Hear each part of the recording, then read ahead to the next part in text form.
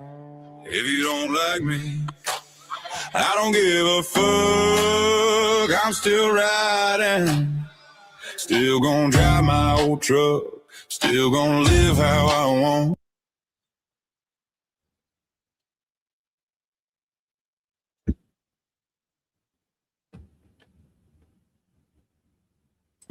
Yeah, you can talk, you can judge, you can hate all you want.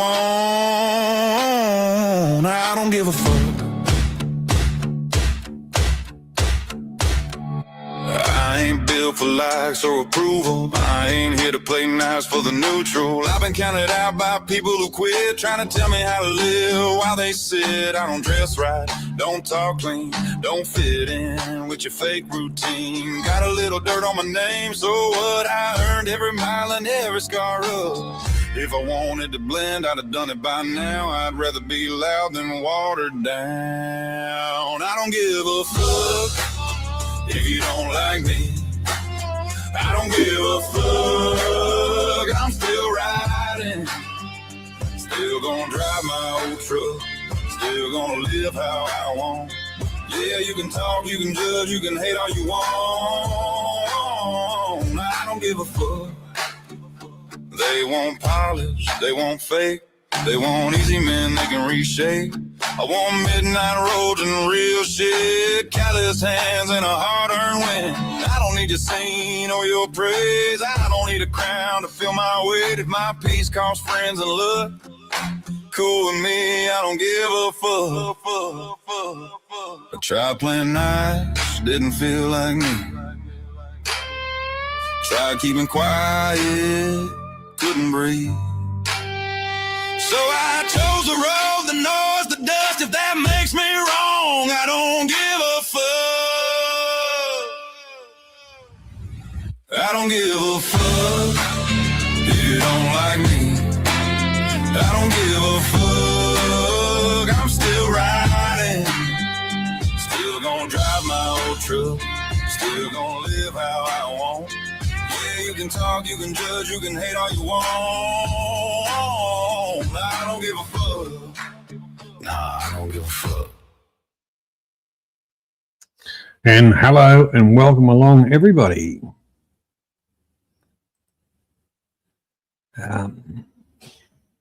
Banksy, Tony, Simon, Luce, John, how are we all? Hope you're going okay. Hope everybody's ticking along. Life's good to them. So I suppose tonight's, the start of the night's big question is, what do we want? 1, 2 or 3?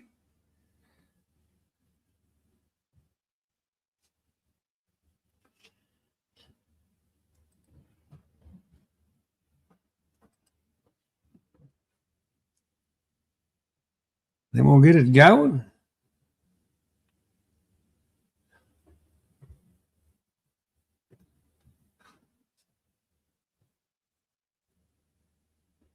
Yeah, John. Okay. Plodding along. Don't like the weather much. But then again, it is winter.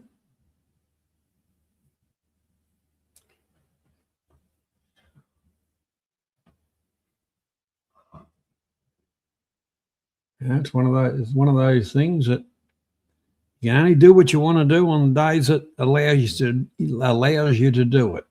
That's with sense and sensibility.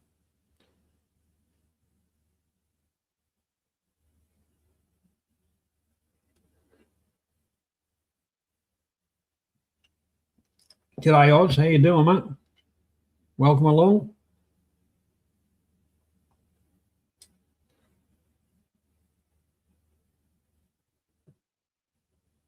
All right, we haven't had an answer to the big question yet. What do we want? Sheet 1, 2 or 3 first? And here's a lucky dip.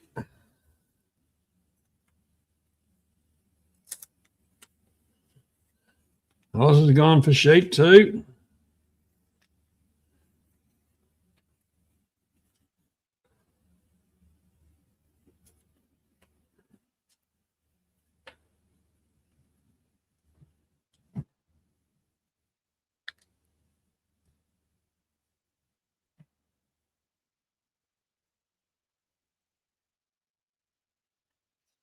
And while we're here, I apologise about last week. Family does come first. And it doesn't matter how well you put a plan together. At times there's fuck ups. But I think the same situation, everybody would do the same thing. But yeah, moving right along. So we'll get it rolling. Ross has gone for 2. He's the only one that's gone for anything.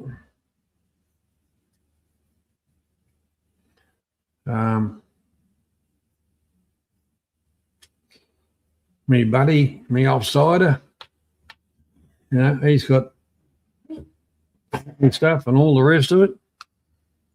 So apparently there was somebody passed away in his local area and all that kind of stuff. So that becomes a little bit interesting if you know what it's like in a Thai village or whatever. But maybe he'll drop in and bless us with his presence a bit later on. But anyhow, we'll just see how it goes.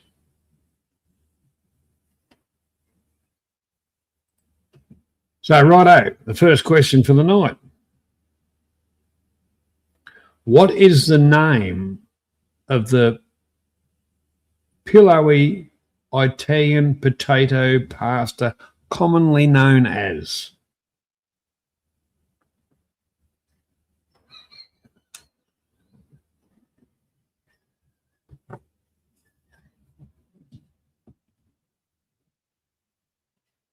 Yeah, I know. He's like that at times, Luce. Hasip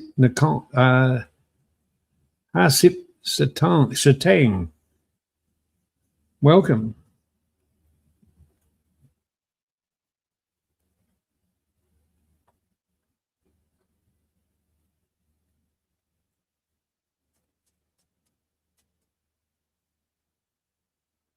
I always kind of said spelling is, as long as I can work out what you're saying, that's fine. So we're going to give the first one to Luce, even though it's kind of spelt all over the place. All right, Luce, well done, mate.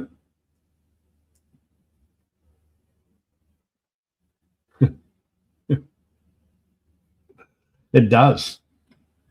Actually, the correct spelling is GNO double CHI. But that's close. So Luce hits the front on 1 point.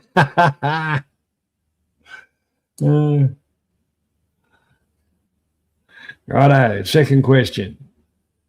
SpongeBob SquarePants lives inside what type of fruit?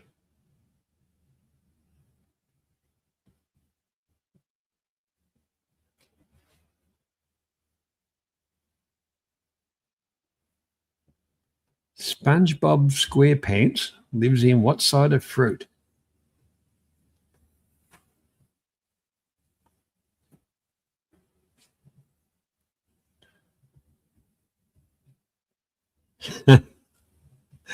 Hey. And the correct answer is pineapple. And Luce gets that one. Yeah, you really need to get a life, Luce. He's spending too much time at home watching kids' programs. If you're going to need a bigger boat, you're going to need a bigger boat is a line from which movie?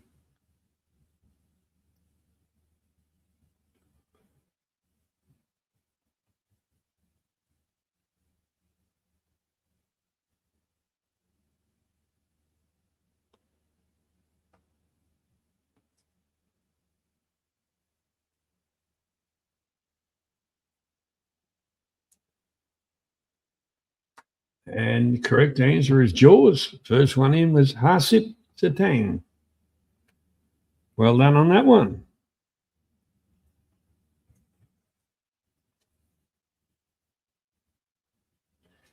What was the name of Bart Simpson's sister?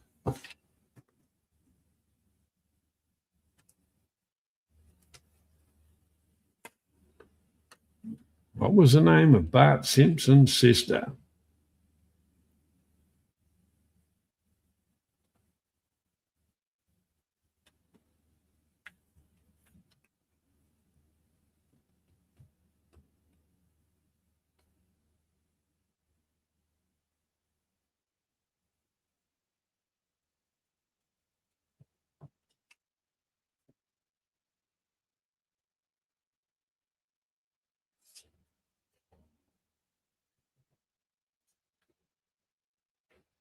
Haven't seen the right answer yet.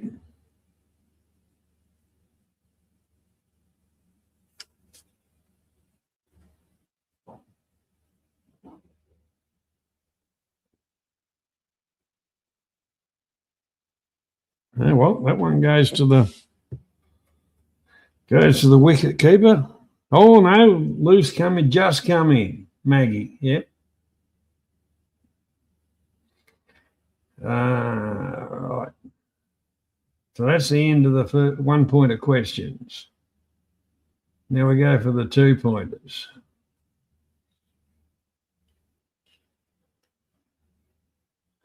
What do you call plastic surgery that changes the shape of your nose?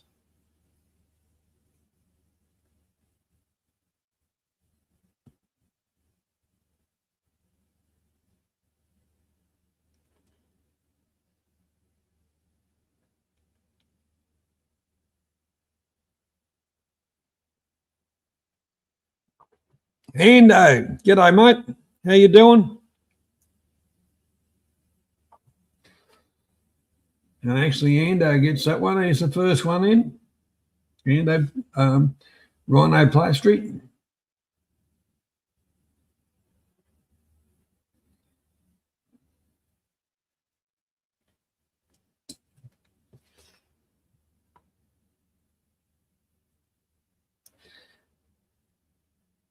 What does the phrase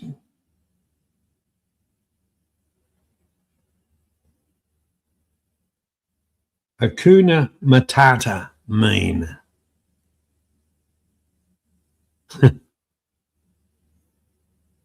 That reminds me of a joke, Luce.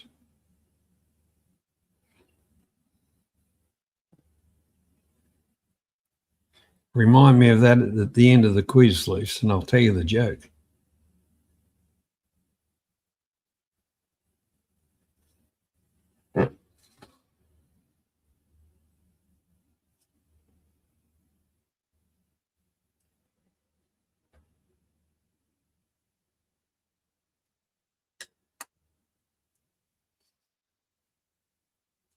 And it does mean no worries. So, Luce, well done, mate.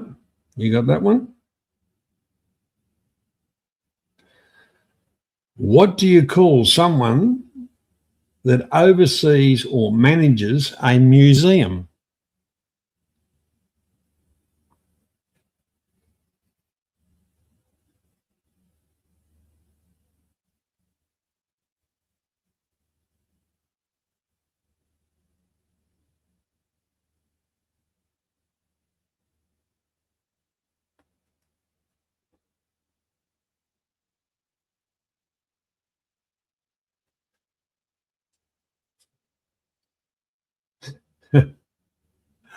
Correct answer is curator. I think one goes to Vanderbilt Oz. And I think Luce is talking about Oz being a curator. Well, I'll leave that alone. Okay. In what country does the Cannes Film Festival take place?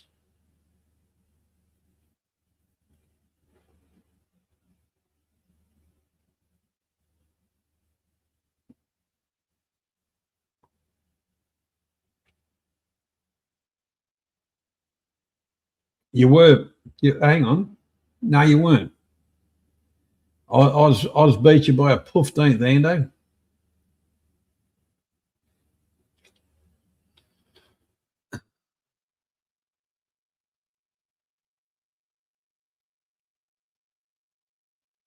And whoever said France is exactly correct, which is Oz was the first one in with France. France. Well, that sounds wanky-ish. Now, that was the last of the 2-pointers. So now we go on to the 3s. Not a problem about that, Ando. All right, the first of the 3-pointers. What is the ceremonial drink of winners of the illustrious Indy 500 race? Oh, there's a lot of love here, Oz. There's a lot of love. The Indy 500. What's the winner's drink?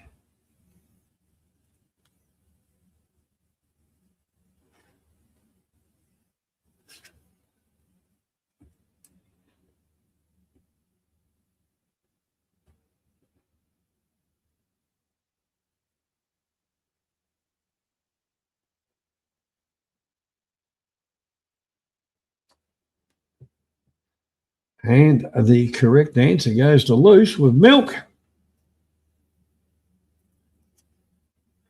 Interesting, isn't it? Everybody else drinks everything. Everybody else drinks champagne or whatever. But no, they drink milk.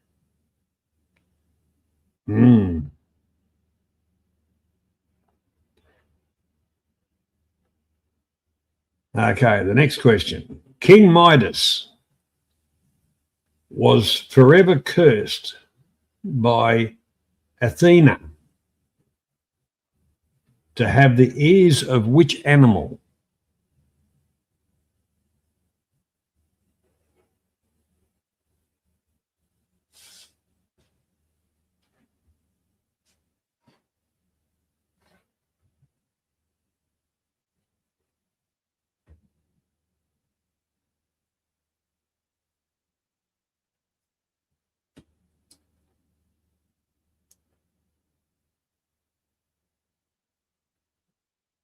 And donkey is the correct one, and Oz was in first.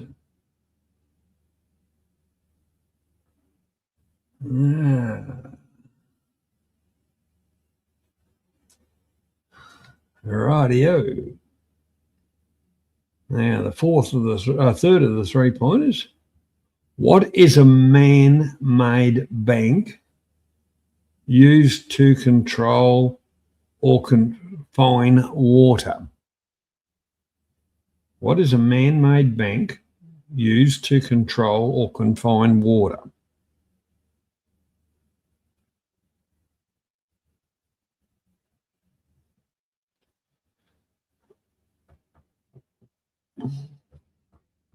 Got lots of different names, but the terminology actually comes from the country.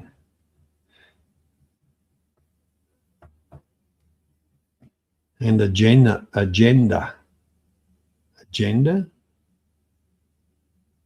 Yeah, whatever.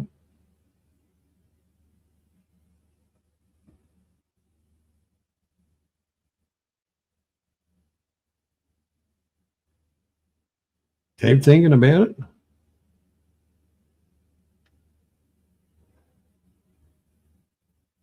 Like I say, really the first stuff that really happened, like I say, a certain country was doing it, and it's also attached to a agenda.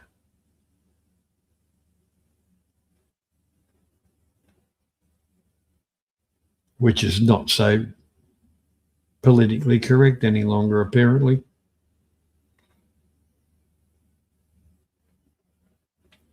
Think about it before we put it through to the wicket keeper.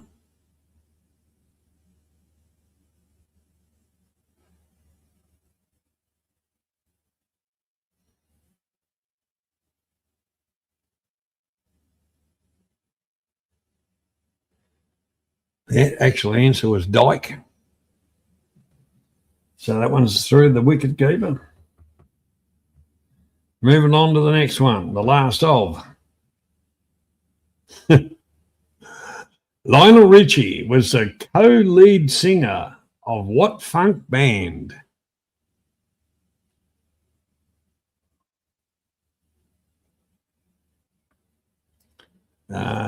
You said fuck all, Oz. You might have thought about it. You said Levy. When the levee was, yeah, John, fucking, I drove my Chevy to the levee, but the levee was dry.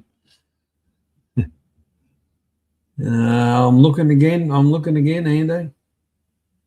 I didn't say Dyke.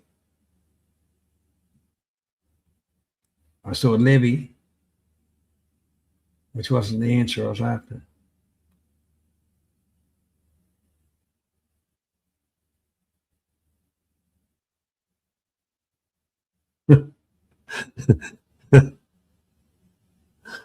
It did then.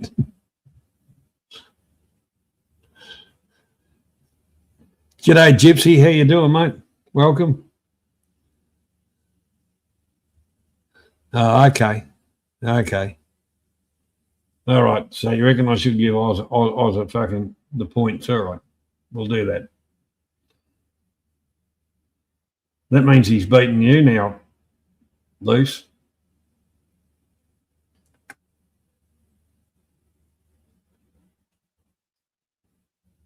Ah, actually, that's interesting. Why can't you write a simple fucking word? This is getting to the stage where it's fucking bullshit.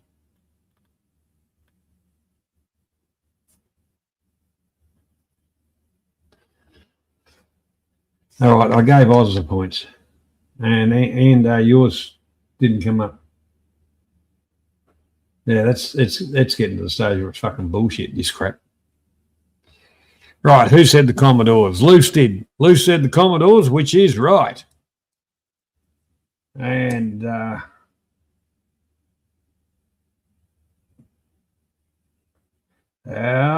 Luce, you're leading.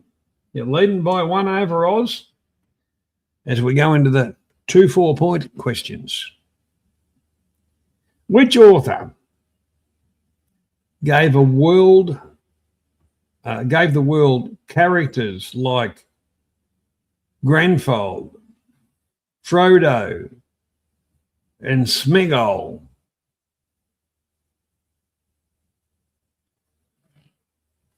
And they came from New Zealand. Funny about that. They must have some fucking good shit over in New Zealand.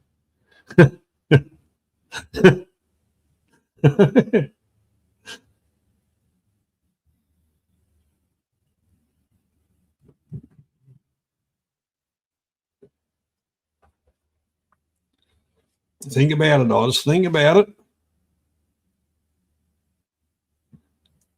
Well, who wrote it, Luce? Who wrote it?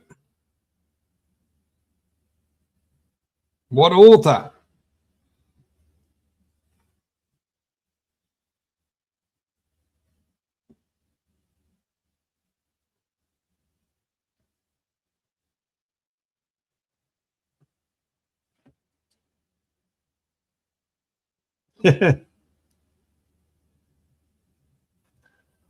Well, fuck me, I'm going to have to give that one a Gypsy.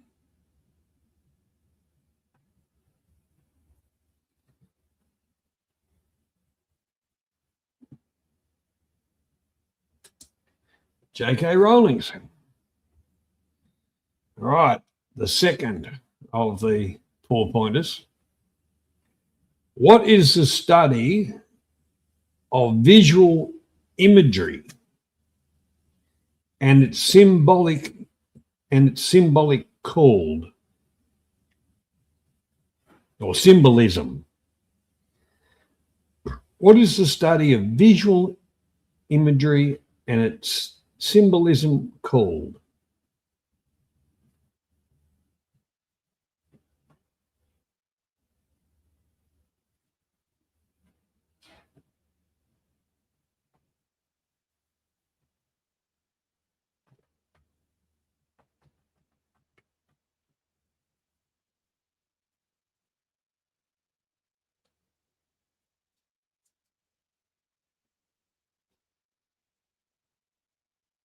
That's when you're driving home from the pub. That's when you're driving home from the pub loose and a copper fucking pulls you over and he's standing by your window going, "Hey, blowing this." That's visualism.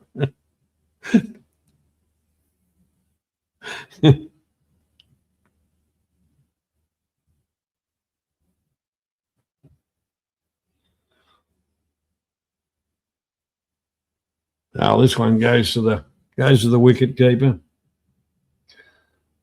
Iconology. Iconology. Iconology.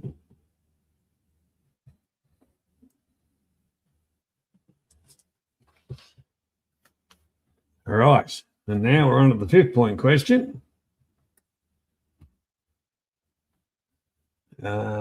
Which is going to have to be substituted.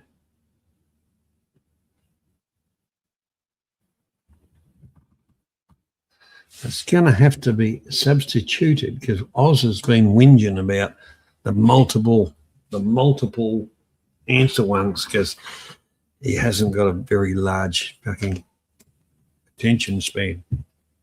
So it's a very easy one, I think.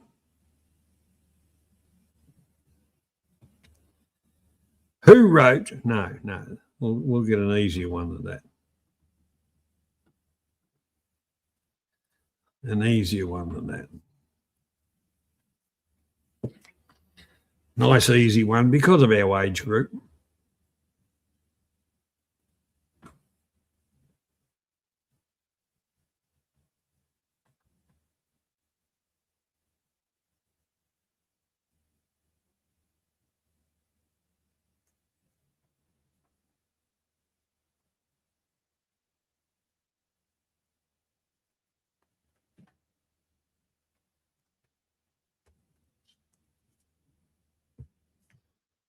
Oh, fucking hell. Got me fucking markers mixed up.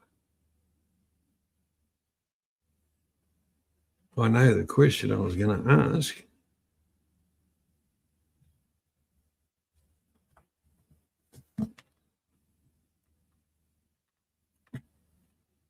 I know the question I was going to ask. Yes, here it is.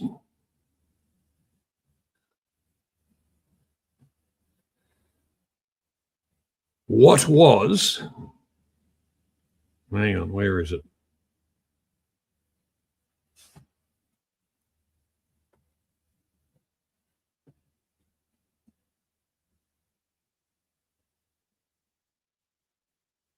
Oh, excuse me for this, but this is substituting because the question was too Australian. And we're trying to cater for a worldwide thing.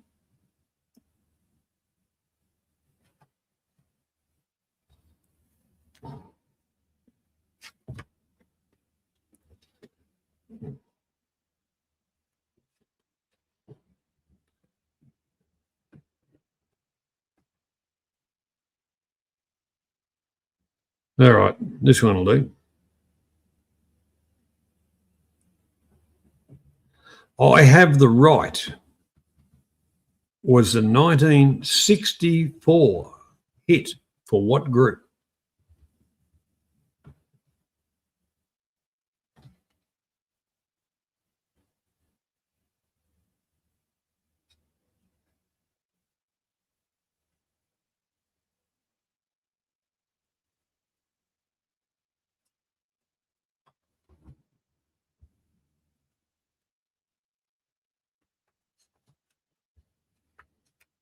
I Have the Right.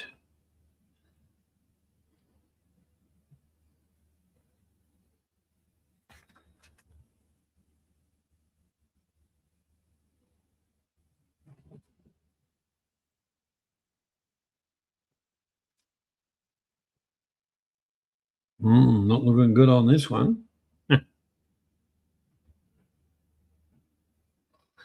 No, that one goes to the wicket keeper. It was actually the Honeycombs. Rightio. So at the end of that game, Loose wins that one at 11 points. Closely followed by Oz on 10.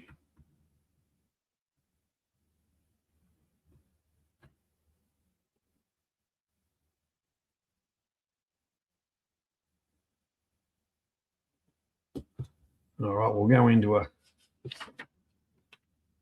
grab yourselves a toilet break, refreshment, play a little tune. Something I picked out earlier on. Now, mind you, I haven't listened to it.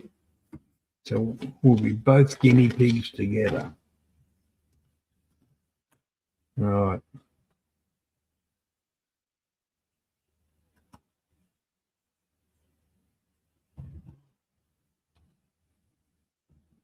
Yeah.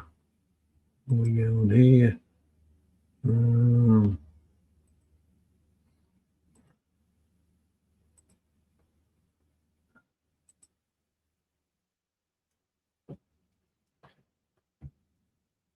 Now this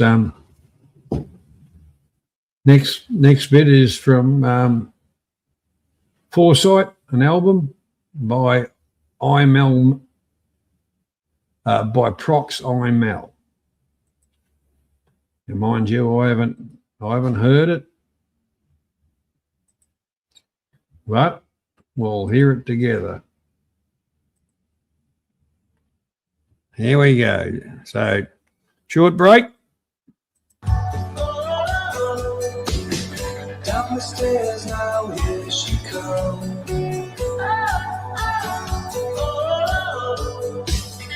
I didn't know.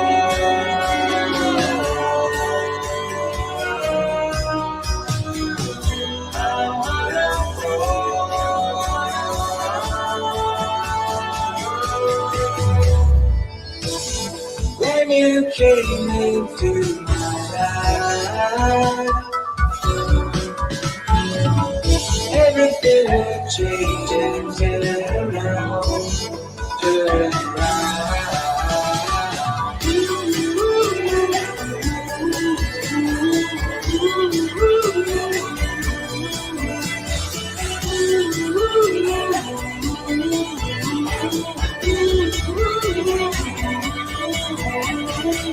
Inside out, her body turned.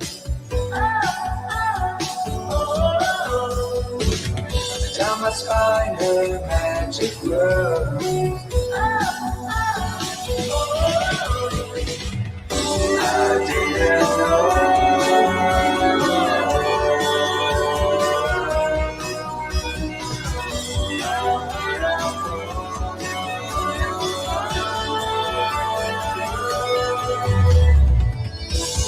When you came into my life, everything will change and turn around, turn around.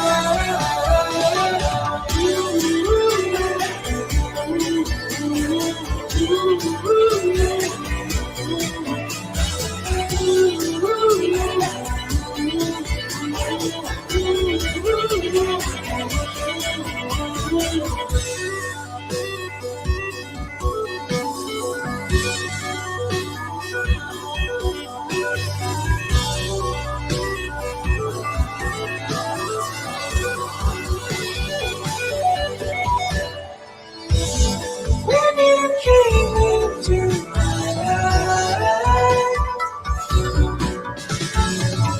everything will change and turn around, turn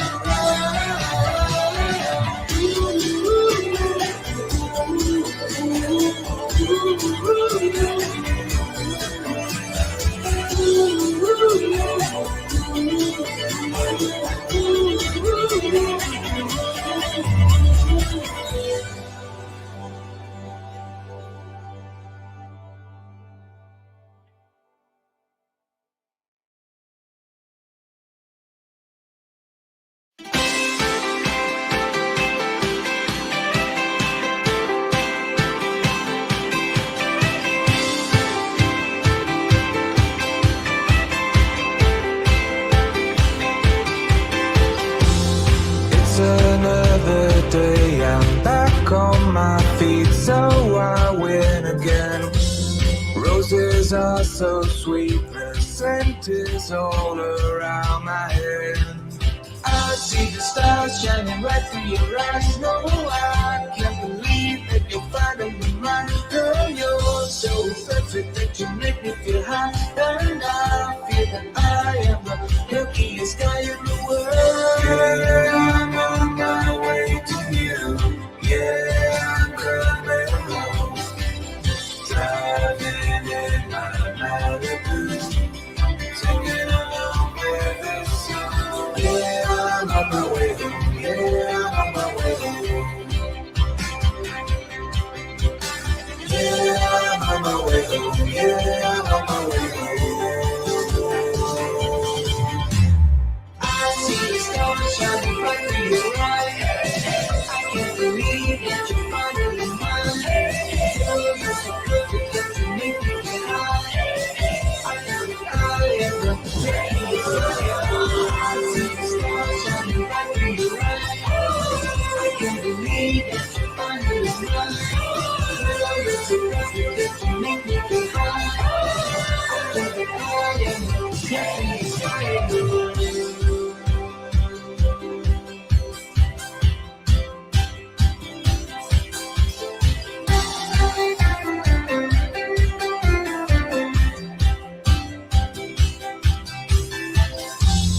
There's no clouds above me when I think about your eyes tonight.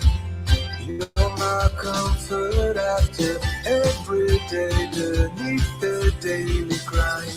Yeah, I'm on my way to you. Yeah, I'm coming home.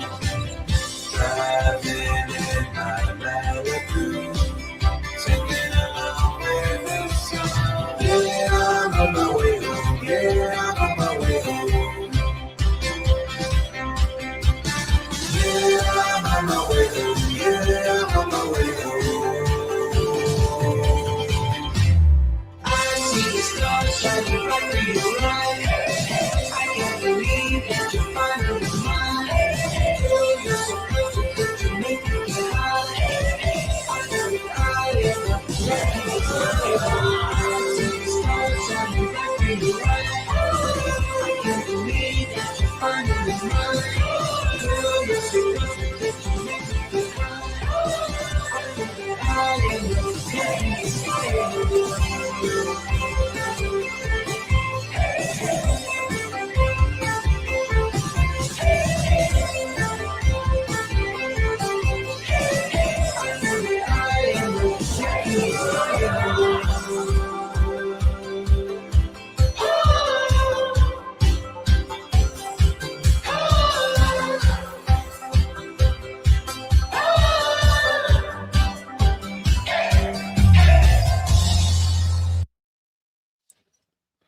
Rightio, we're back.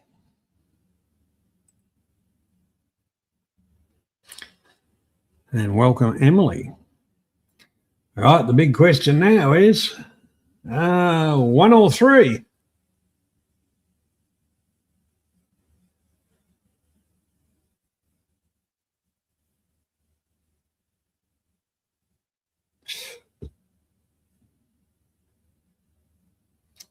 Oh,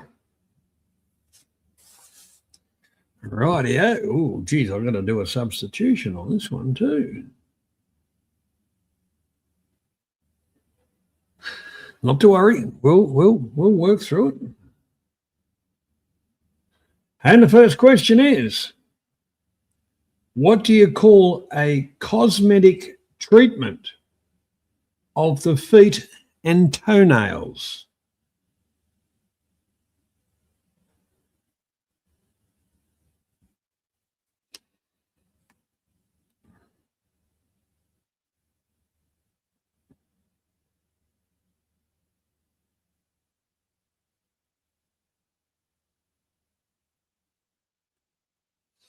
I knew Oz would know this one.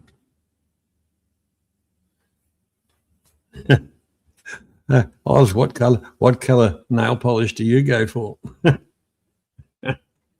Oh dear. And the correct answer is pedicure. And the first one in with that one is Emily. Well done, Emily.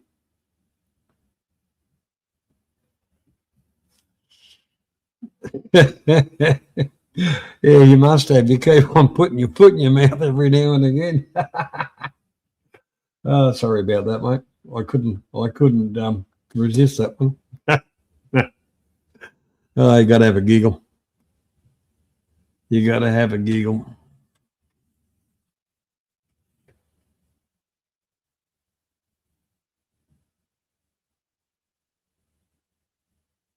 According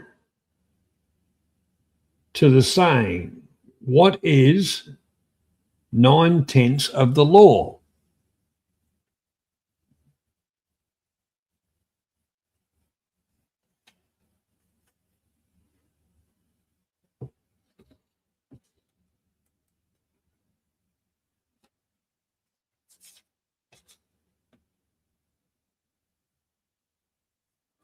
You're doing well, Emily. Possession is 9/10 of the law.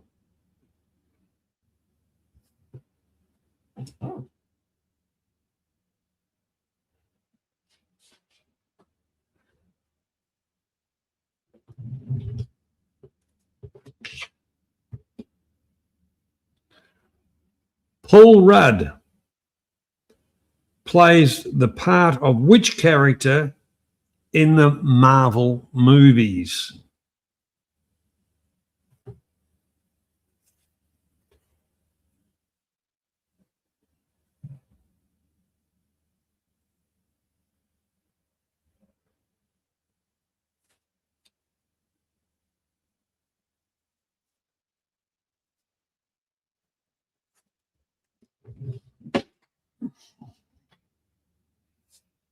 Paul Rudd plays what part in the Marvel movies?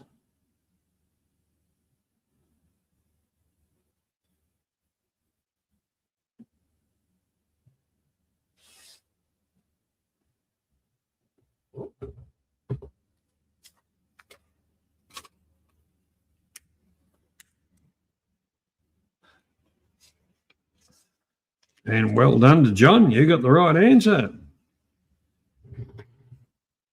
Ant-Man.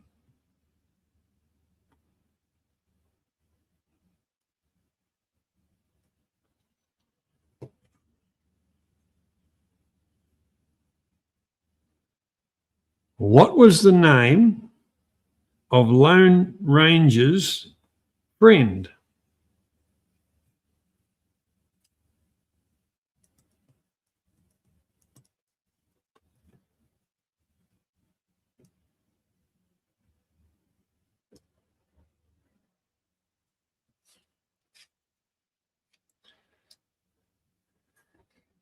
And the correct answer is Tonto. Oz, well done. So that's the end of the 1 pointers. We go on to the 2s.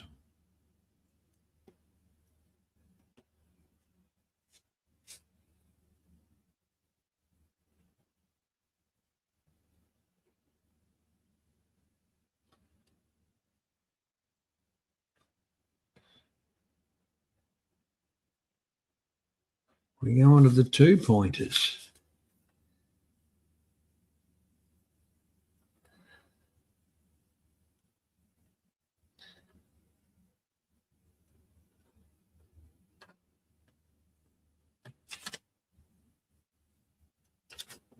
Right, the first of the 2 pointers. In The Wizard of Oz, what was the Scarecrow looking for?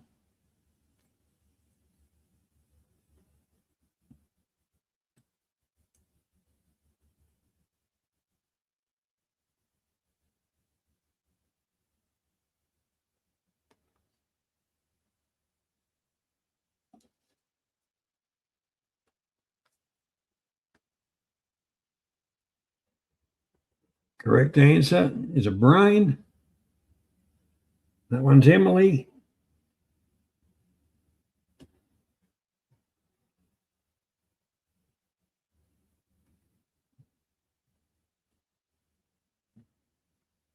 Rightio, what are we up to? Which metal has the lowest boiling temperature? Which metal has the lowest boiling temperature?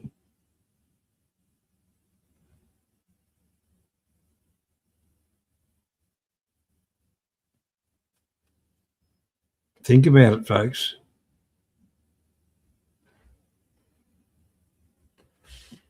I'll give you a hint. They make thermometers with the shit in it.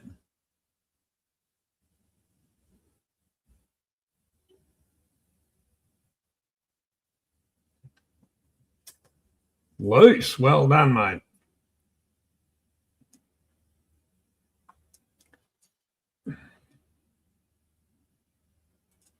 Yes, mercury is the correct answer.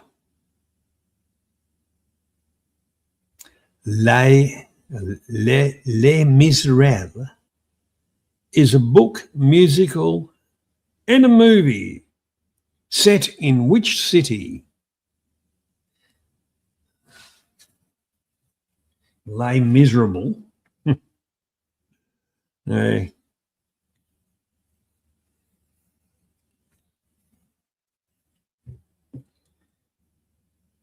And the correct answer is Paris. First one in with that was Emily.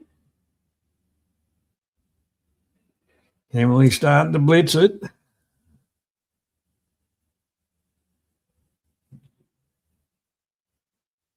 All right.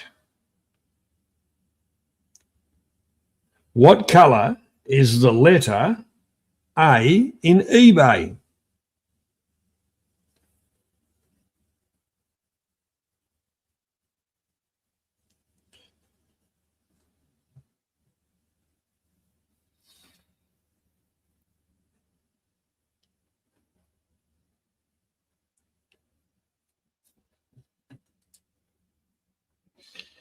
Yeah. See, these questions tell you about people, especially questions like this one. Yeah, good on you, Oz. Yellow is correct.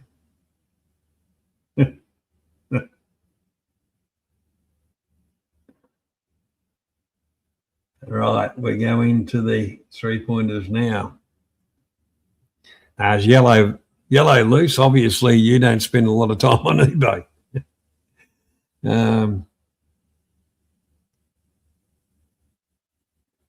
Actually, eBay's gone to shit.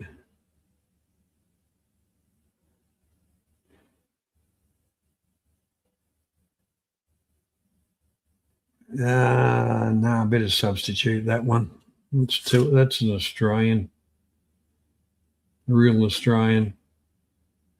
What's righto? In the cartoon show Futurama, what is the name of the robot?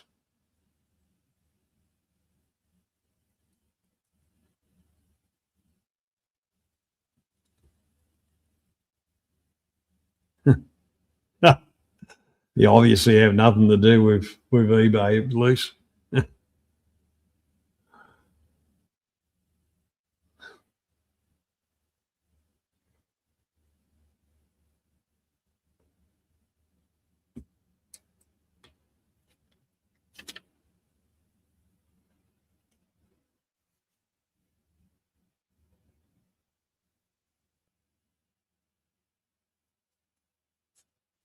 Yeah, doesn't look like anybody's getting that one.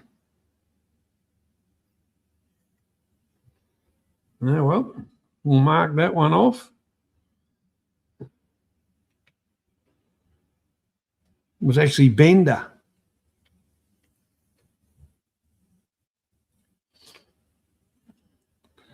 Right. True or false? Henry Ford invented the first car.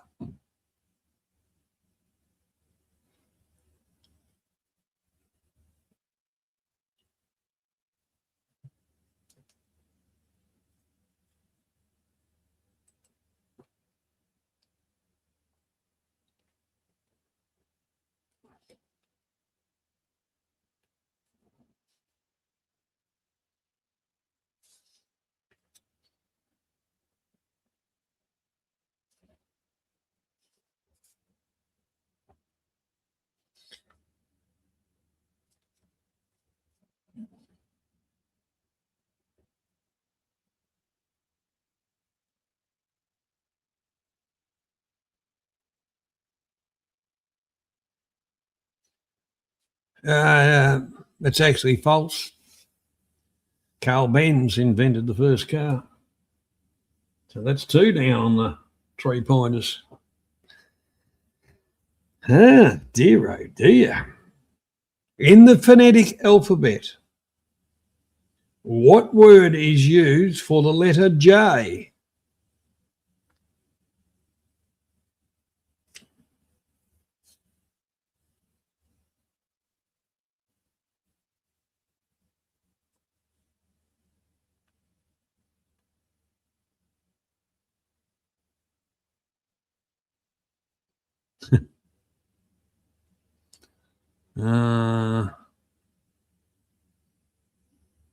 Actually, that one was the first one to say F. I'm just going back through this.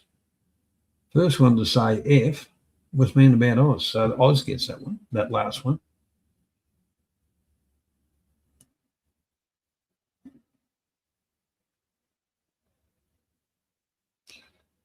And you did say F. You did say F. Just, I've got a few substitutes to do, so I'm doing a few things at a time. So anyhow, my apologies. My apologies. Which brings us back to the question, which was the phonetic alphabet, J. No one's got that yet. So we'll wipe that one out, and I'll tell you it was Juliet. Right, the last of the 3-pointers. Yeah, with Juliet. The last of the 3-pointers. In Japan, the word Mikando originally deferred to what? M-I-K-A-D-O originally referred to what? Mikando.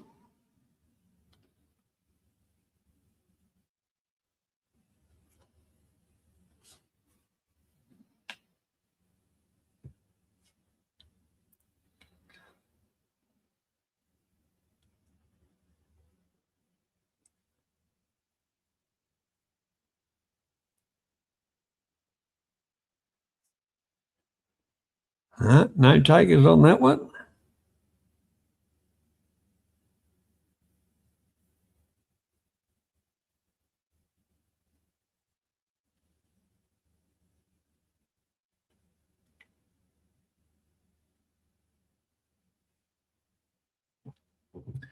It actually meant emperor. So we're on to the 4-pointers now, which is only 2 of them. I am an odd number.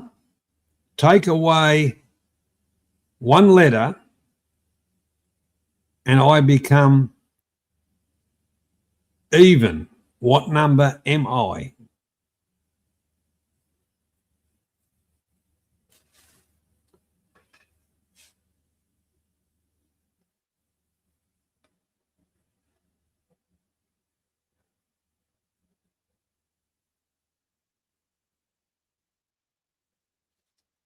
I'm an odd number. Take away 1 letter and I become even. What number am I? Aha. Now, this is a good one. That's a friggin' good one, this one.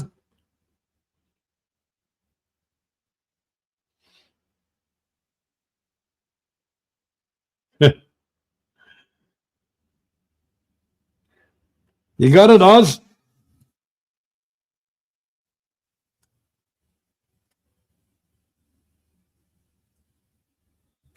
Just have a look at the way 7's spelt. And it's an odd number.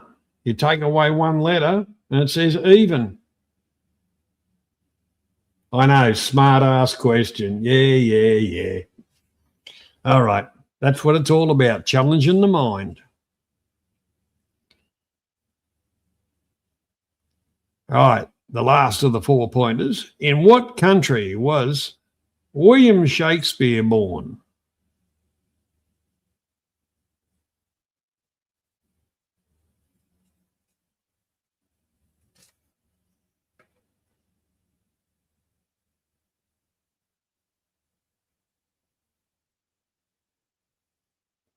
Hang on. Well, hang on. No, I've read that wrong. In what century? Century. In what century was William Shakespeare born? Sorry.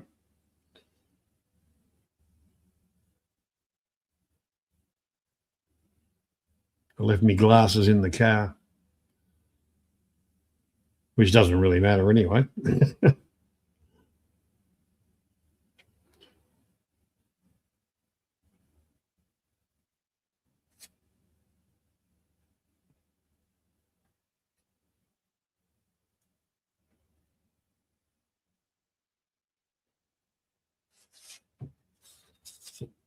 And the correct answer is 16th century.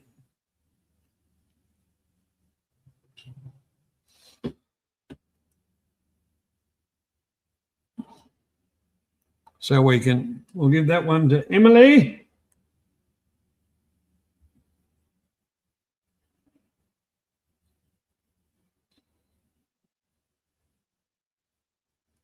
So at the end of the 4-point questions, going into the 5th-point question,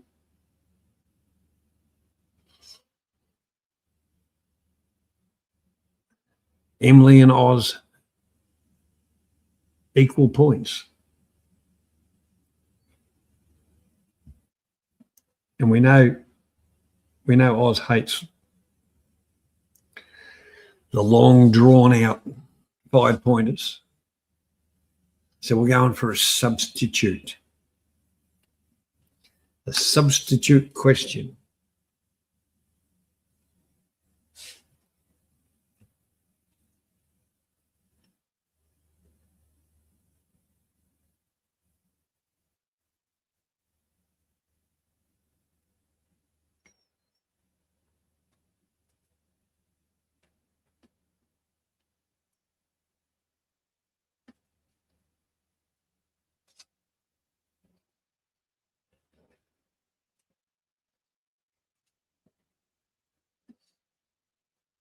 What is the acid?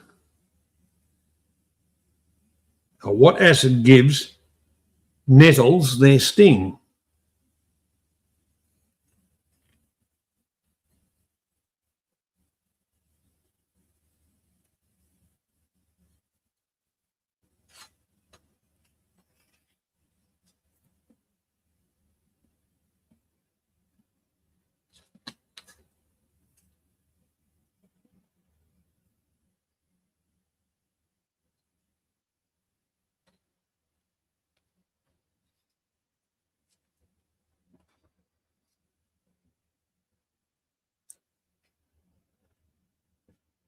All right, no one's got it right yet. Okay. We need it. We need an outcome. Next question.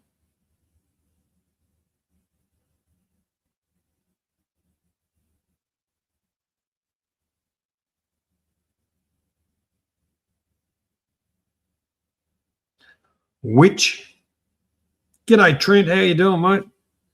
Which feathery leaf plant is also known as milfoil?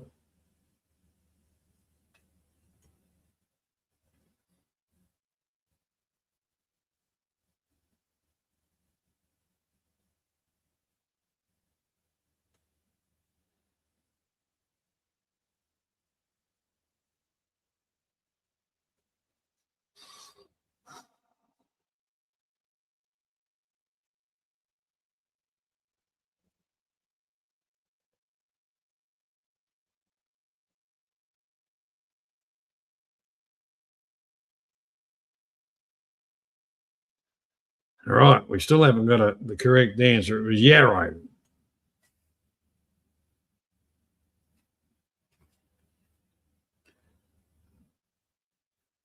All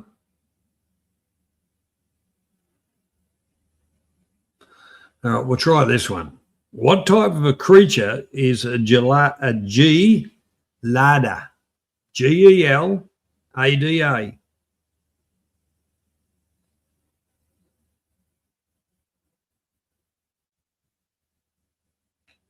What type of creature is a gelada?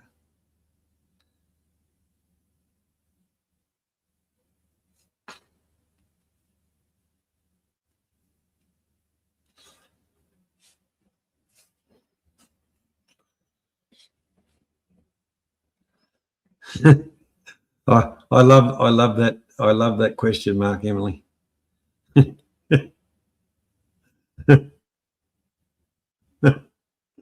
Oh, we're going to be at this all night by the time we get a winner out of this bloody game.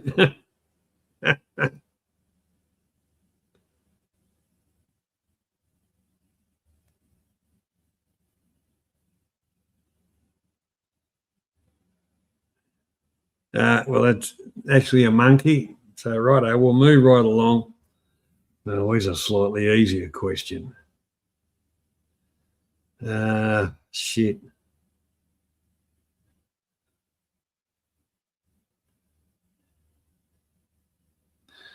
What is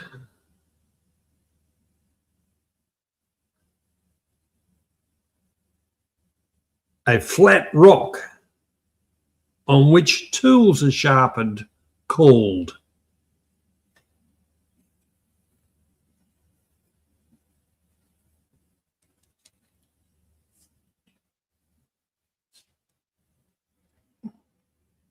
G'day, Robert Mack. How you doing, buddy?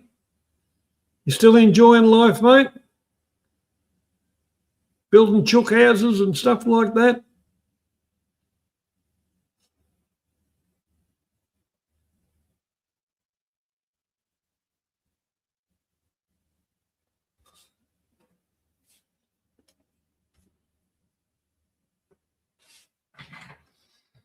Yeah, of course, a flat rock is a stone. Realistically, wet stone, oil stone. So we'll give that one to Emily. Which brings Emily to the winner of that one on 15 points. Well done, Emily. God, geez, that was a long, drawn-out game, folks. I think I do need a break after that, and so does everybody else.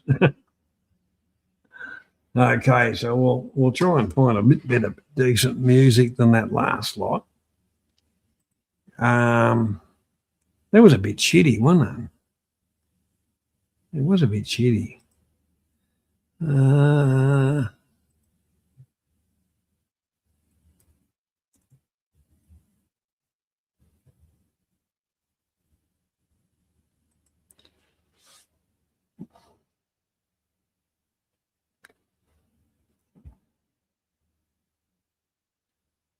Believe me, I don't know what I'm playing.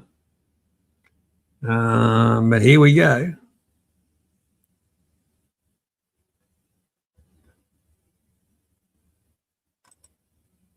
Baby, you're on to me. You really got to me. No one's ever made me feel this alive. I told you in the beginning I was scared of commitment. And that wasn't a lie. My heart was there, but I was too terrified to admit it. Guess I couldn't hide all the hints that I was dropping. Turns out you were always watching. You knew everything that I was feeling inside before I did. Secrets locked away might not be safe. See it in your face. Baby, you're on to me. Whoa. You really got to me. Whoa. No one's ever made me feel this alive. Baby, you're on to me. Whoa. And now I'm ready to throw every inhibition out the door. Afraid no more, baby, you're on to me. And I'm into you. Ooh. Here we are, and now we're headed to a whole nother level. Baby, settle it down. Funny how we go from holding back the foot on the pedal. At the speed of sound. See a future for the first time. You're the focal point in my line. And I got diamonds on my mind. Baby, you're on to me. Whoa. You really got to me. Whoa. No one's ever made me feel this alive. Baby, you're onto me, and now I'm ready to throw every inhibition out the door. Afraid no more, baby, you're onto me, and I'm into you. Oh,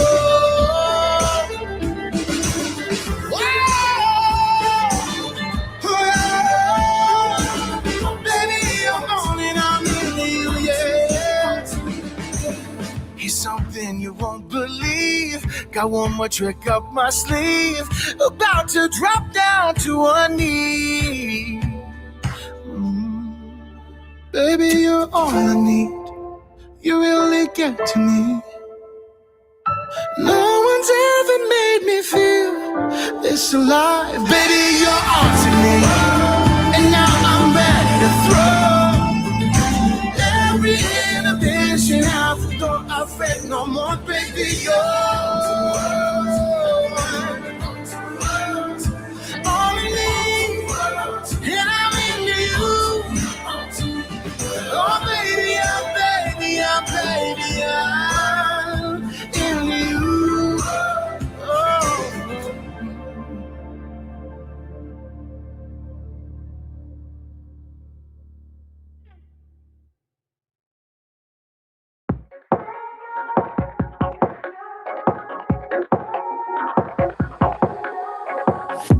A friend of a friend told me you're moving on. Wish I could say I'm surprised, but I'm really not. You were never one for new ones. Couldn't recognize a good thing till it was gone. Did you always see me as replaceable? We think your damage to me was collateral. Well, if I'm being honest and rational, watching you walk out felt natural. Thought we were written in the stars. I had last dreams and tarot cards. I try to find a remedy for broken hearts, but no, now losing you is my fresh start. To think I've got a degree in making myself smaller for you, and I mastered the art of waiting on your every move. Thank God you're gone. Get out. So long to think I ever believed I had to make myself smaller for you. You always thought you were the center of the universe, but baby, you lied, do you never learn. You're not the last and you're not the first. Don't open your mouth, you make things worse. To think I've got a degree in making myself smaller for you, and I mastered the art of waiting on your every move. Thank God you're gone. Get out. So long to think I ever believed I had to make myself smaller for you. Even on a good day, you're fine. You never change through me out of my mind. Even on a good day, you're fine. You never change through me out of my mind. Thank God you're gone. Get out. So long.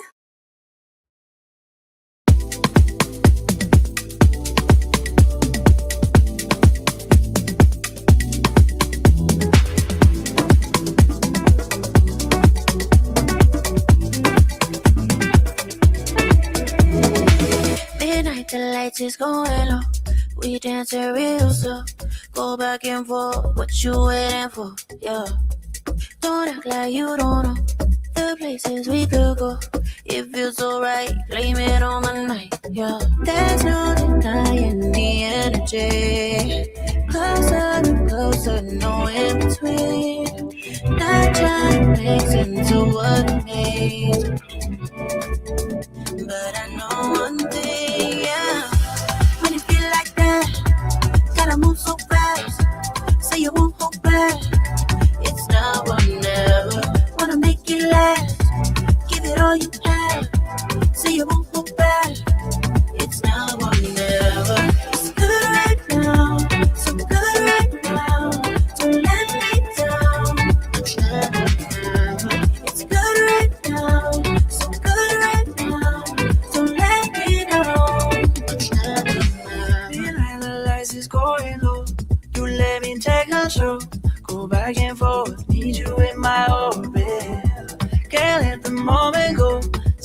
and I need to know just what you like. I can get you right. There's no denying the energy.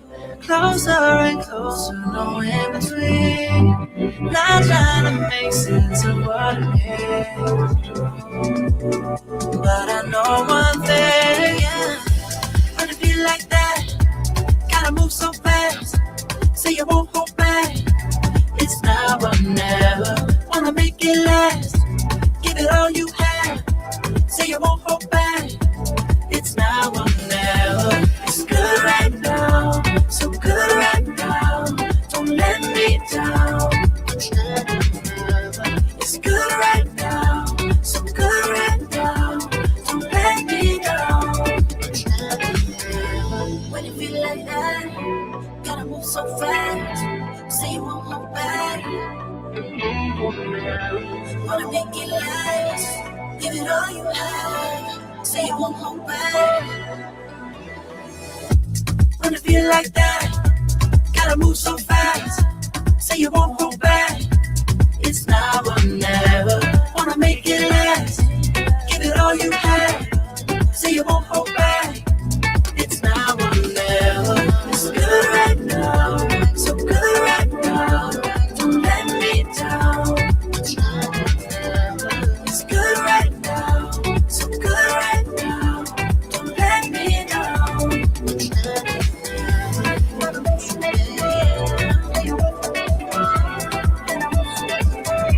It's now or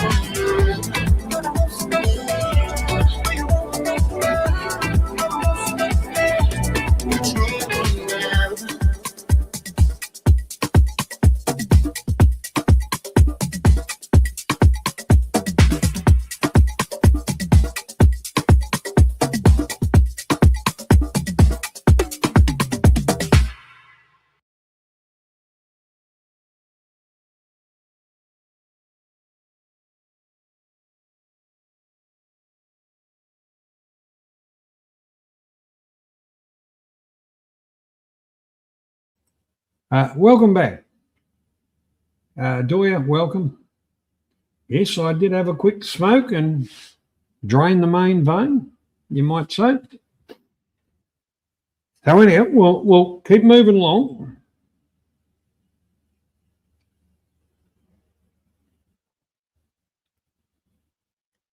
So we don't have to ask because we only got one game left. According to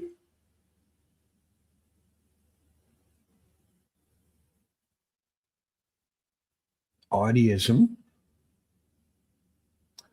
what do birds of a feather do?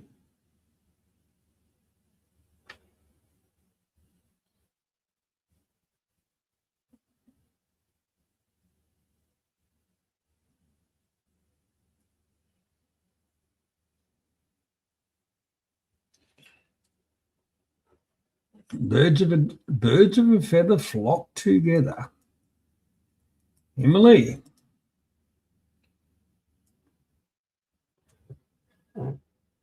Okay. Who played the part of Edmund Blackadder in the TV series Blackadder?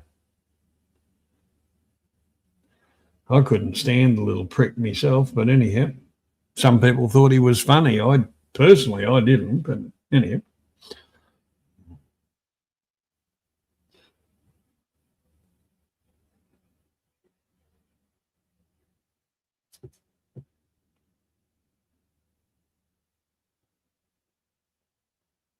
We can see who's been watching that crap.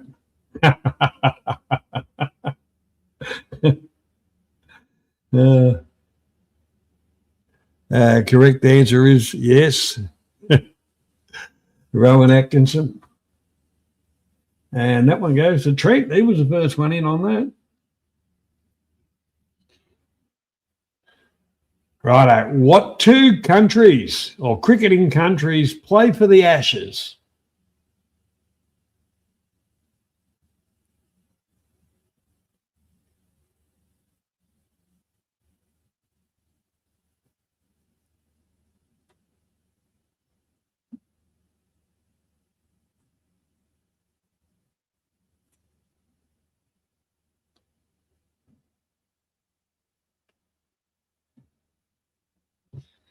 And the first one in with England and Australia, or Australia and England, whichever way you wanted to do it, was Trent.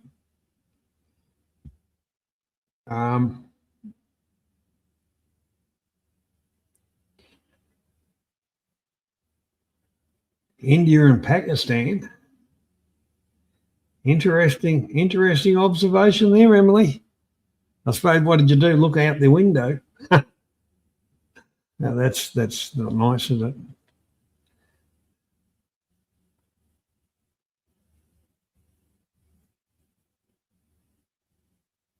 All right, the last of the one-pointers. The Windy City is which place's most common nickname?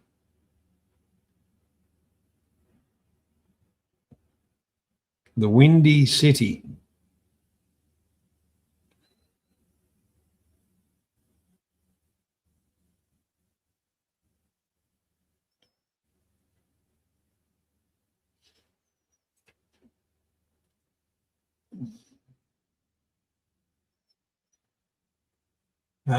Geez, I tell you what, Trent's right onto it, Oz.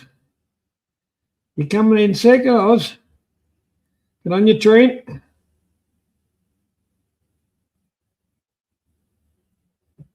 Right, we're onto the 2-pointers now. Bugger.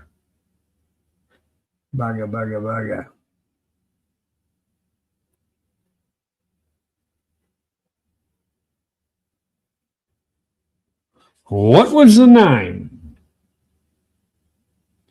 of the Native American object that is traditionally made of a willow hoop, a woven web of net, and is decorated with things like beads and feathers called?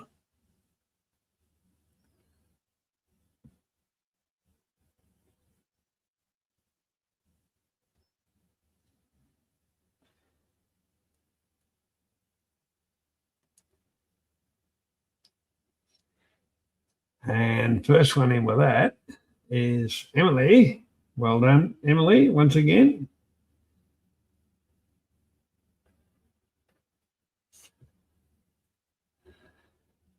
Rightio. Moving along. When referring to a cash machine, what does ATM stand for?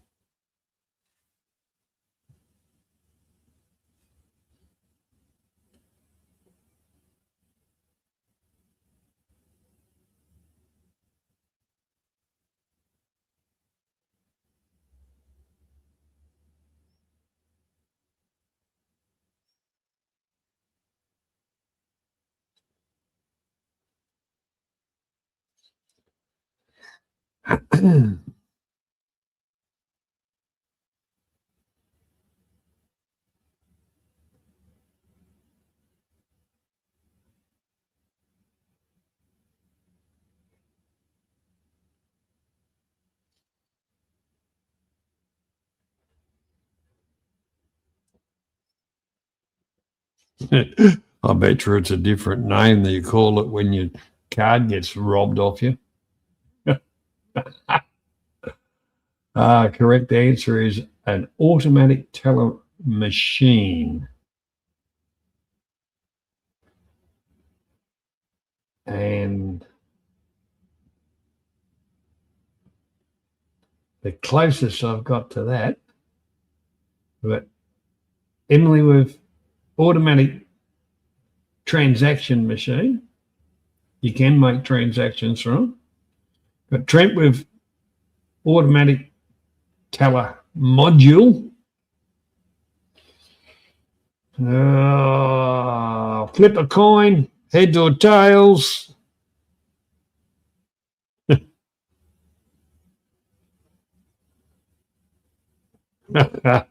Yeah.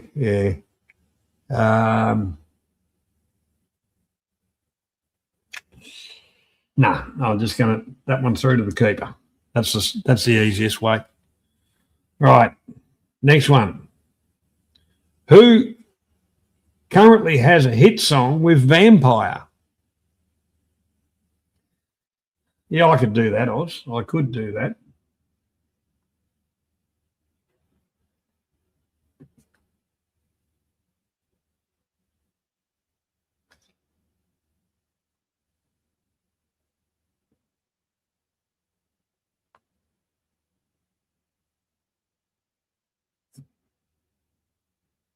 Which puts them both on the same score.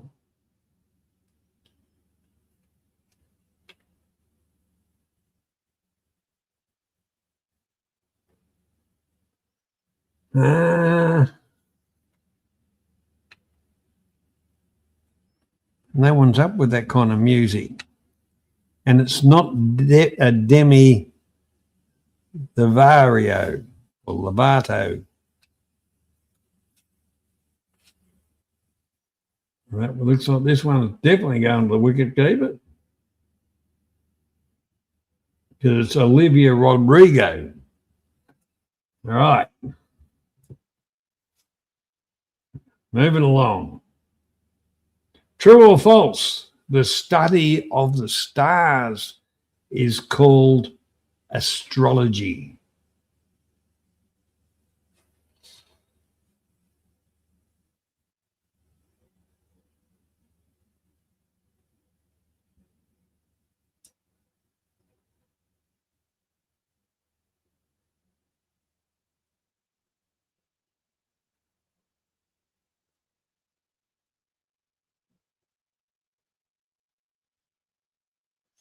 Correct answer is false. It's astronomy. Oz gets that one.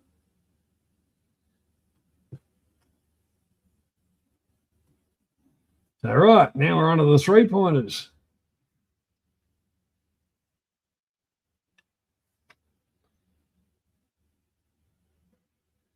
Which sea is located between Australia and New Zealand? There's a little bit Australian, but not really.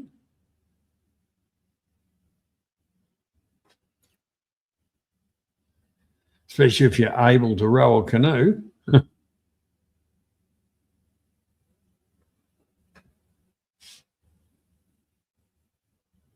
G'day, Banksy. How you doing, buddy? You're awake late? I suppose you just went up the shop, did you? Correct answer for that one is the Tasman Sea, and the first one in with Tasman was Trent.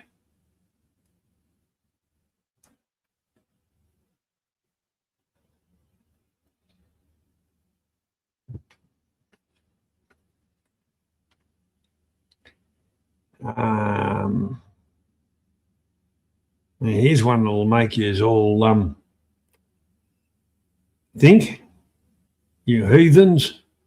What was the first book of the New Testament?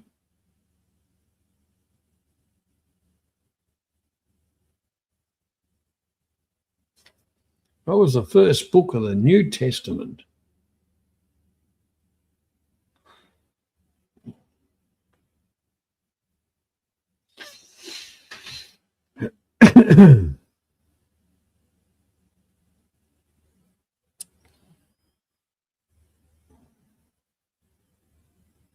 Keep guessing, Emily.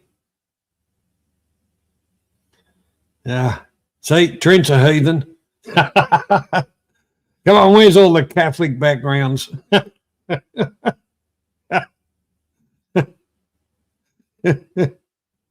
This one might have to go to the wicket keeper.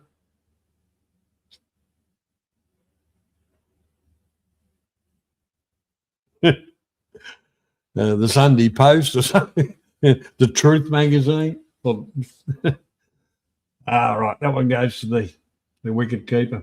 It's actually the Book of Revelations.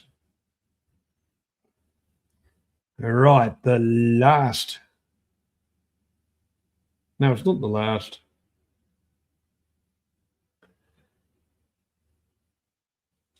It's not the last. What is a group of flamingos called?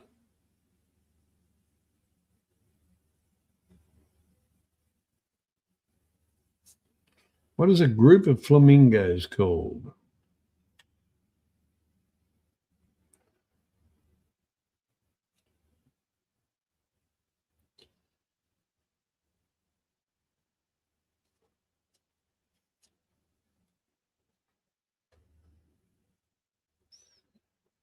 Emily Luca, you are absolutely amazing.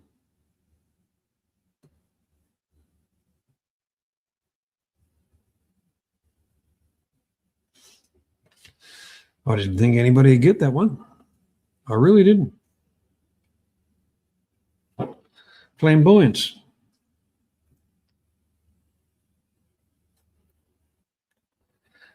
Okay. This is the last of the 3 pointers. Who provided the voice of Elsa in the 2013 movie Frozen? Yeah, I used to chase a few birds around when I was younger too, Emily.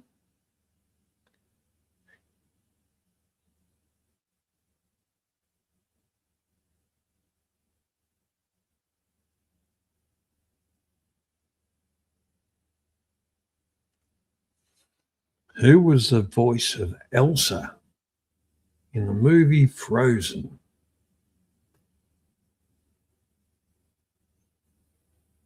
Michael Jackson. No, I haven't seen the right answer yet.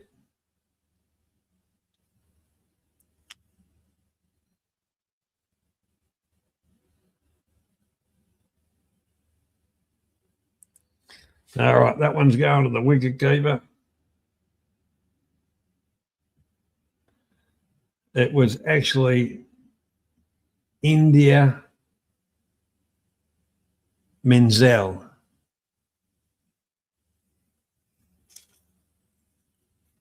All right, two four pointers.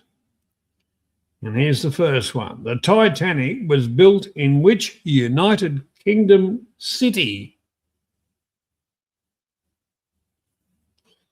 And I think that's even debatable.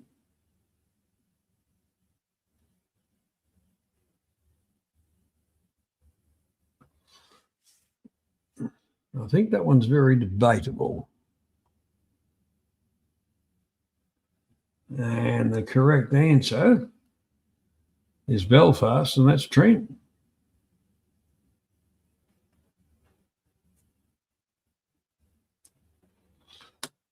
All right, the second of the 4 pointers.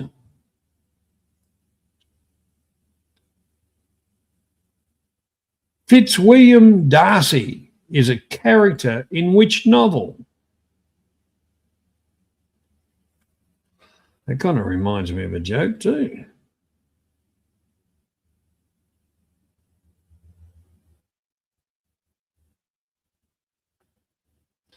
A very, very, very, very well known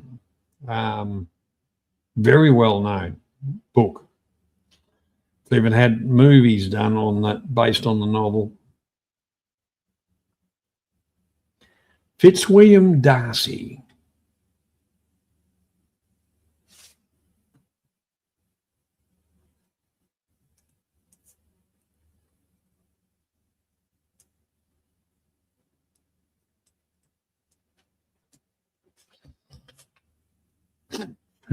Bridget Jones' Diary. No, it was actually Oz has got it with Pride and Prejudice, which is correct.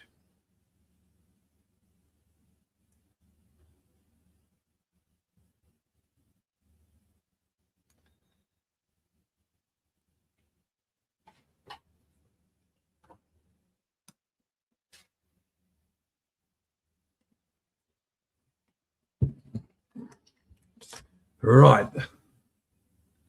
The fifth question and the last question, 5 pointer.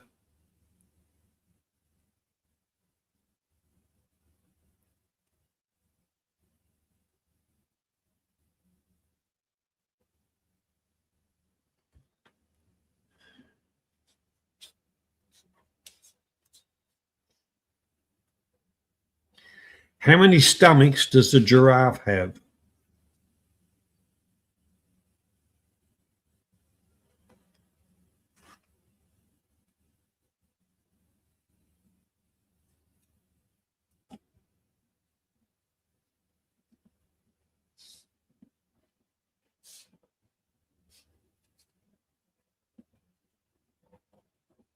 SD football.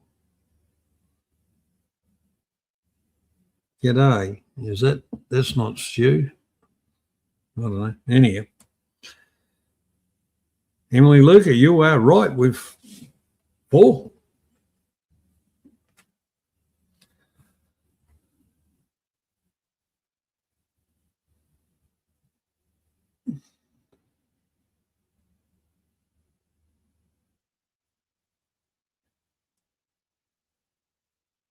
Okay, what we've got to do is we've got Trent and Emily both on 11 points. So we've got to separate them. We've got to separate them.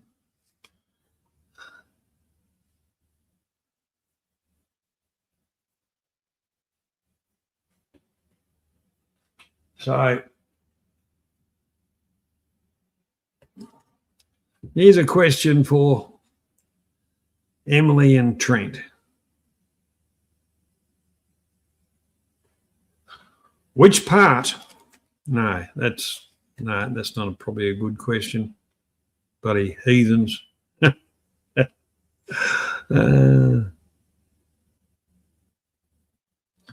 Right, here's a nice easy one.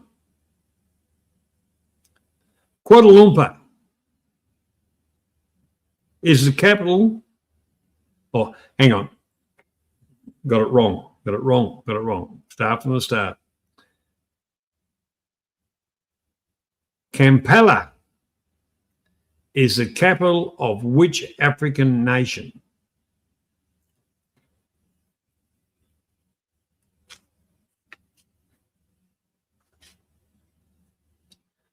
Kampala, African nation.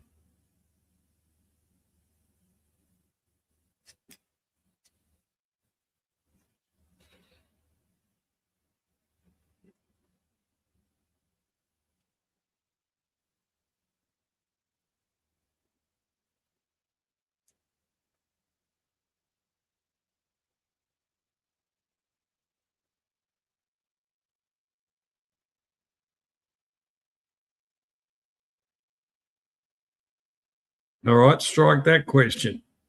We got a simpler one. In which country did the word bungalow originate?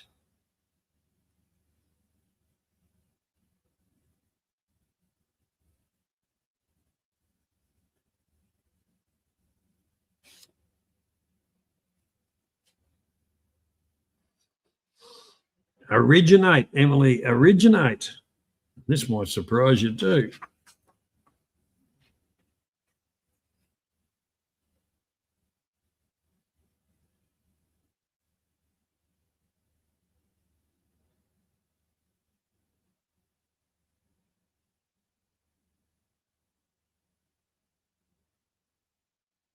Trent's got it. Trent gets that game. Well done, Trent.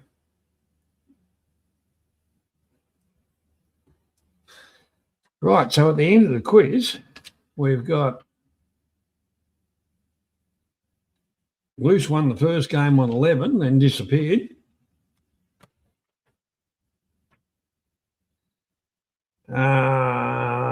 As far as the highest score for the night on any one game, because no one's won more than one game, goes to Emily tonight on 15 points. Well done, Emily. Trent, you did a bloody wonderful job as usual. You're not so much of a pushover. Luce must have got pissed off. Luce did a good job. He always does, which is a good thing.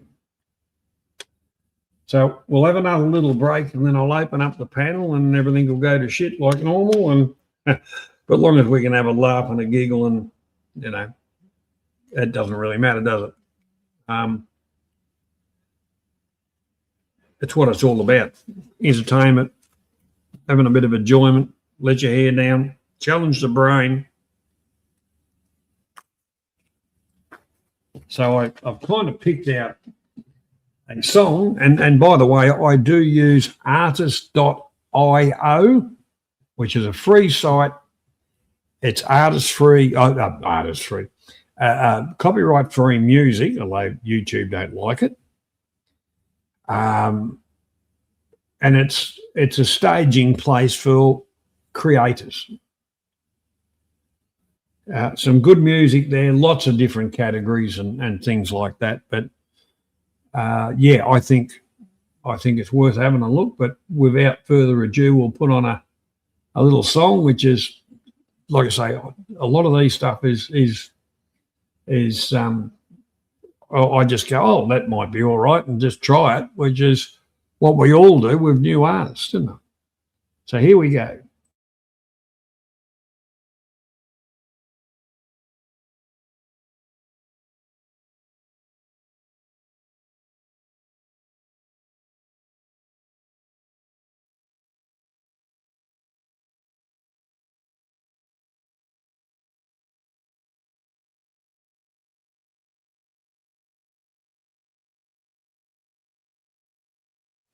I've been running in circles, hit 10,000 miles of pavement, trying to make it all make sense.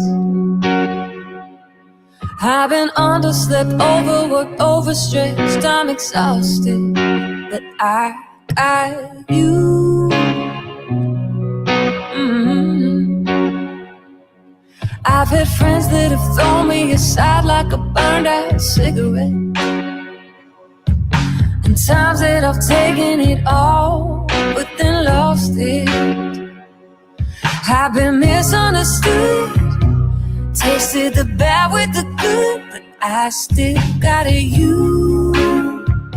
Oh.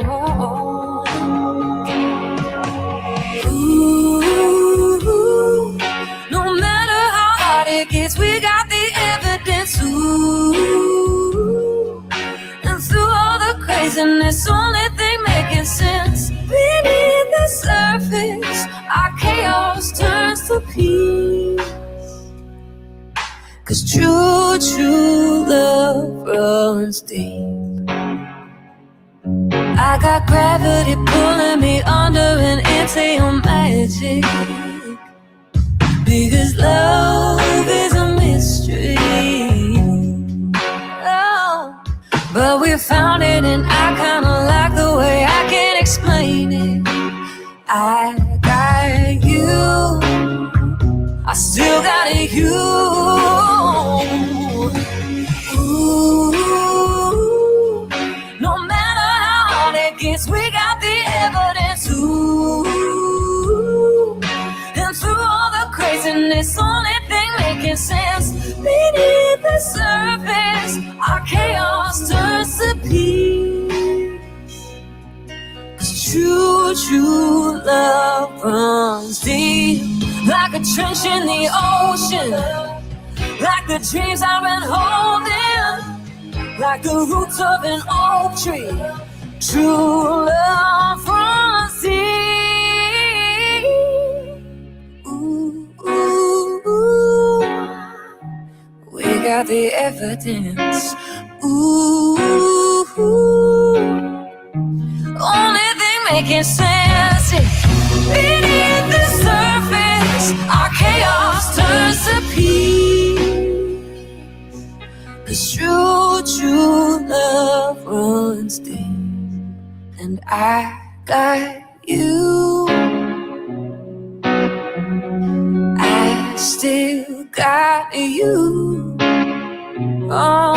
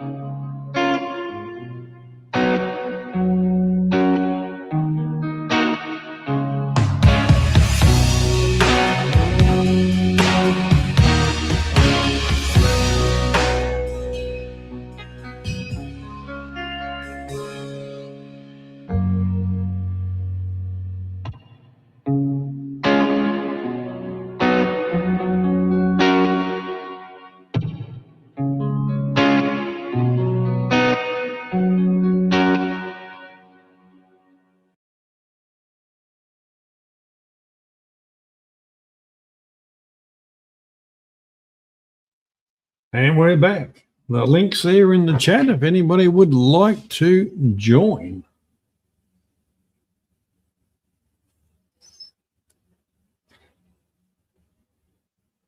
Up to you.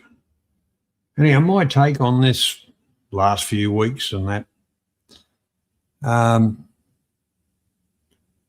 don't know what's happening to the world, but at YouTube and stuff like that, we're, straight up feeding them questions and, wanting to not offend anybody, and yet they have different content on fucking YouTube where people are being manipulated and God knows what. Stupidity. I don't get the rationale out of that. That's quite welcome, Trent. Unless family comes first, I've been doing it for a lot of years on a Saturday night. I enjoy it, and I enjoy that other people enjoy it. That's why I do it. There's no good just sitting here dribbling shit myself if I don't put out something that people enjoy.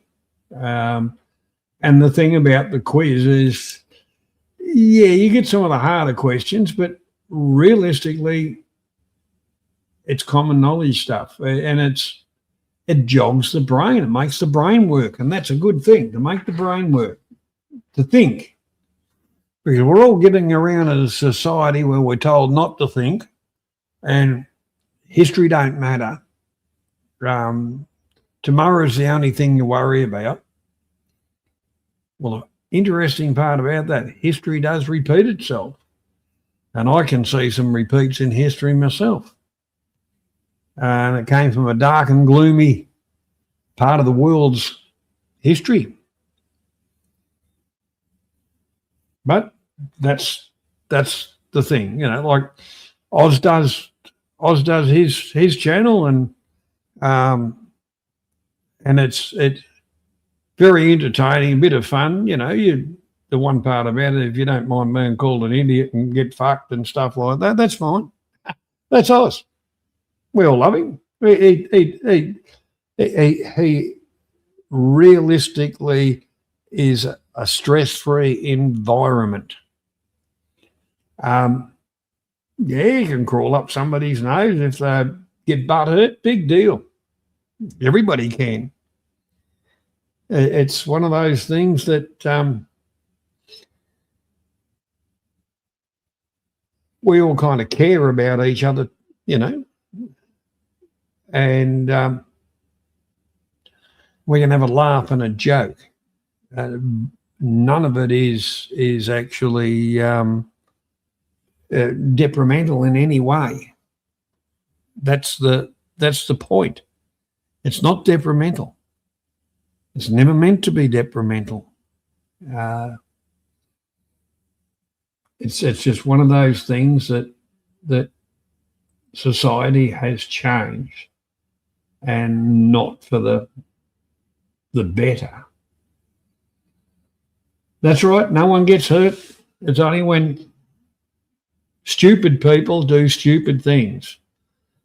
When we were younger, people run around with bows and arrows, firecrackers, knives, what we call air rifles, slug guns. There's the lovely Lisa. How you doing, sweetheart?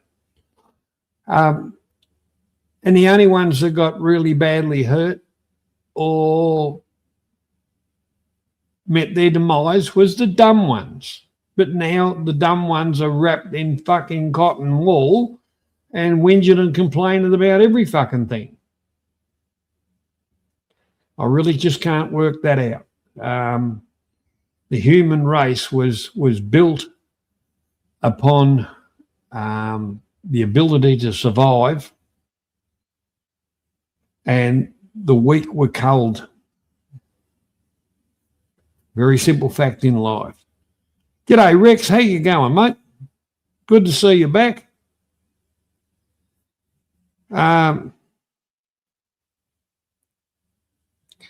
On that, Rex, regardless, that whole thing was manipulated by stupidity and others. And I've said it before.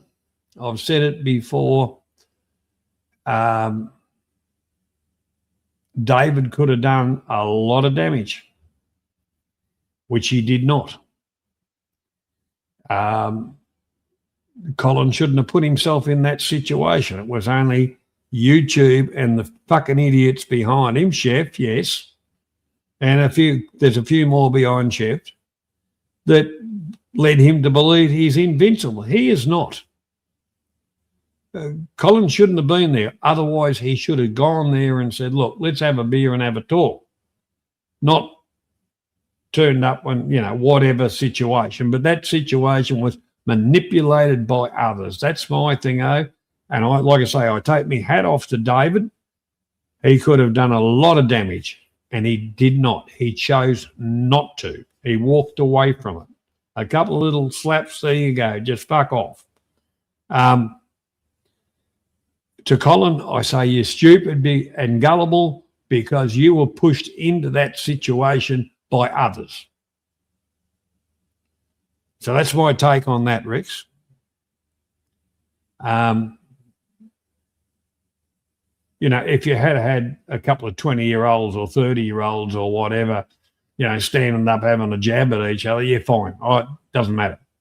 But both of them were manipulated into that situation. Simple as that. Simple as that.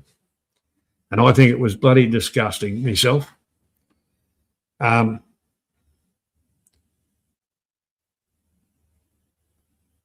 would any of us react in the same situation, under the same, I wouldn't have been there under that same situation.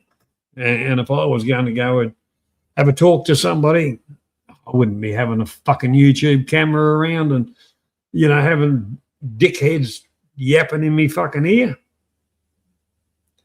But yeah, that's my take on it. That's my take on it. And I've actually said to Caprio that he did show mercy, and hat off to that, Not that I no longer talk to Colin anymore. I used to consider him as a bit of a friend, but when he starts shitting on people just for views and listening to fools, he can get fucked too. Yeah. So that's my take on it. So if anybody wants to hit the link, it's there. Jump on. Have a talk. There's no specific subject.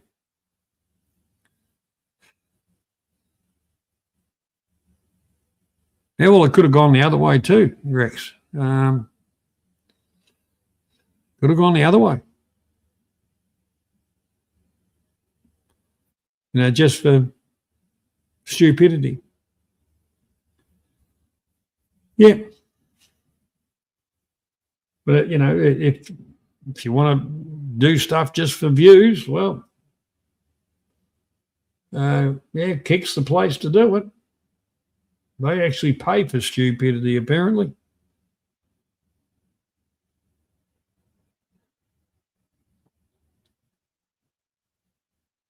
But there's, apart from YouTube, there's quite a few platforms that are, very open. But I don't mind Rumble myself. I've looked at Kick. It's there's a collection of every kind of rotten fruit that's come off the tree. Cheap Charlie went on to Kick, and I can actually, if I stream for a certain amount of time, this is boring as fuck. I know people that are very good fans of him. I've never been a fan of Cheap Charlie, I'll be honest with you. I wouldn't cross the road to say good day to him. I think he's boring as fuck.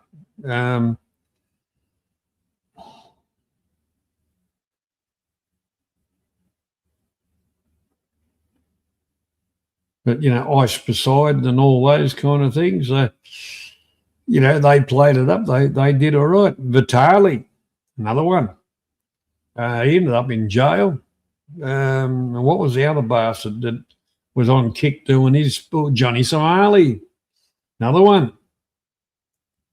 So in realism, Kick is tainted with that kind of so-called entertainment.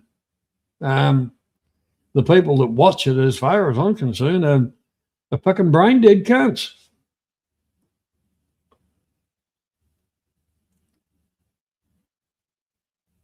Yeah, we all watch Cheap Charlie. A lot of the stuff he does is just for views, stupid stuff. But he's as boring as, I'll go for a walk. Oh, here's a coffee shop. I'll sit down for half an hour and drink a cup of coffee. And what he's got to put into it is not that, well, to me, it's not that great. When he did his walk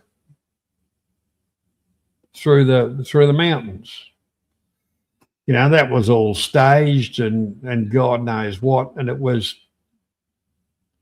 like Little Boy Lost, for fuck's sake, yeah. I don't like the really shit can what he does, but it's ridiculous. I can remember one of his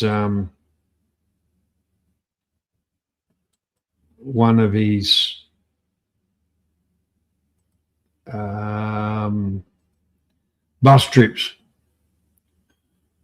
Instead of going where he should have gone, which was, I think he did it on purpose. He ended up where he shouldn't have been, and to go where he wanted to go, he would have had to go back to where he kind of came from, but a different bus terminal, and then. But he decided, that one, the next bus is going in the right direction. We'll just kind of blunder through it. But I don't think he's that dumb. I think that was just done for views.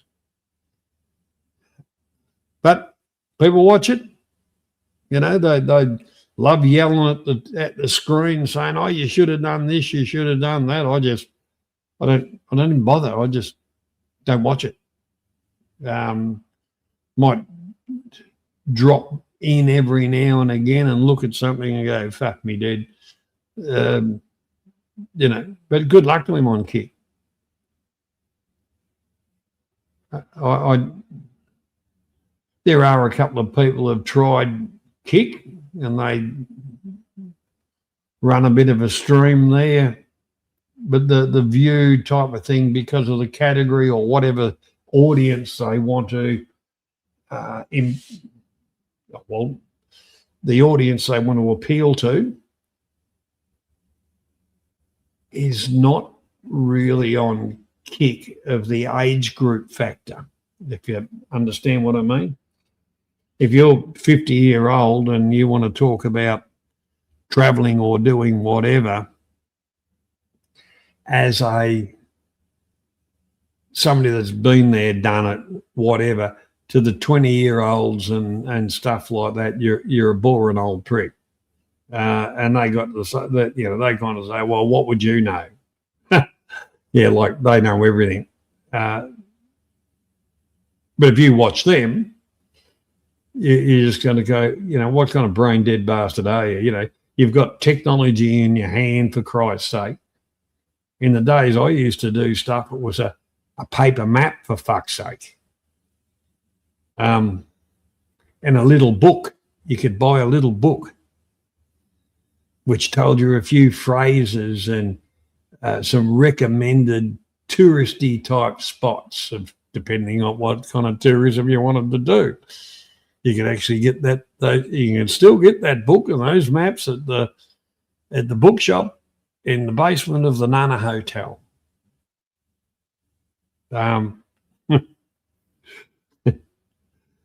Yeah, so life goes around in a circle. There's no one reinvents the fucking wheel, for Christ's sake.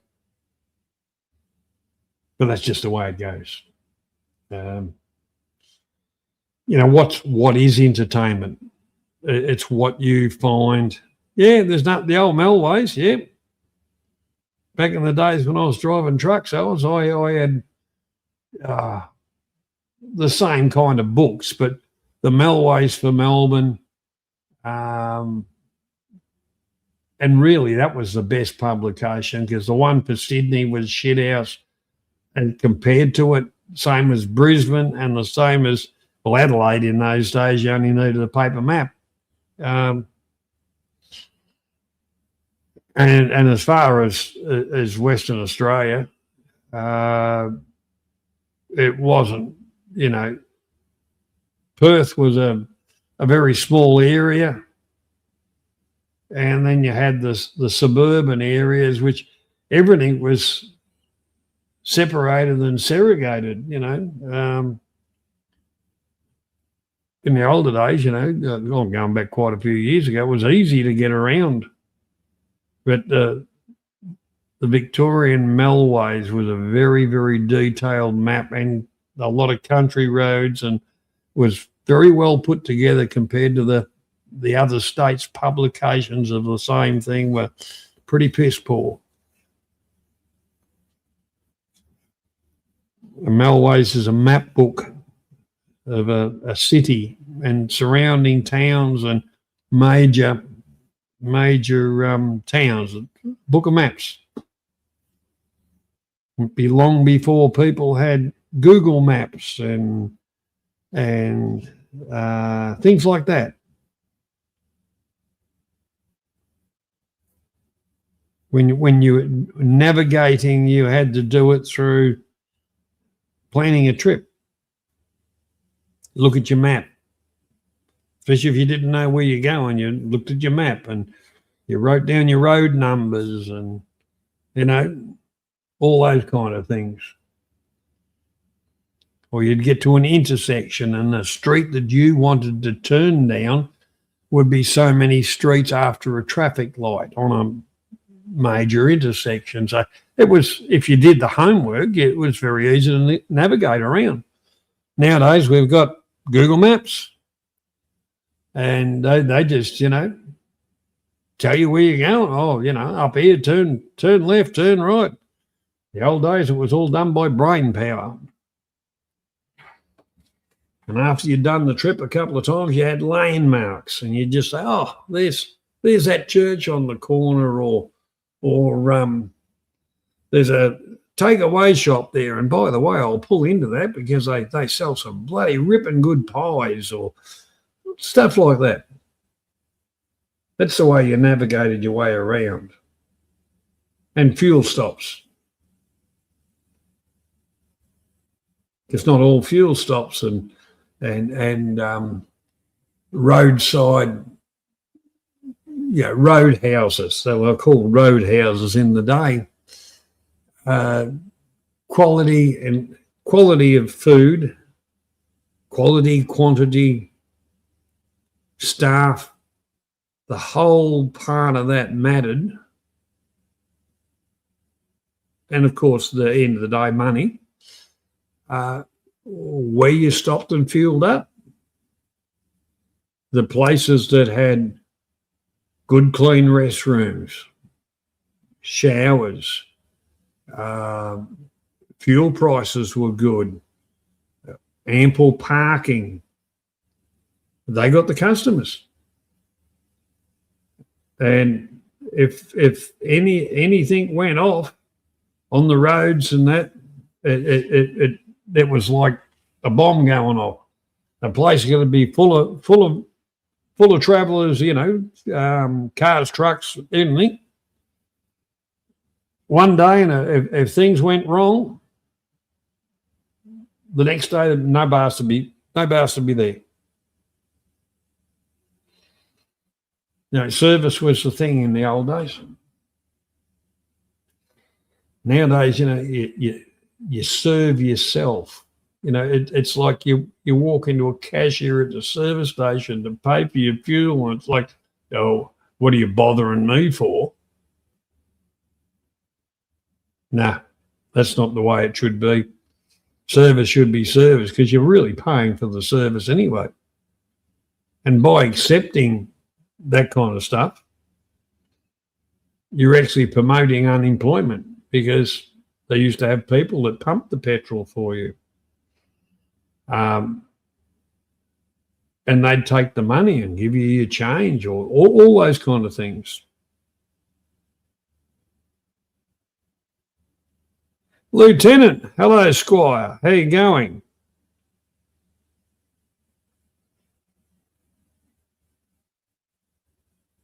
SD football, Victoria is a state.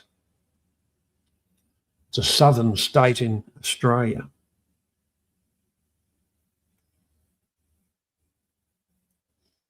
G'day, Az. How you doing, buddy? Yeah, good on you, Az, you smart ass.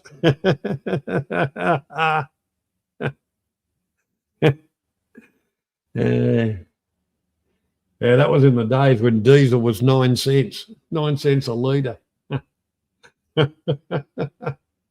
Not fucking $2.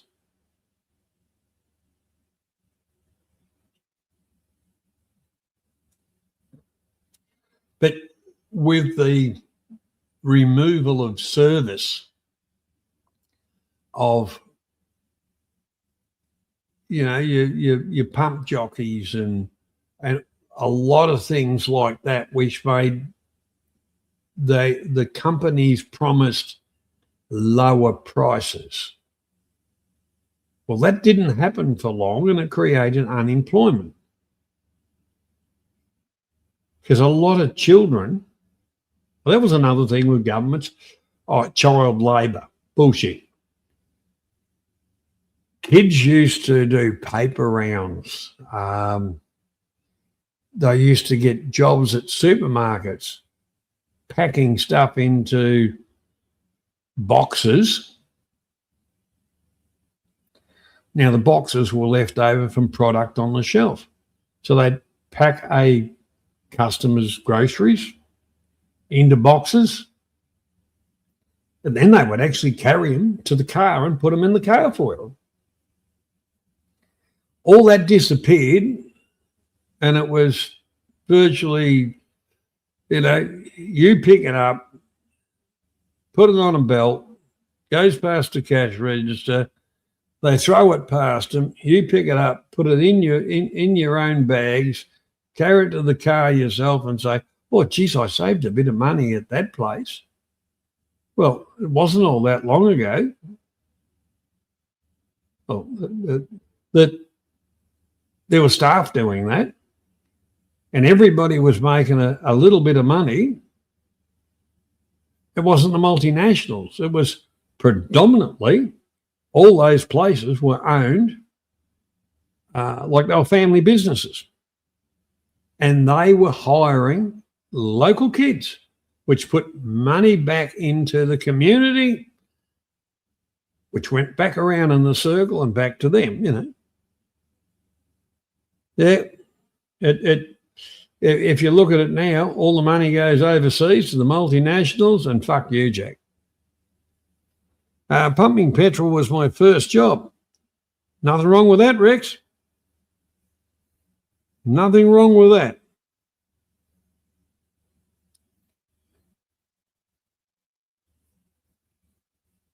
Yeah, I did a bit of petrol pumping in my time.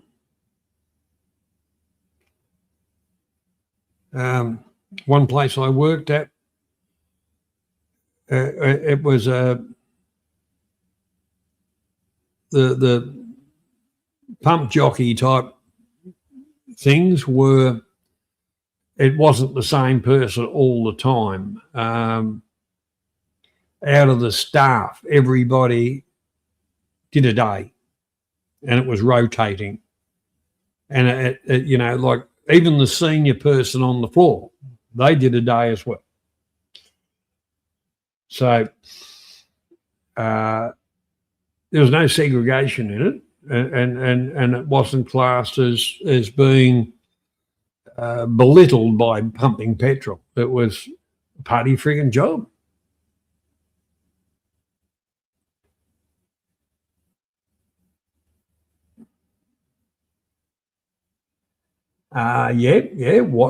Washing windows, checking people's oil.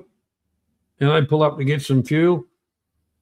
While the fuel was going in, if they said fill her up, you'd wash give the windows a bit of a wash and say, would you like me to check your oil? That was called service. Lieutenant.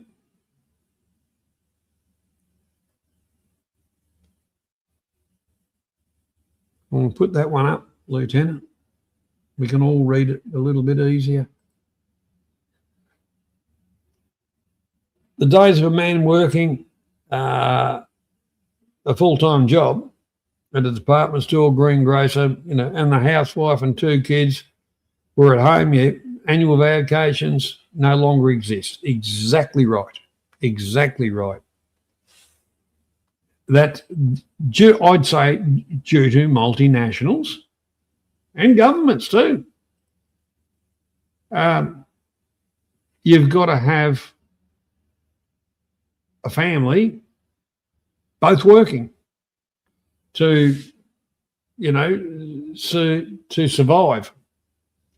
And I remember I used to, I worked, we managed to save a bit of money. The wife stayed at home, looked after the kids, kept the house clean.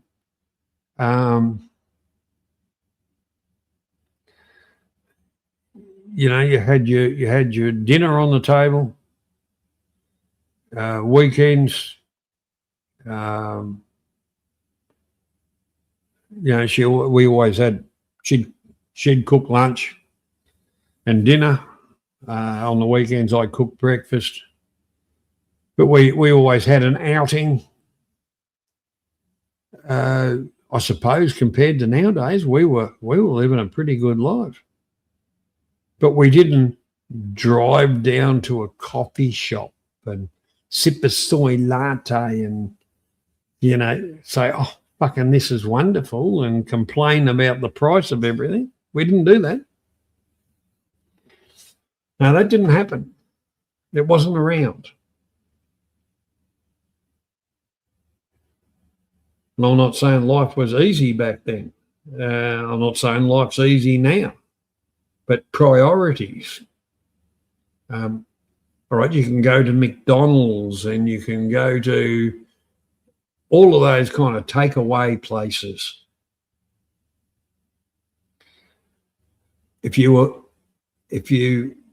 add up what you spend on that shit, and I mean shit, because it's quick and easy, because just time's so valuable, while you're fucking around on your social media account, you could have, for the price of half of that or quarter of that, could have got off your lazy ass, prepared the same fucking food at home and pocketed 3 parts of the money, Those kind of things, or that kind of thinking, seems to have gone. A lot of the Caucasians didn't like the fact that when they so-called reached a degree in society that they thought where they could afford all this kind of stuff, they fell on their asses and they looked at a lot of the Italians and Greeks and the Asians, and they were still doing what they used to do, was make all their own shit. They got base items, produced a lot of different food, lived very well, and saved a hell of a lot more money, where the other dumbasses are saying, oh, look at me. I'm having a soy latte and I'm having a croissant. Well, they could have bought fucking half a week's groceries for that. Not that I'm saying that those, bakeries and things like that, they're a part of real life.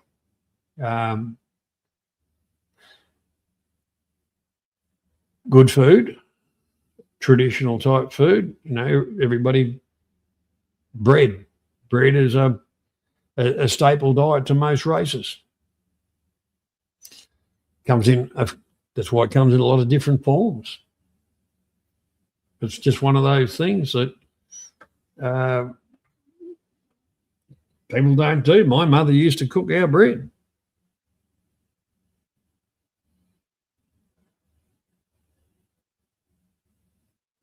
Stu, you're very welcome. Well off.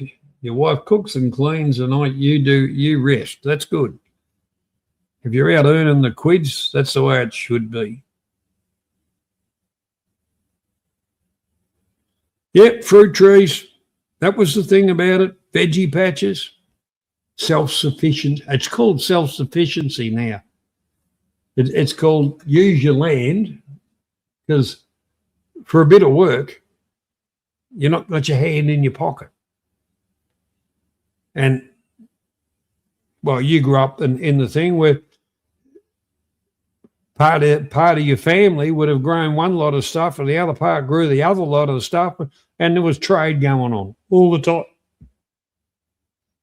When the fruit trees, one lot of fruit was ready, was shared around around the groups, the families and friends.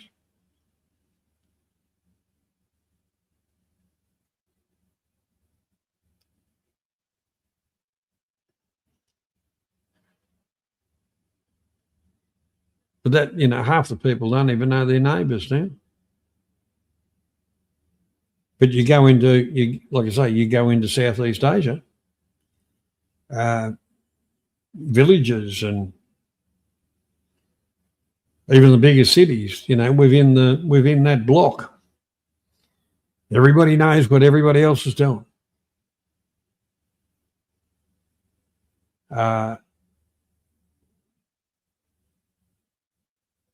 And they're all growing something somewhere. Pot plants on a balcony, whatever. They're always growing something somewhere that they use. And it's part of the heritage, but the other thing is it's saving them that little bit of money. The foreigner just comes around there and it's like, oh yeah, that's only 50 cents. Oh yeah, who cares? And that's only $10. And you add all that up over a month, that equals a lot of money. Yeah, I'm not talking about being a cheap Charlie. I'm talking about just using your friggin' brains, and it seems to be rare. So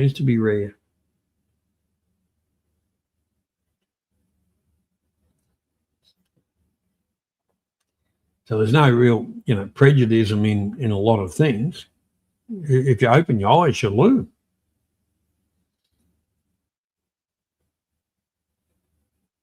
Yeah, peel on the lemon tree. It actually, urine is sterile. It's full of a lot of different chemicals. And actually, the moisture comes out of urine, the white powder that's left is actually urea. And if you further concentrate that, you get a nitrate. And if we go with the nitrates, they go bang. But peeing on a garden, actually is fertilizing it of trace element, which a lot of gardens need. Oh, the fastest Indian, that was a New Zealander, a Pakeha, Ammonia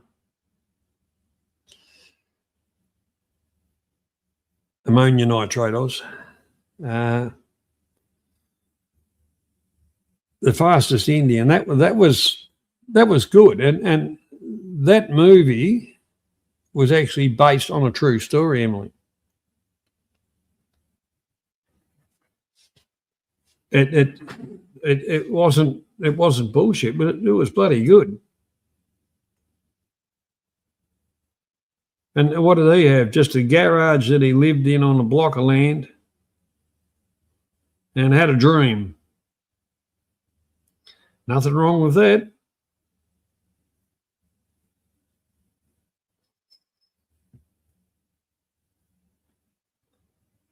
Actually, what movie did I watch the other night? Roadhouse Blues, Patrick Swayze. I love that movie. Fucking good movie. Entertaining. Yes, it is bullshit, but entertaining. And bloody good music. There's some bloody good music in that. I get what is it? Facebook Shorts, and AI comes into it, and they know what you like, and they just feed it to you. And you know, when you should be going to bed, you're rocking your socks off, saying, "Oh fuck yeah, I love that one. I love that one." You know.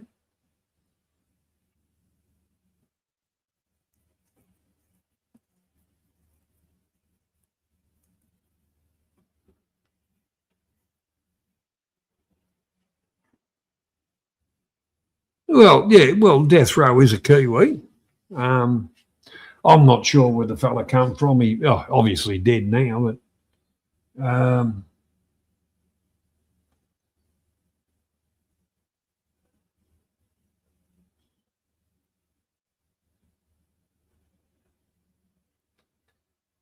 I don't think he's alive anymore, that old bloke. But they might have known of him. But remembering New Zealand's two islands. Lieutenant.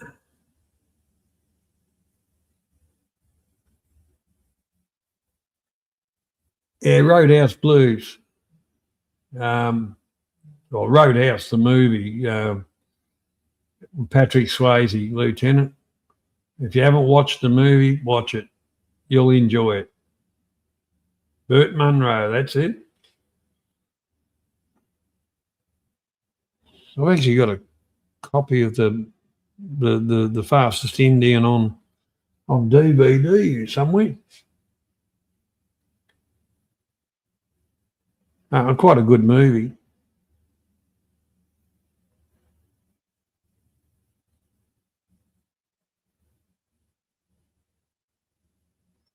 But yeah, Patrick Swayze did a lot of fairly good movies.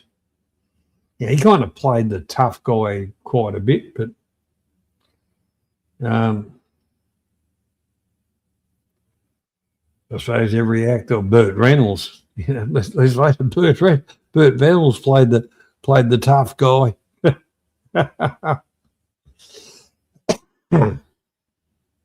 Yeah. He was actually gay anyway, so what the hell?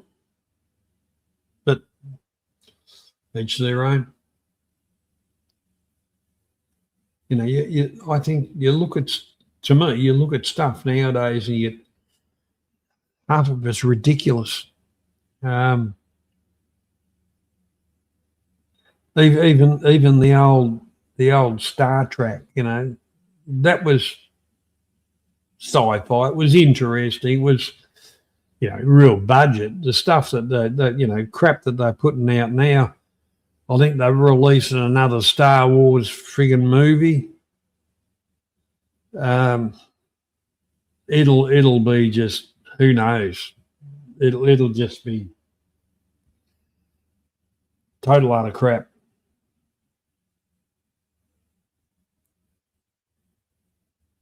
If somebody's gay, I don't give a shit.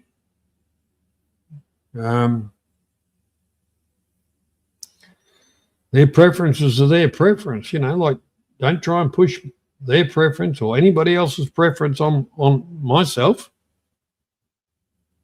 But I don't think I know any gay people.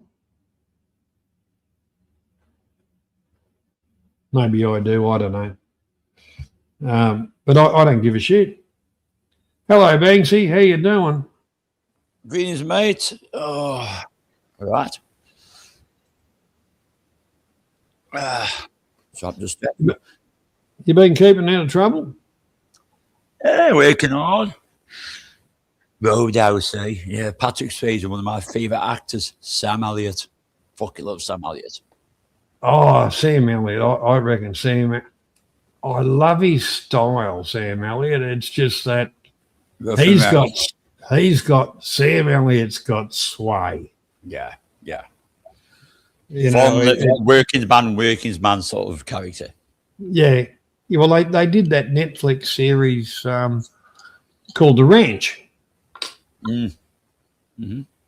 That was entertaining, but it was still the old school. I worked for it. I did whatever, and respect it. Don't tell me how I should be doing anything, because it's worked up until the kids grew up and all the rest, and they got all these fucking brilliant ideas, which sends everything down the shithole like normal. Yeah, they made a remake of Roadhouse. It was shit, mate. It's not right. Without Patrick Swayze and Sam Elliott, it just doesn't work. No, making remakes is a desperate grab at some dollars and cents Exactly. out of the people that like the original movies. I mean, I must say new He-Man movie. Yeah, it's got a cameo of Dolph Lundgren in it because he did the original He-Man movie, even though I probably watched that a couple of times. How old's Dolph London? Would have to be about 80 years old. He's in the new movie. He's a cameo in the new E-Man movie. Yeah. He did the original one, didn't he? He's in a cameo of it. I won't say how much because I've seen about 20 minutes of it. And I probably won't see any more, to be honest. Yeah, sometimes when they put out shorts, that's, out of a 2-hour movie, that's the best bits. Yeah, I think I've seen the best bits. G'day, Lance. How you doing, mate? Hope you're enjoying your warmer weather, and I know you're getting out and about a bit. I've been keeping a bit of an eye on what you're up to. Yeah, where's my manners? Hello, all. I'm my lovely Lisa.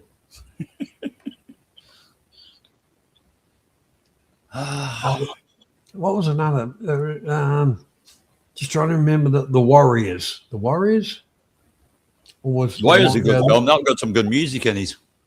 The Warriors, the Warriors, when they're getting all the gangs together in some good music, in that. That was a good movie.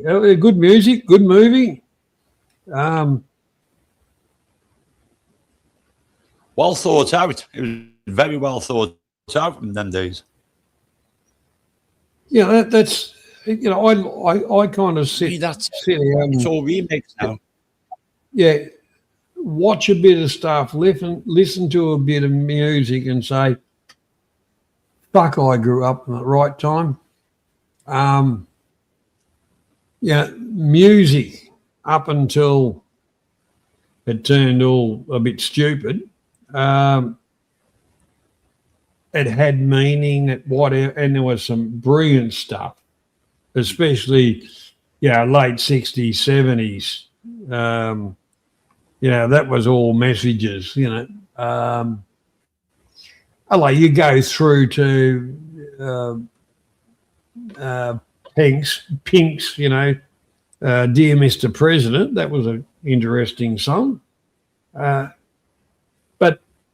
if you look at the movies and they were believable, they were in touch to a certain extent. And shit, it was,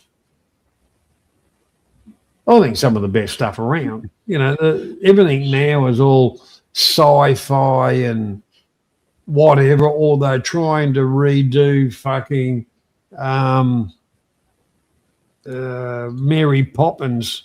Everything, yeah. They're running out of ideas, and that's what really pisses me off when they run out of ideas.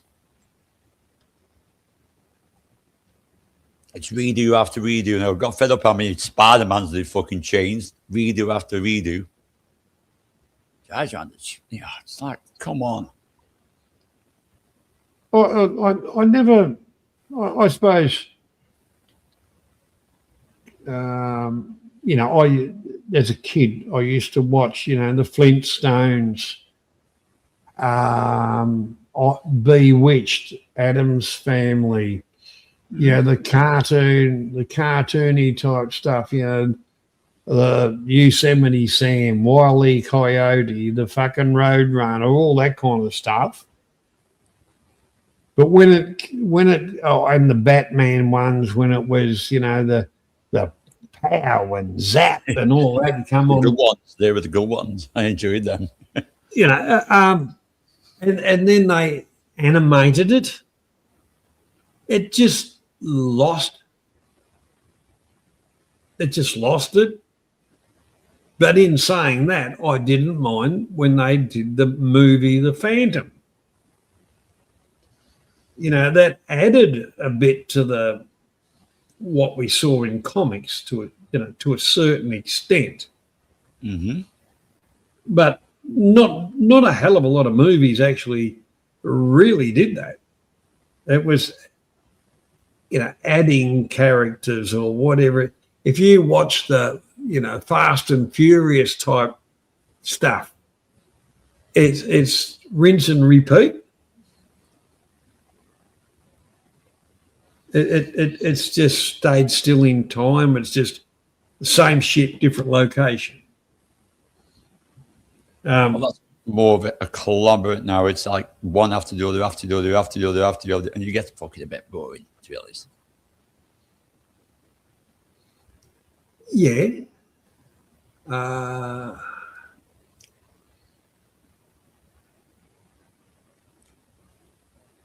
think they oversell it. I really think they oversell it. Well, it's like number one, your cars in it in the first one, you could afford the cars you got now. You're thinking, come on, for fuck's sake. Well, yeah. If you go back to the Dukes of Hazzard, how many cars did they wreck? Quite a bit. a lot of Dukes of Hazzard, to be honest. I'd love the General Lee because the Challenger, bringing cars, but just, you know, how many did they friggin' wreck in that movie in those series?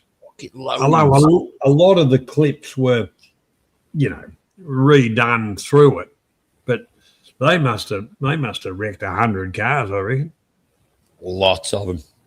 I did a thing about finding the celebrities' cars, and there must have been about 5 of them what been found, and they're all fucking write-offs. Yeah. Yeah, that's it, Oz. Yeah, but they just trashed them. Obviously, they must have had a pretty good bloody budget. I must admit, the movie with Johnny Knoxville wasn't too bad, to be honest.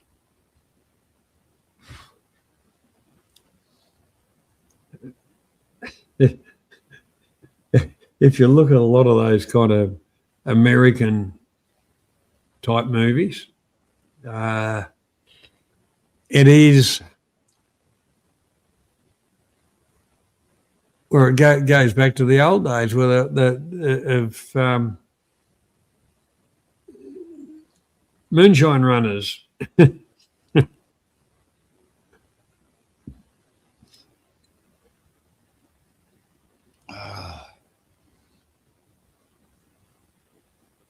But that's where what was it, the A model Ford that had the V8 in it, that Clyde Burrows had, outrun all the copper cars. Mhm. Boy, he had the money to pay for it.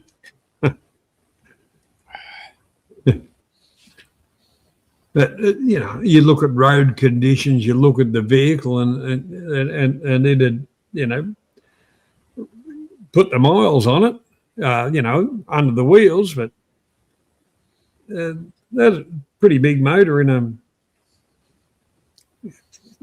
a car that, considering the roads, but that's why he always got away. Trying to think of a car. I watched the film recently I haven't seen for years. You guys might know it's called The Wrath with Charlie Sheen.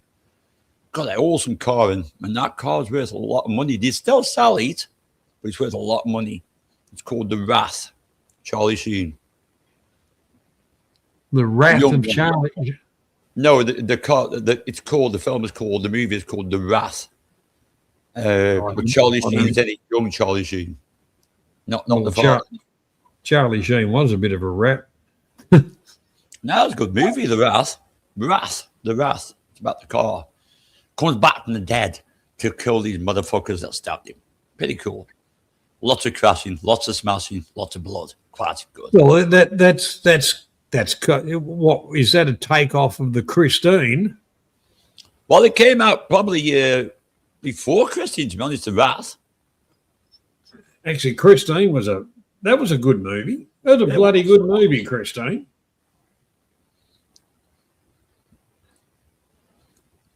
Yeah. Well, that was a suggestion that came up after The Wrath, was Christine. Because I was just going through car movies and I thought, I haven't seen that for a while, The Wrath. So I watched it, I thought, I quite enjoyed it again. Yeah, I don't think I've seen that one. But the Christine, I've watched that quite a few times over the years. I actually liked the movie. And it's had good music in it too. Yeah.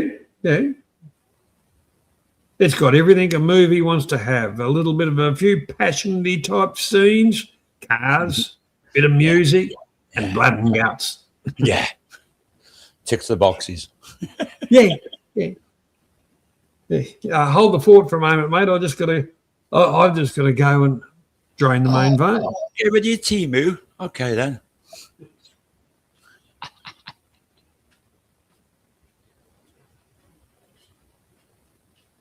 Hey, is this where I insult Oz? No. How are you doing, Oz? Are you right, man? Unfortunately, I'm getting older tomorrow because I'm celebrating my daughter's birthday. Looking forward to it. Feel a bit older, but she's a good kid. Proud of her.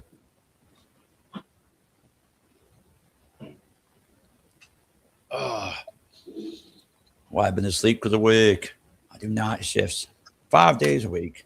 Do my job, turn up, clock off, weekends off.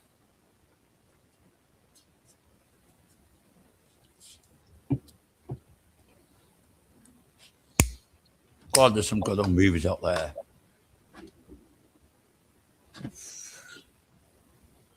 I agree with Johnny with that one. Nowadays, movies are just shit. It's just all fucking AI and crap. Nothing. The script's probably crap. I've seen a couple of remakes I do like. Total Recall remake wasn't too bad.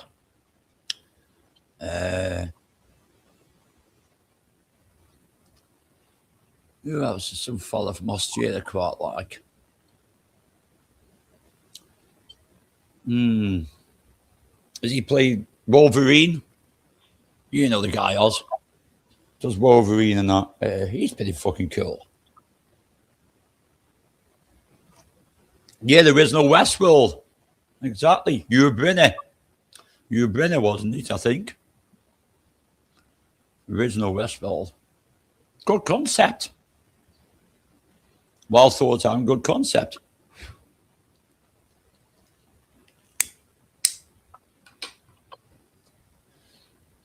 The new is crap. Just could not get into it in that series. when Westworld came out.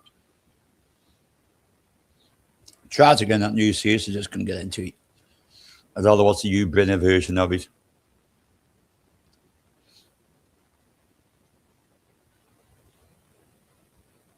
I do like my old flicks, my old films. Like my old Dirty Harry films, Clint Eastwood, damn right. Bless him. I mean, Eastwood, he's been in some good fucking movies.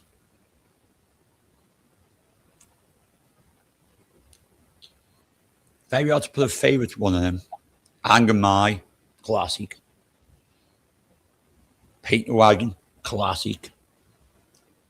I remember that song going #1 in the UK. I Was Born on the Wandering Star. Trying to think what Clint Eastwood sang a song in that. And that went #1 as well. Just trying to think what it was. I think it was Barring Buddies or something. It might have been a B-side of that tune.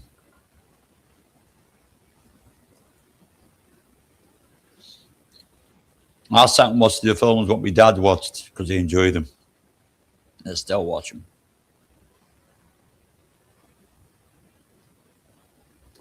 Favourite slapstick? Law and Hardy, definitely. Was never much of a Howell Lloyd fan. Law and Hardy. Charlie Chaplin? Nah. Law and Hardy all the way.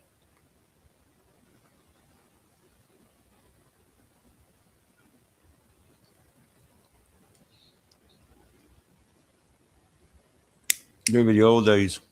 Enjoyed them. Just to be honest, I don't watch terrestrial TV anymore. It's just complete shit. And you don't watch in the UK, it's complete twaddle anyway. It's woke. Twaddle.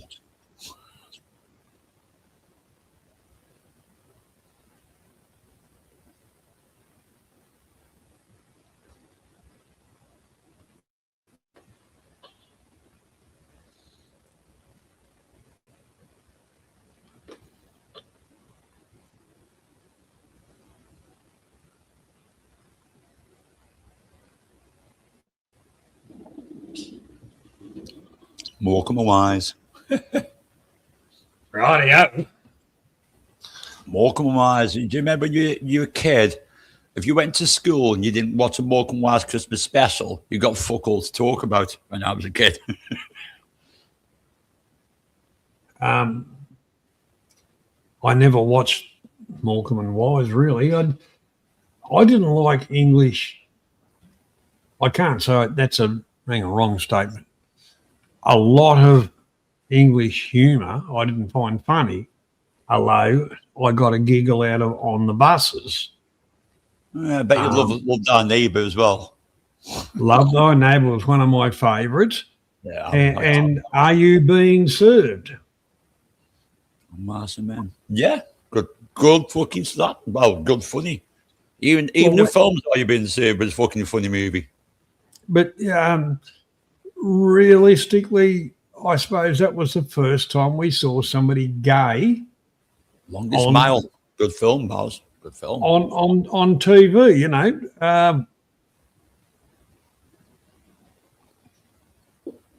That was some good shows. Mm. Hang on. Mice and Men. I don't think I've watched that one, and I haven't watched The Scream. Yeah. Good movie, good book. Well, I think it's one of the first books I picked up in the secondary school was Mars and Men. Well, And remember, books. I don't remember the name of the show, but I remember Ina Sharples. It was based on the the little village shop and all the gossip and all that. A takeoff from that we did in Australia was called Number 96. Mm-hmm. Now, that was a show you wanted to watch. They had an actress called Abigail, and she had boobies to die for. You know, you could have dived off the fucking wardrobe and done backstroke in between them. And she didn't mind flashing them around on the TV every now and again. So, when the English idea, that was it. Yeah. Number 96 and stuff like that. No, the daughter, I didn't really watch Porridge. Andy Bangkok, how you doing? Slow coming the pussy. Yeah, Mrs. Slocum and a pussy. Pessy. Actually, when I think about that show, I said like Mr. Granger. Remember Mr. Granger? Yeah, Mr. Granger. I keep on thinking about Lieutenant Nescafe. Oh, man. Oh, yeah. Sorry, mate. Sorry, buddy. Mrs. Slocum about her pussy. And Mrs. Browns, Captain Peacock. Fuck, some of it, you look back on it, it was ridiculous. I still find that funny. I still find that humour funny. Yeah, but a lot of that has all been, put in an archive because it might offend somebody. Exactly. But I still find it funny. It's just, it might offend somebody. Yeah. Like, the poor little petals, let's just wrap them up in cotton wool and fucking glad wrap over the top of it. Glad wrap. Bad Boy Bubby, one of my favourite movies. You ever watch Bad Boy Bubby? I haven't got a Scooby-Doo, what that is. Is it an Aussie one or what? It's actually a Kiwi movie. Kiwi type Aussie type movie. And if you get the chance to watch the movie Bad Boy Bubby, do it. Kingswood Country, you'd still see Kingswood Country around, John, every now and again. You'll find it on YouTube Shorts. This one said Porridge. Do you ever watch Porridge or Rising Damp? No, I didn't. I didn't really get into Porridge. It was a movie based upon a prison. It was a series before it became a movie. It was a series. Yeah. But we had I don't know who took off who or whatever, but we watched Prisoner, which was a show here before Porridge hit the. Yeah, I remember Prisoner. I remember you had Prisoner. Was it number 9 or something? No. Because they had numbers, didn't they? There is no Prisoner. It's like number 9 or that's it, numbers or something. No, this one was like a lot of the shows from Australia were actually exported to England, and England we know. Thought it was good. Fucking hate, for fuck's sake. Fucking tune, never got that tune out my fucking head. Yeah, that's a good one. Dad's Army. Oh, geez, I found that an insult to my intelligence, actually. Yeah. God. Remember, my dad was fucking well into it. Fuck me. Mr. Mannering. Don't tell your name, Pike. Don't tell your name. Well, if you analyse it, you say, why have they always got these doddery old bastards? It comes back to the British hierarchy bullshit. Instead of the most capable, it's always the hierarchy. I'm gonna have to check this Bad Boy Buddy out now. I'm gonna have to have a look at that one. Actually, the Doiler, the Underbelly was an interesting series in Australia about organised crime right throughout, but organised crime, on the seedier side of life, predominantly I couldn't give a shit about them. They end up killing each other, and they actually do us a favour and get rid of half the drug fucked idiots anyway. So, yeah. But I tell you what, there has been some good series over the years, and a lot of Australian stuff was put into the UK. You know, that's why. We're watching fucking Skippy back in the old days when I was a teen. Nothing wrong. Nothing wrong with Skippy. My favourite was definitely Liz Hobo was my favourite. You know, but you lot fell in love with Neighbours, like Australia. I fucking did. Jesus Christ, I fucking did do that. I did my head. Everybody loves good neighbours. Fuck that off. Good God, I can never get into that one. Well, if you cross Neighbours and Love Thy Neighbour, that'd make a good show. Yeah, that'd be definitely interesting. Controversial and interesting. Yeah. But, you know, everybody's so touchy-feely fucking... I take offence. The Sweeney. Oh, I can kind of remember that, Andy, but... Yeah, Beach Boy. Oh, I don't know. The Hungry Bird in the house. Fuck me. Home and Away was filmed in Sydney, Australia.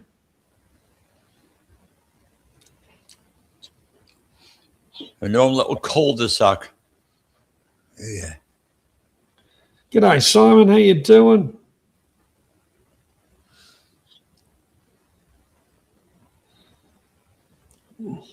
I don't want to beat you on talking about that. You flex from me, that does then. Oz has got a new girlfriend, Simon. Why has he? You didn't. I won't say much about it, but why is he? I made the hit list this week, and you didn't, Oz. But you get your pace stepped up for fuck's sake.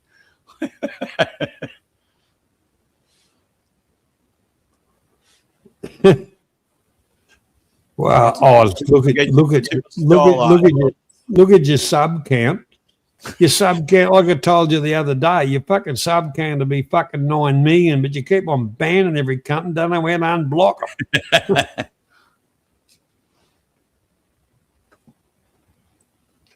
Yes, Sydney's most popular beach, but is on all the postcards, is Bondi Beach, but they won't take you down to Coogee Beach, and which was the scene of the Bra Boys. That was a interracial. Anyhow, it was it turned out a fucking riot. And in Sydney's fucking had a lot of shit happen up there, like the Father's Day massacre, where the fucking bikies got into it and fucking a lot of people killed then. Yeah.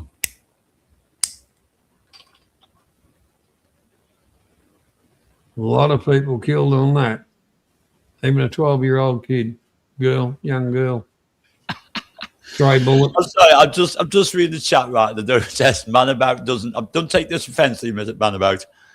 Doesn't read the chat. He does. He calls you a cunt and then he bans you. We spoke about that the other day.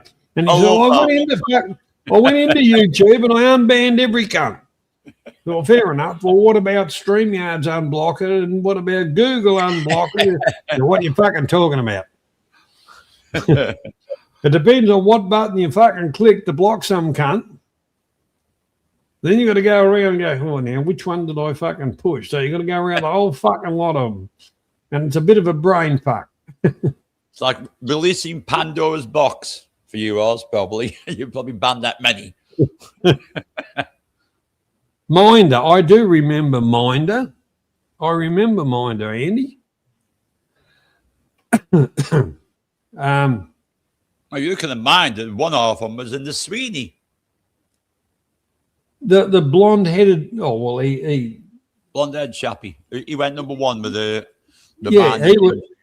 he was the minder, and the other punsy cunt was fucking the Dodgy. scumbag. Yeah, but I liked Yeah. him. He was dodgy as fucking hell. I didn't mind the minder bloke, but the other one, he was a scumbag. He reminds me of that bloke off Wheeler Dealers, that Mike Brewer. Getting to things like that. The Fools and the Horses was the one for that one. The Fools and the Horses was fucking epic. Fucking epic. Talking about what? dodgy deals, Fools and the Horses. No, I didn't really watch that, but I did watch, and it was forced watching when I was a kid, was Steptoe and Son. Yeah, there you go. I was just put it in there, yeah. I was just put it up there as I said it. Yeah. They were dodgy as fuck. That was kind of funny. Even the films were fucking funny what they made of Steptoe and Son. Even they were funny. But if you look at some of these British shows, it really takes the piss out of fucking Britain. Yeah. I mean, taking the piss out of racism. Rising Damp. Fucking classic. Not Rising Damp, sorry. To Death Us Do Us Part. Fucking funny as shit. Well, that actually, Until Death Do Us Part is very fucking real in England at the moment. Yeah. I noticed. I know your favourite. Your favourite, some mothers do have them. Anyway. Frank. Yeah. Frank. Up Betty. Fuck that. That was another insult to my intelligence.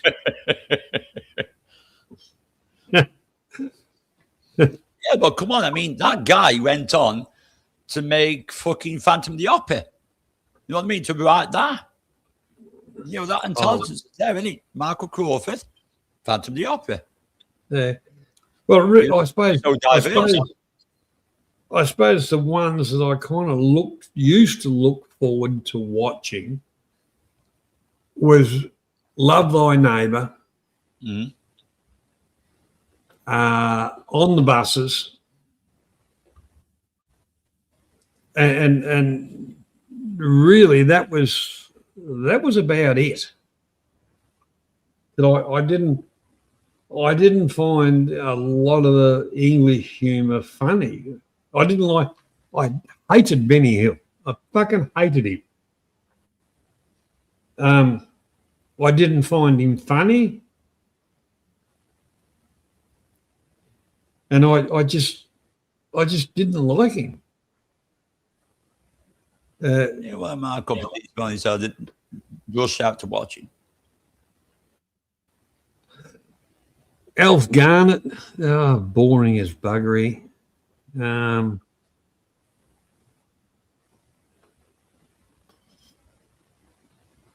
know, even I didn't even find the John Cleese stuff funny. What? You shitting me?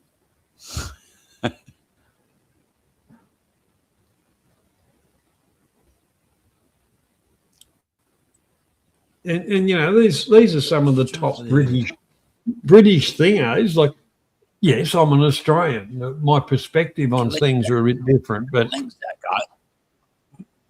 I did not for find God's it sake. funny. Did not at all find it funny. Oh, catchphrase is the boredest shitting pants off me, to be honest, Andy. Good God, that, yeah. But Pompey, yeah, that wasn't my big fucking thing.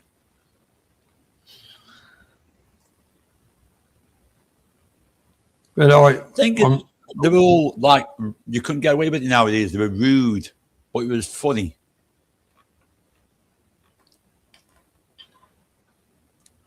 You're not even allowed to wolf whistle anymore. Come on.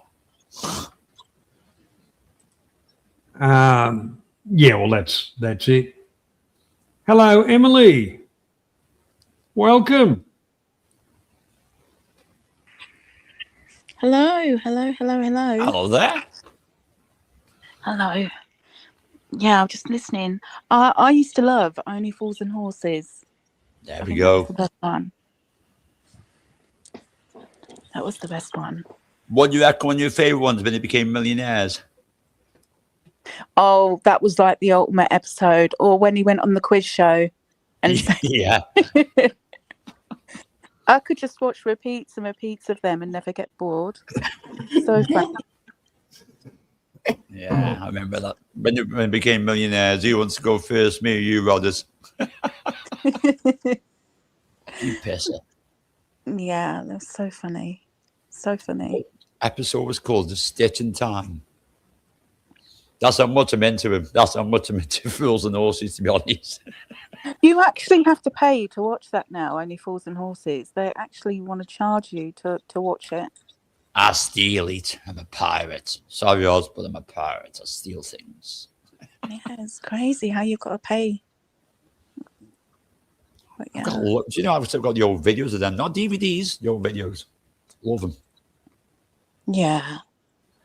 I looked on. You'll usually find if you watch YouTube shorts, and you kind of type a bit of stuff around, like searching for something, good old Google looking over your shoulder. Next thing you'll find a whole heap of shorts about what you really want to watch. Yeah.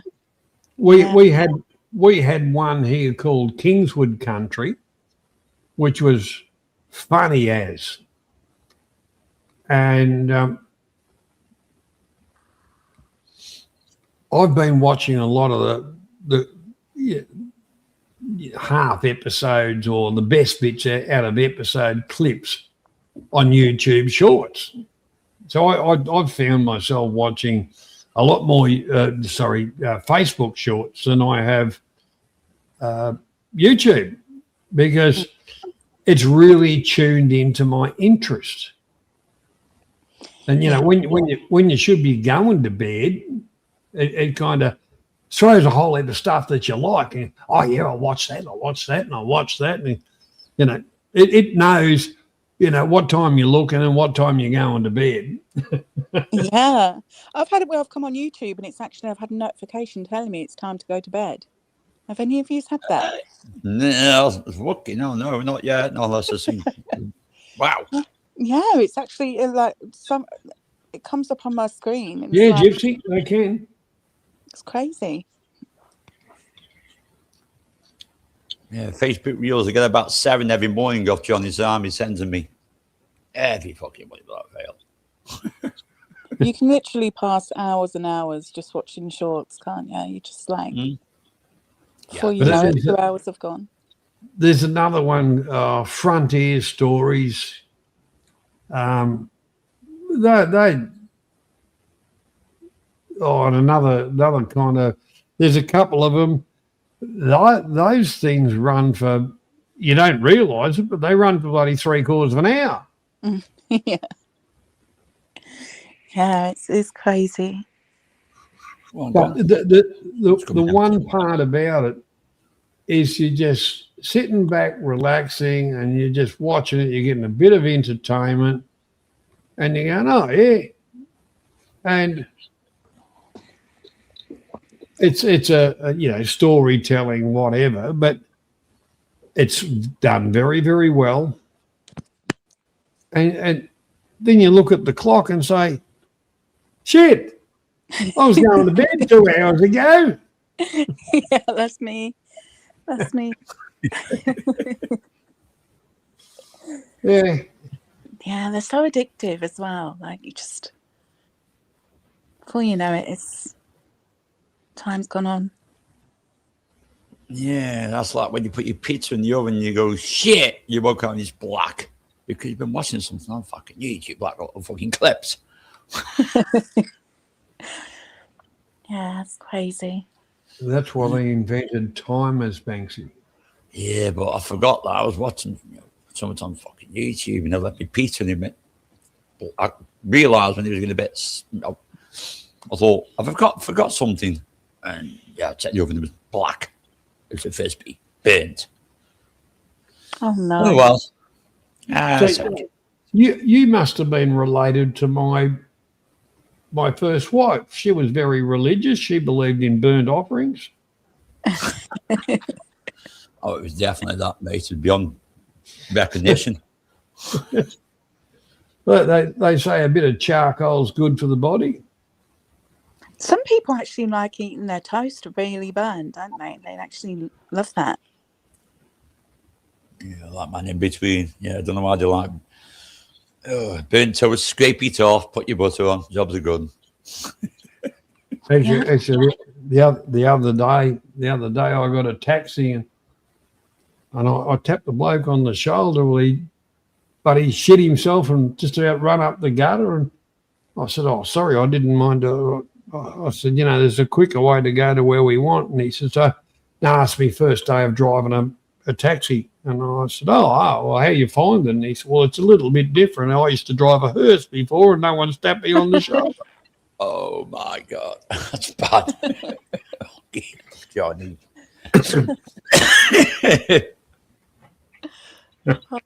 Dear. Oh, I've got like a sharp tooth on the back of my back tooth. Is like razor sharp, and it's killing my mouth. What's it doing? Cutting your tongue? Yeah. Get your nail file out. Get your nail file out and give it a bit of a rasp off, Emily. Yeah, it's awful. It's literally really annoying me. Well, that's the way to fix it, because you go to the dentist, they'll just get the rotary sandpaper thing out and just go, there you go. Yeah. And charge you. Another problem. I have dentists. I just take them out and file them. Jobs are good. You ain't got to worry about toothache then. Nah, not too much. Toothache? What's toothache? Yeah, exactly. I haven't had toothache since I was 18 years old. Really? Oh my God, you're lucky. Toothache's like the worst pain. You probably got your bloody teeth knocked out. That's why. Like me. No, I had one toothache, and they said, well, just lay down here, we'll fix everything for you. I woke up, I didn't have a tooth in my head. Oh, wow. And I thought to myself, you bastards.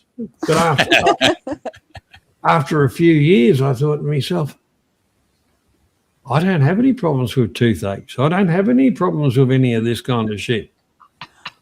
Well, it's no different than them going over Turkey, isn't it, and getting false teeth.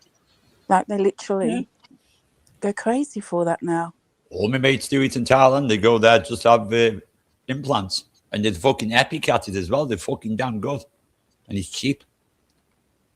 Wow. It's so cheap. Well,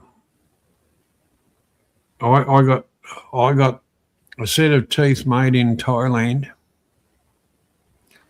for a quarter of the price it had cost me in Australia. Wow. There we go. So by the time I flew over there, flew back, accommodation, food, had a bit of fun, and come home, I was about 3/4 of the price of what I would have paid here. Oh, wow. Can you still eat what you want to eat? Yeah. Oh, yeah. What fixing you're using and things like that. I eat apples. Really? I can eat. The only thing I can't do is chewing gum. Yeah, I can imagine chewing gum. Yeah, I don't do that. Yeah. But I was never into chewing gum much anyway. But I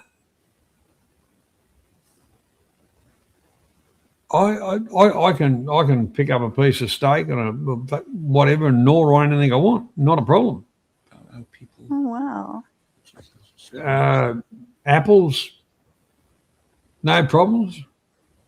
Gypsy, that's interesting. I heard something about that.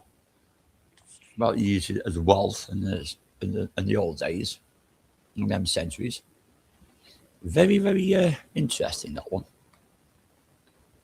The thing is, Gypsy, if you look at different parts of body image or whatever, in different centuries, different countries, Oz just hit it on the head.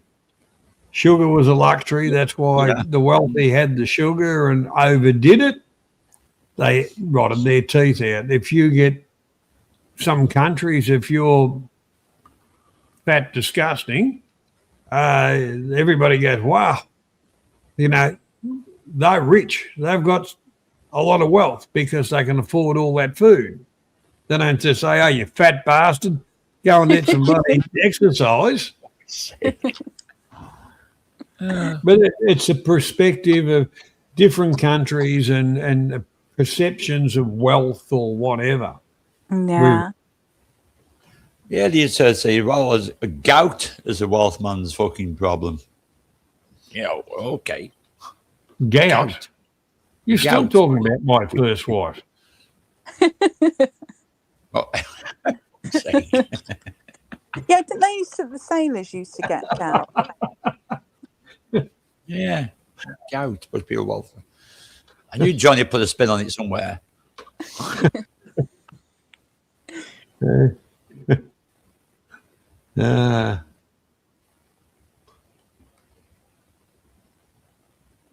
Luxuries, what's a luxury?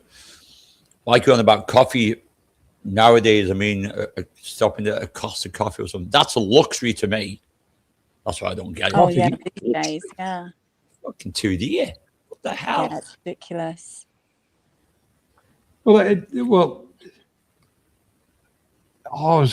this is going back. Not that I don't do it all that often, go down the hotel and have a few drinks with the mates, but in realism, it's got too bloody expensive. I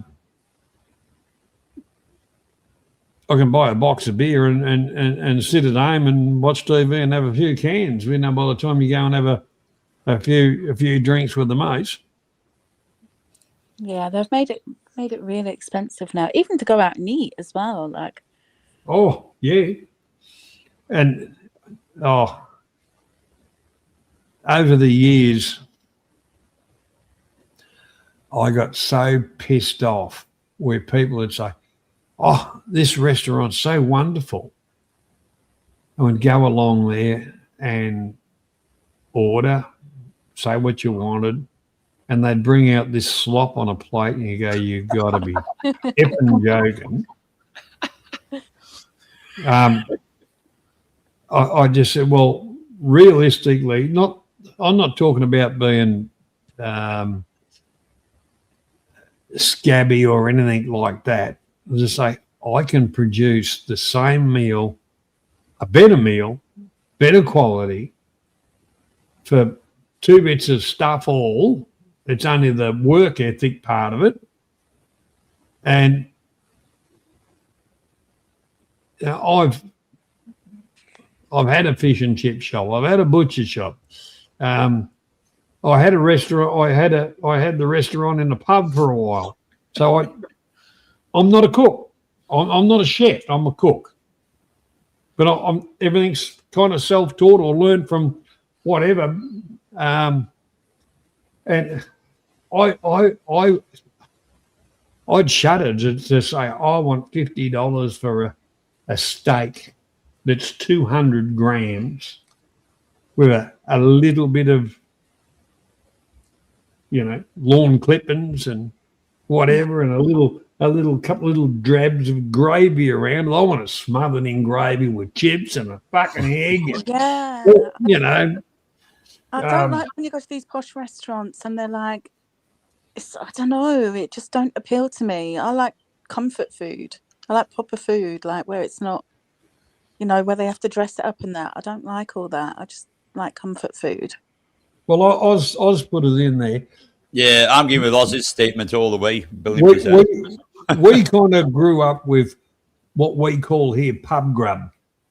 Yeah.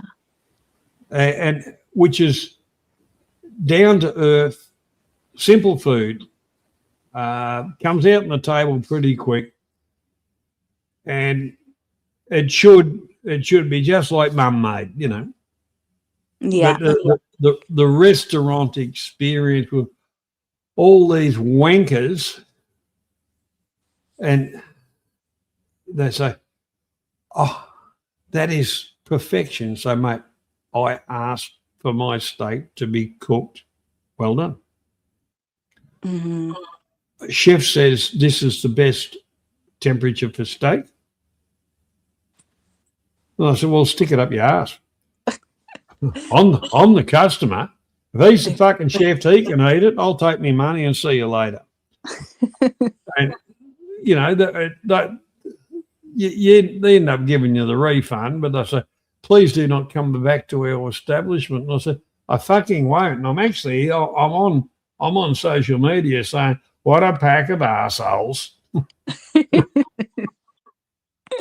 Yeah, I don't like all this poncy food, like Willie. I don't like all that. Just give me like comfort food any day of the week. Like nice stews, roast dinners, like proper comfort food.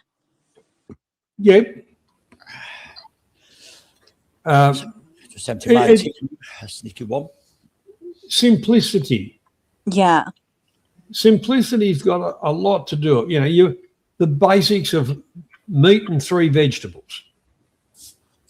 And one of those vegetables is potato. A nice made from the cooking, you know, like a nice healthy gravy that's got flavour and texture. Mm-hmm.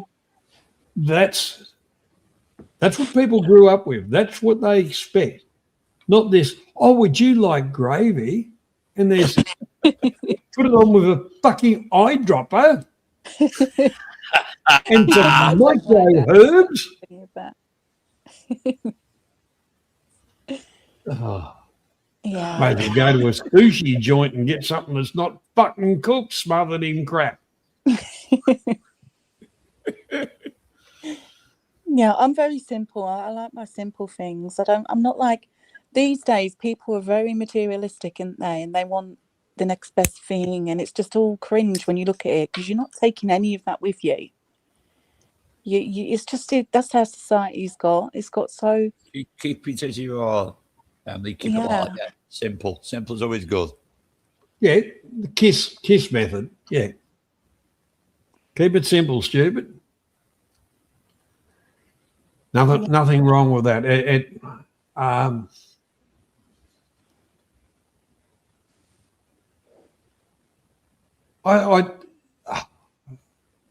I really don't know where the cooking thing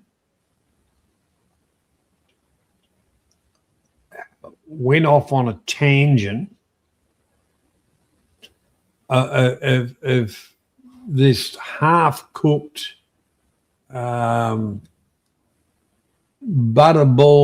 bullshit. If you look at Jamie Oliver. Oh God, yeah, and his beans on toast. Overly expensive. Sensible. Sense and sensibility. Mm-hmm. Ramsay. Virtually the same. Sense and sensibility. Then you look at some of the others and it's, oh, I'm vegan. I'm going to make you a lasagna, but we're going to do it with chickpeas and all this other stuff. And you go to yourself, you got to be fucking joking. I look like a student, for fuck's sake. Yeah, we were born to eat meat. I don't get any of that vegan stuff. Like a lot of these vegans, they'll walk around in leather shoes and carry leather handbags. It's just all exactly. yeah. Oh, that was a song, Night in White Leather. Oh really? Yeah. Yeah, No, well, like I say, I grew up on a farm, so we had obviously chooks, we had cattle, we had a few sheep, but they were there to be eaten, and we had pigs, which were everything was to be eaten, but they were sellable items, you know.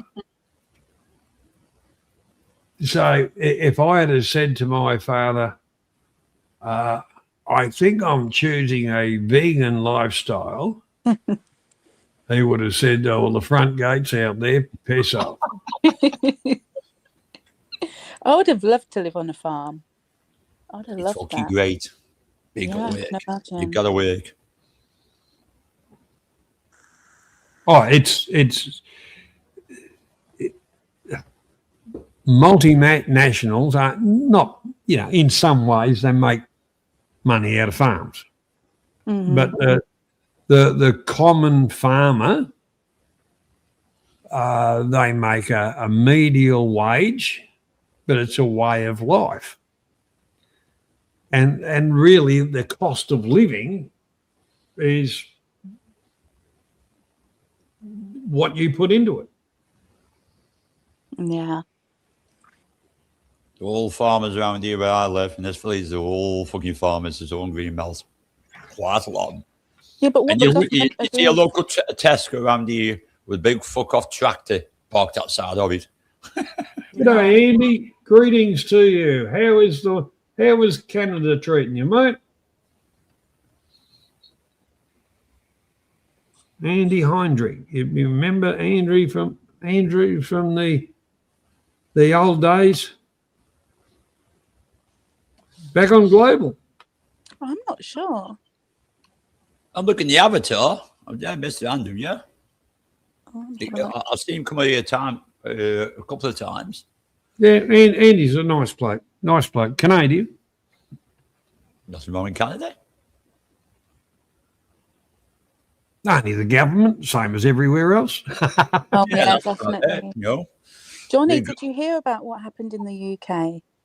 Yeah, I told him this No. morning about that young lad. Yeah, I told him. Yeah. or the girl getting raped and killed. The lad being, well, I told you, the lad being fucking, yeah. Yeah, it's honestly. That's the tinderbox. What's going to kick off? That's the tinderbox. It's been lit. I can't imagine what his family are going through. Just honestly. I can't not to watch that. There is that footage. Yeah. And people, certain news channels have to demand that footage in the end. But the family said, yeah, let them see it. Let them see what happened to our fucking young son. Well, the real part about it, Starmer should be charged with murder or accomplice. Yeah. I can't believe one of these coppers has walked away and decided on the badger. No, they should be prosecuted as far as I'm concerned. They weren't doing It the is job. shocking. Yeah. And Well, I do Starmer as well because he put the laws into effect to do that. I'm afraid if I was one of the policemen, I would pull my service revolver out and just say, well, the court won't take care of this. Bang. Yeah, it was disgusting how it was handled. Really disgusting. So good. There you go, buddy. Same to you, Good so to good. see you. Hi, Saul. I think I can remember Saul. Yeah. Oh, you can't forget him. The first word he says is cans. One A of bit the like us then. Yeah, one of the good guys. Likes taking the piss. Likes taking the piss, Emily, and having a joke. There's nothing wrong with that. So I've got to be a good person. Yeah, a bit of banter. I tell you what, down here in the valley, mate, it's not exactly friggin' warm, but there's a promise of a high of 17 degrees tomorrow and sunshine. Oh, wow. That means you can get fuck all. You can get 3 days of it, and that's it for a week. The best thing Well, what happens here. A few days of sun and then it rains. That's the one. Yeah. The thing is, it means that one project I'll get finished, which is a bloody good thing, and I'll get a bloody good start on the second project, and the rest of the second project can be in between showers. But you know, that tiling job, to get that finished off, that'll be perfect. That'll be perfect. weather permitting. Well, it's supposed to be for the next 3 days, and it's not going to take me 3 days to do what I've got to do. Yeah, but rather than, you know what, you got half it, haven't you, to 1.5 days. But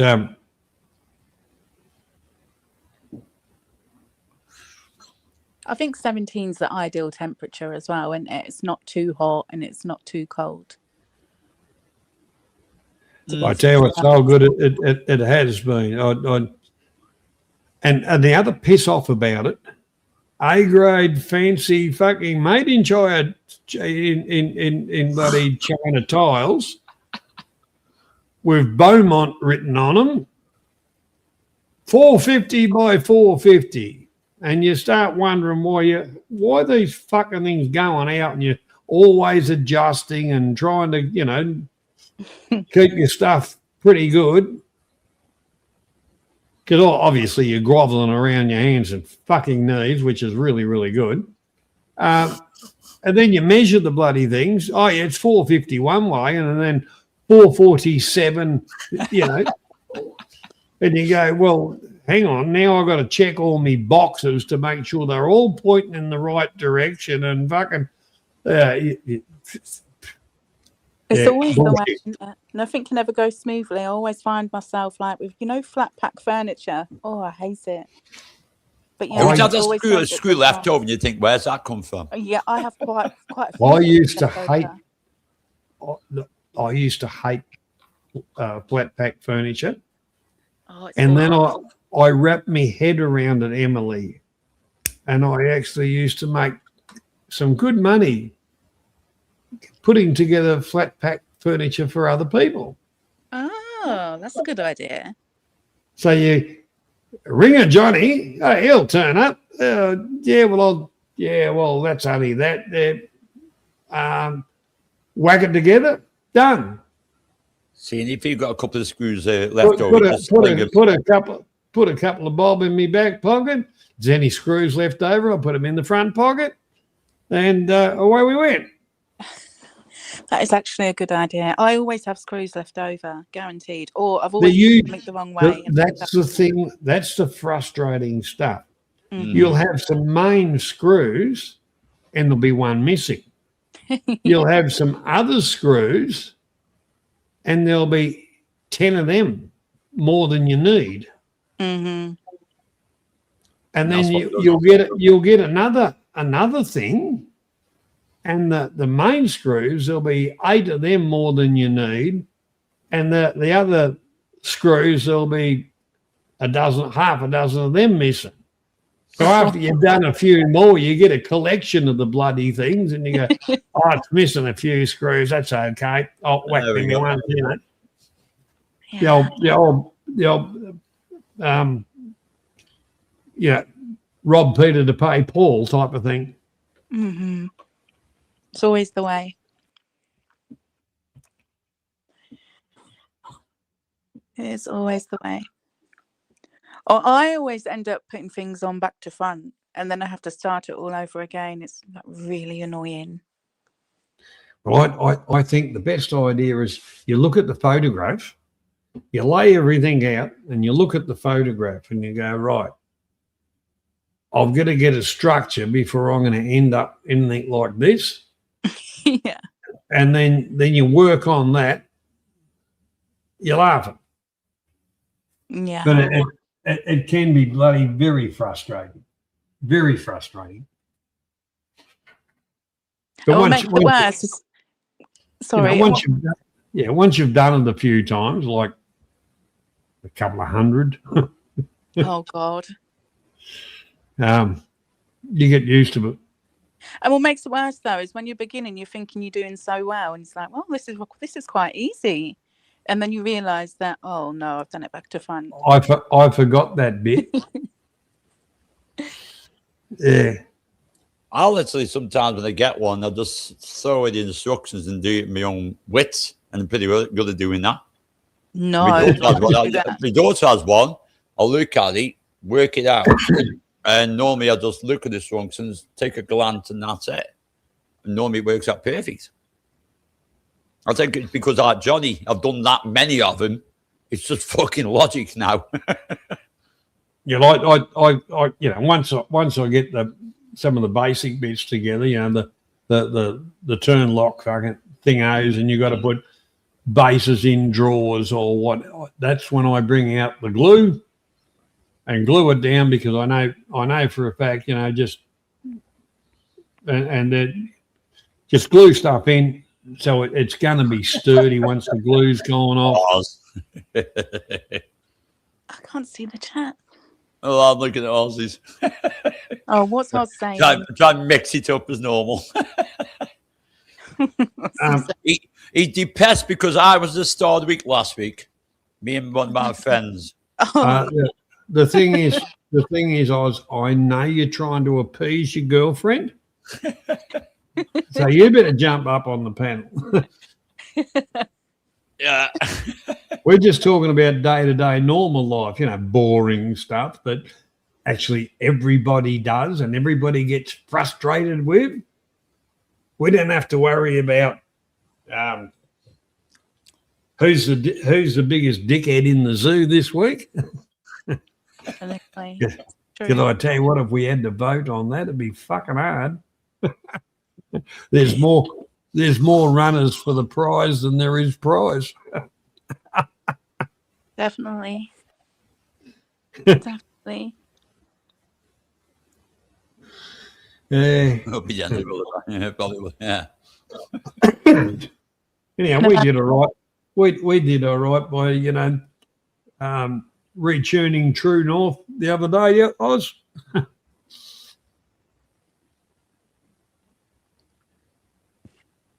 So I miss you a lot, because normally I'm going to work when you go live, or I was go to live or something.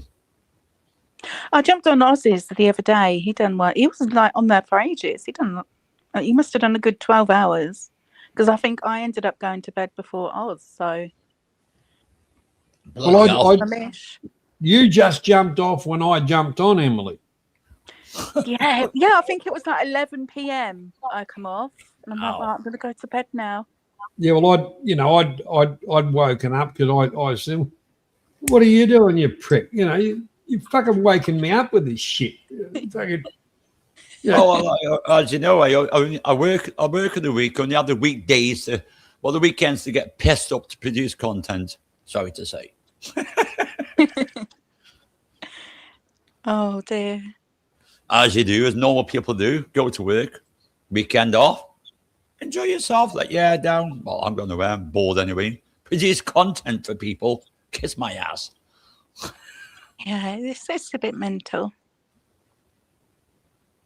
I mean, me and Oz were just chatting about different things. If you're talking Oz, it would be fucking different. Yeah, you see. How many times did he call you cunt? Was it 10 times? He actually didn't, I don't think, in that scene. What the fuck?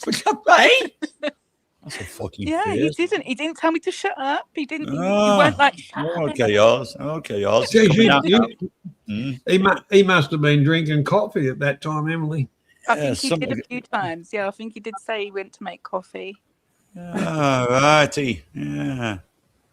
Mm-hmm. But yeah, we were having a proper natter. Yeah, it was nice. Was that clipped? But it wasn't clipped. You're nice, is it? No, it was. It was actually. It was clipped. I went and checked and had a little look. You mean I'm off the list of last week? For fuck's sake, I'm sleeping. It looks like it. You've been knocked off the top 10 now. Me and Doug did pretty well last week, you know, on his panel. So I don't think he's impressed because he's American. So I don't think he's impressed with it. God bless him. Oh God. Well, Yeah. the one thing about it, Emily. G'day, Chuck. How you doing, buddy? Hi, Chuck. The one thing about it, Emily. Oz is Oz. Exactly. You know how to take Oz. Like, we all know he likes to have a bit of banter. And you know how to take him. He doesn't flip flop. He doesn't carry on. Mm-hmm. Oz is Oz, and that's why we like him. Yeah, definitely. Cunt that he is.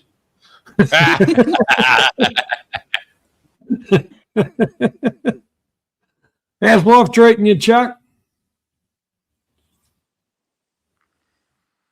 But it's, if you say, well, YouTube, fine, we all bring our own thing to it, and we've all got our evolved into our own little cocoons doing what we do, which we enjoy, and provide that little bit of entertainment and set some sense and sensibility away from the bullshit and the crap. Mm-hmm. But it's normal life. There's always people that want to invade that and try and make a spectacle out of it, where they're actually making a spectacle of themselves because, when north, south, east, and west comes together and says "fuck you" as a team, yeah, well, good luck with that.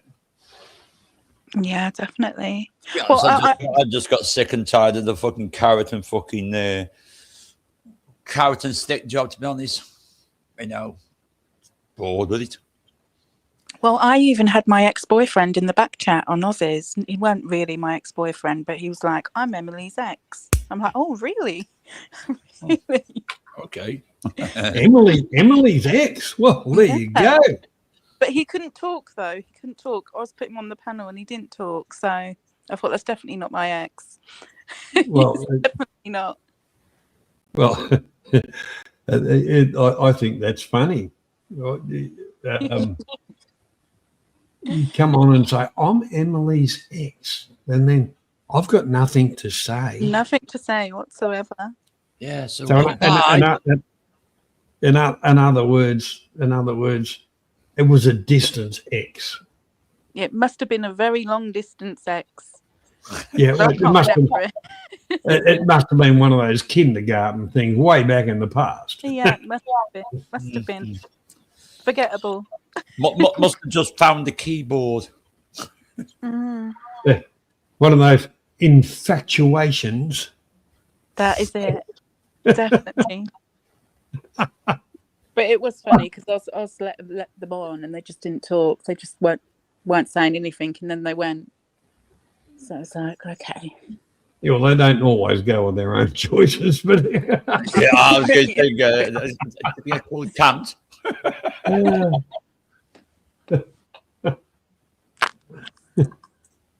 What have you been doing to yourself, Chuck? What have you been up to, mate? We know you're living the dream. Have you finished painting that bloody joint? Or, I think you got more paint over yourself than you did the house, didn't you? Oh dear.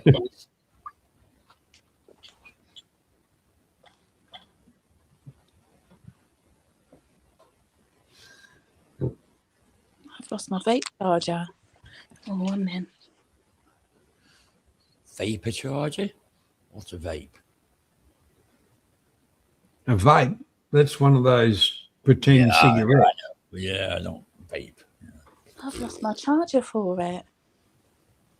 Use your phone charger, Emily. I was going to say, put it in your phone. Say it's the same charge, same connection. No, it won't do it on the phone charger. It's like a different one.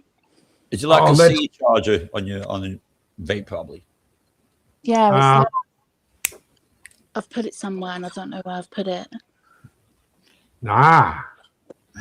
That's when you keep a couple of cigarettes handy just in case of measures. now we're going to enter into the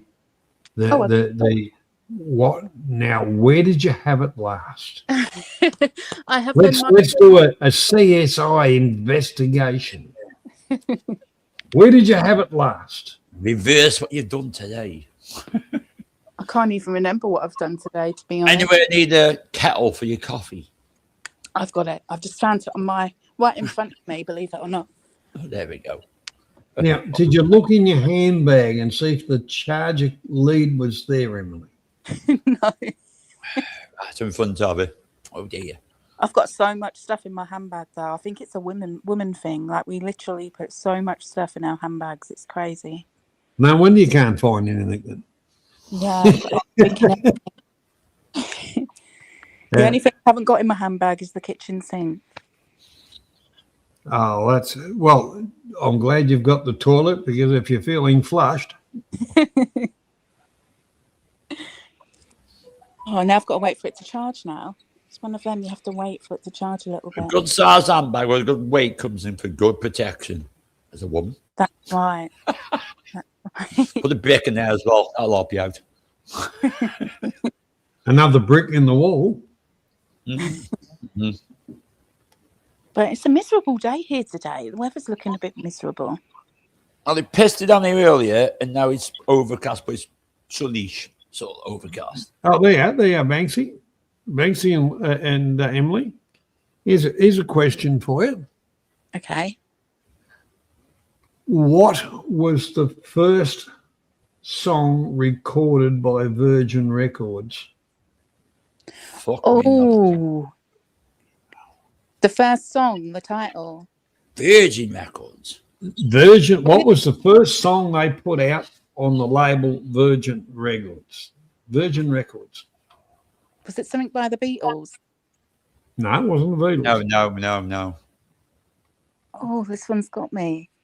It definitely wasn't the Pistols. It was way before then. Way before then. When did they actually come out, Virgin Records? That must have been like... Years ago. Nah. Before Virgin shops were doing shop. Branson launched Virgin before he, launched it worldwide in England. Virgin Records. He came under another shop before it was Virgin. He bought him out. Yeah, but on the label Virgin Records, the first one he bought out was Tubular Bells. Oh, fucking Mark Oldfield. Fuck me. Intriguing. Fucking hell, and that was after the Pistols. No, hang on, it's about the same time, 1970s. Yeah. So, The Exorcist. I've never seen that film. Good film. Very good. Don't watch the rest of it, just number one. It was, that kind of sounds and whatever was newer to the environment, we might say. But, it wasn't long after that Bowie. He was a bit of a queer prick anyway. But I like Bowie. Leave him alone. He did some fucking very interesting fucking songs, to be honest. Bowie did. He was in that Labyrinth, weren't he? The film called The Labyrinth. That was quite a good little film. I think that's like kind of iconic. But yeah, was he gay? Well, bi. They say he was bi. People say he was gay. They said he was bi. But to me, I thought it was good because he wrote his own material. He didn't have a songwriter. He wrote his own stuff and put together his own stuff. So that means it takes a lot of intelligence to put your own material together like that. Do you know Joe Longthorne? Pardon? Joe Longthorne. Johnny Longthorne. Joe Longthorne, yeah. He's dead now, but he used to be a singer, and we were distantly related to him. Joe Longthorne. Yeah. Can't see it. I'd have to really think about songs for that.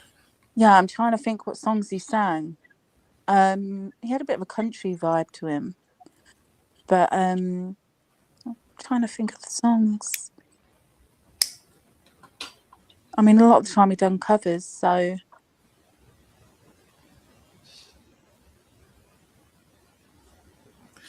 think as Dave Bowie did a couple of movies actually. Really? The Man That Fell from Mars. I've never heard of that one.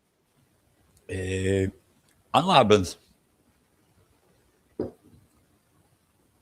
Pretty good film, The Man That Fell from Mars. Dave Bowie. Pretty interesting in this sort of style. I always get him mixed up with that other man, Freddie Mercury, for some reason. He was just as good. Great songwriter.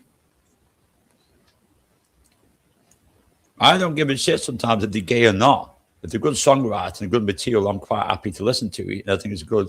It's good. End of. Who would you say is your most favourite artist of all time? You can I only really haven't got one. yeah. There's too many. There's too many to mention. I really, artist-wise, or production, or songwriting. Well, I suppose, this is history. With some of the gay type. No, Lennon and McCartney weren't gay. They were good songwriters together.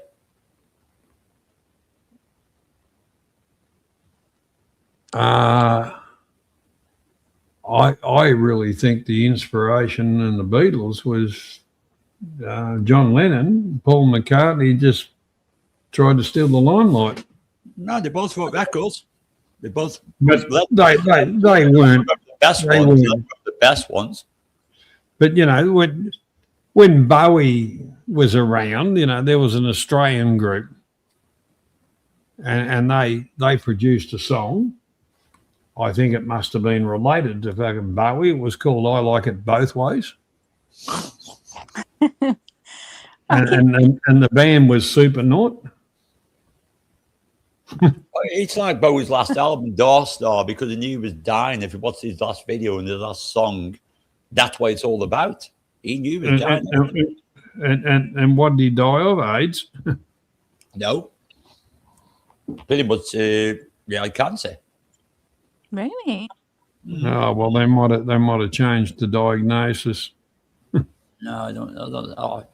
No, I can say he's up there with one of my, I think, a good writer. Don't get not into Elton John though. Nah. Is that Elton John's still alive, isn't he? Yeah, unfortunately, he can't work out who he's fucking in whatever.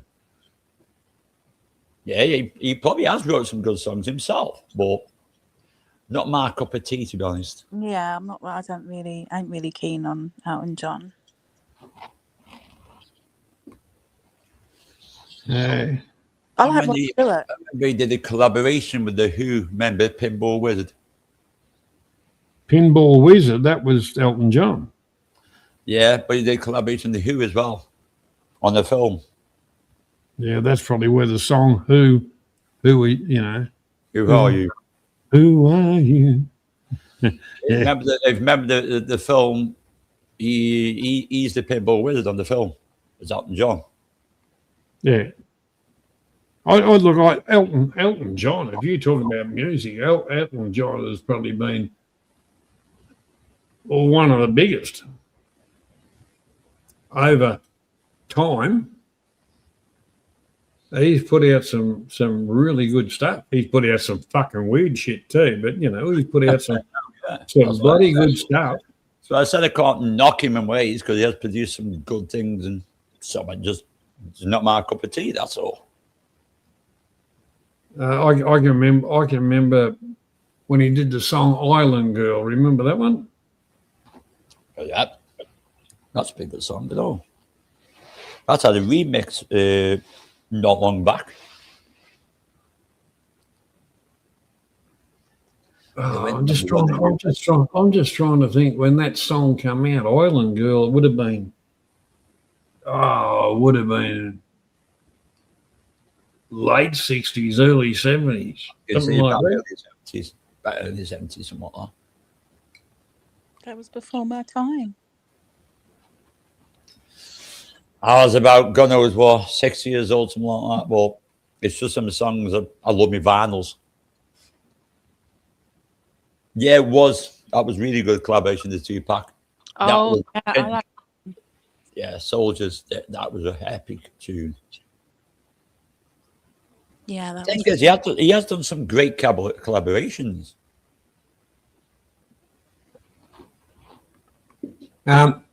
Chuck, we did warn you about that long ago. You're in the land of smiles, so fucking smile. Get a fucking Leo and say, enough's enough today. That'll do. There's always tomorrow. Yeah, work on time. Later. And I tell you one thing, Chuck. I was was trying to do stuff and I was fucking me back up and myself up and all the rest of it. Then I just took a step back and I just said, fuck it.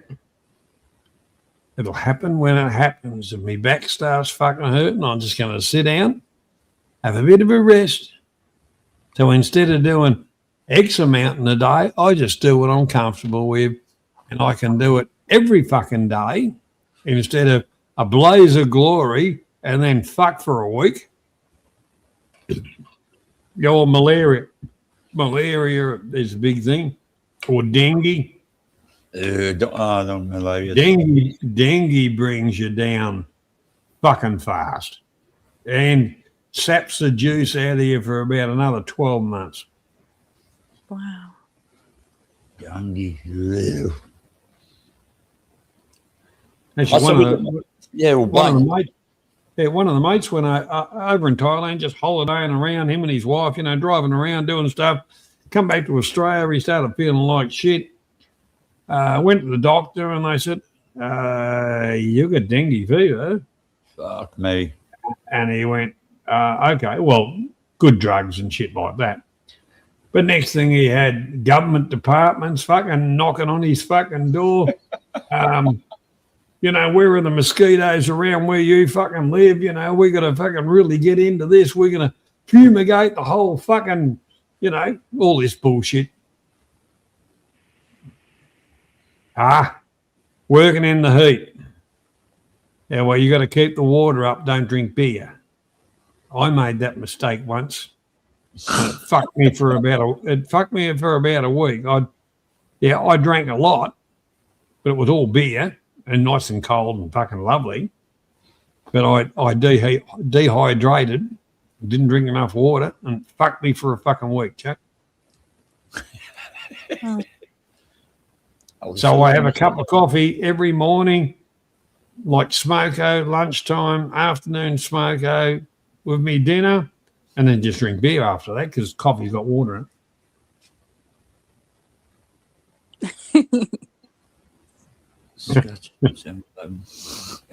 Now I've got to the stage, Emily, especially like in Thailand. I'm just going to be the prick of a supervisor. Right, do this, do that, do that. When it comes to some of the stuff, yeah, I'll do it. But labour is very, very cheap. So why bust your own ass? Exactly. Yeah, that's a good idea from us. Them patties, them sausages work really good. Yeah, you burnt yourself out, mate. That's yeah. And I tell you what, that'll fucking kill you too, and fucking quick.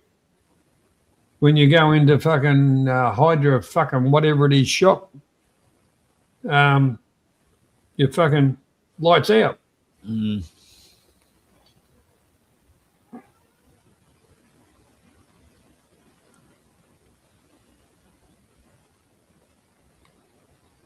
People actually charge for them IV drips now in the UK. Like you can go in and get an IV drip. What? Oh yeah, because you're probably waiting 6 months at the NHS. Oh, it's ridiculous, the waiting times. It really is. Well, if you analyse it, Emily. G'day, Triple. How you doing, buddy? Hey, Triple. How you, Mum? With the influx of parasites that head straight to the government purse and then straight into the medical systems, the ones that built it, the ones that paid for it, the ones that maintain it get pushed way down the fucking list because they're in need. It is. It's crazy. It's trendy. Oh, we're helping the ones in need. The ones that paid for it, you're in need too, but fuck you. Oh, no, this makes better publicity for us. We're humanitarians.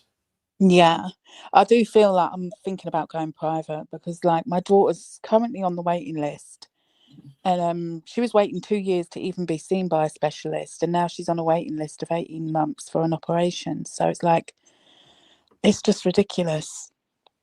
Well, they've virtually got it.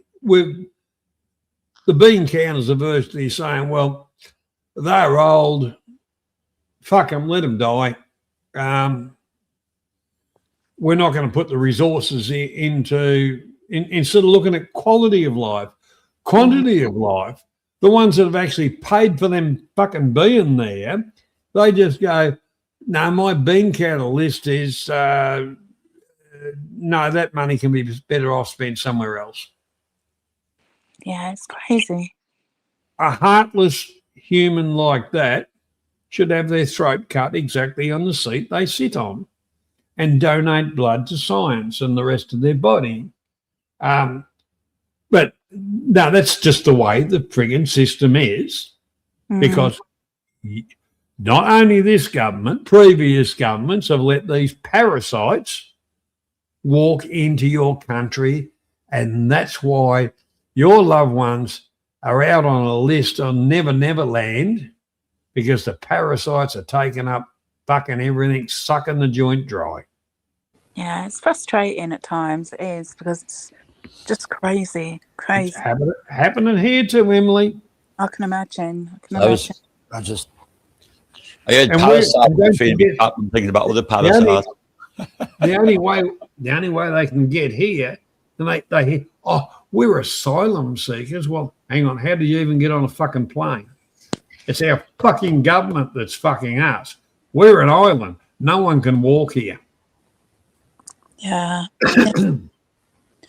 It's crazy, because then you've got the people that do it the legal way, and they're doing like paying ridiculous amounts of money, and these people just come in on a boat for nothing, and it's just the system is just back to front.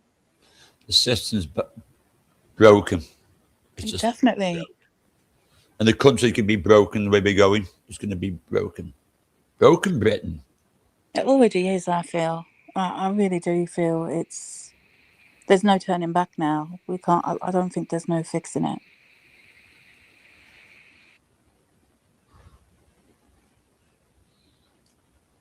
But it just makes you think about your children's futures, their children's futures, and how it's going to be for them. That's what I do all the time. I overthink that all the time.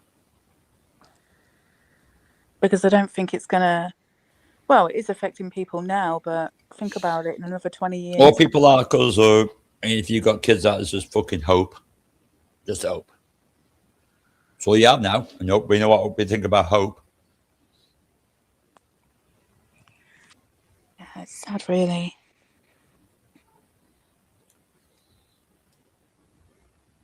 I mean, look at me. Just take me back, for instance, car practicing. I had to go private. Otherwise, I got to wait for 4 months to see one. I can't wait 4 months off work for that. Then I'd rather pay it myself and get myself sorted out. I'm back to work. You know, it's a pain in the ass. Yeah, claimed a little bit back from work, but only a little bit. But it's pitiful when you have to do that, and you're paying your wages every fucking week, your taxes, and you still got to wait and wait and wait and wait. And you turn up and you go, what's going on here?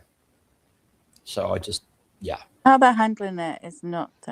Look, I strongly believe it's being done on. It's orchestrated. I strongly believe it's being done on purpose. There's something going on. Sometimes I feel like I want to just tap out.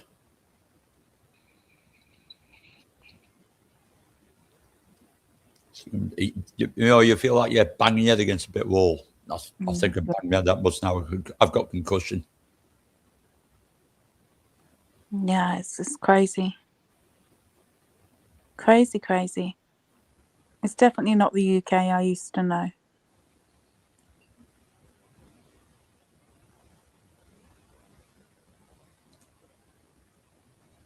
Do you know, I was just thinking about, I don't know why this sprung to mind. Elton John, that great 2 songs he did, Candle in the Wind, and then he did Diana's song. He changed it, didn't he? Yeah, that was for Diana, wasn't it? That was amazing. Yeah, but the original one he did was about Norma Jean, was about Marilyn Monroe. The original one he did. Oh, he really? changed it. Yeah, he changed it for Diana. The original one was about Marilyn Monroe. I was like, you that? Norma Jean, the original one. But he, with that deeply with about the entire us in the UK about down there, I'm glad he changed it to that. That was a beautiful song. Yeah, I don't really know what music's out now. I just listen to older music, like old school music, because the music that they bring out now is just like it's not even music Shit. anymore. Yeah, I don't bother with it anymore. I mean, I can't remember the last time I bought a vinyl, to be honest. Just nothing there on the fucking mix. I'd rather keep my own vinyls while I've got a mix. And they're old, but at least I can get a fucking tune out of them. I mean, I don't think when they put on the radio, and I do listen to the radio quite a lot, I listen to hit mixes and shit like that. Well, everything's the same rinse and repeat when it comes to the fucking music of the mixing. It's like nothing's fucking new. They even remix the mixing now. Shit, I used to mix fucking years ago. And yeah, you lost the plot. yeah. It's I'd rather listen to John Denver. I love John Denver. Shit, eh? Well, there you go.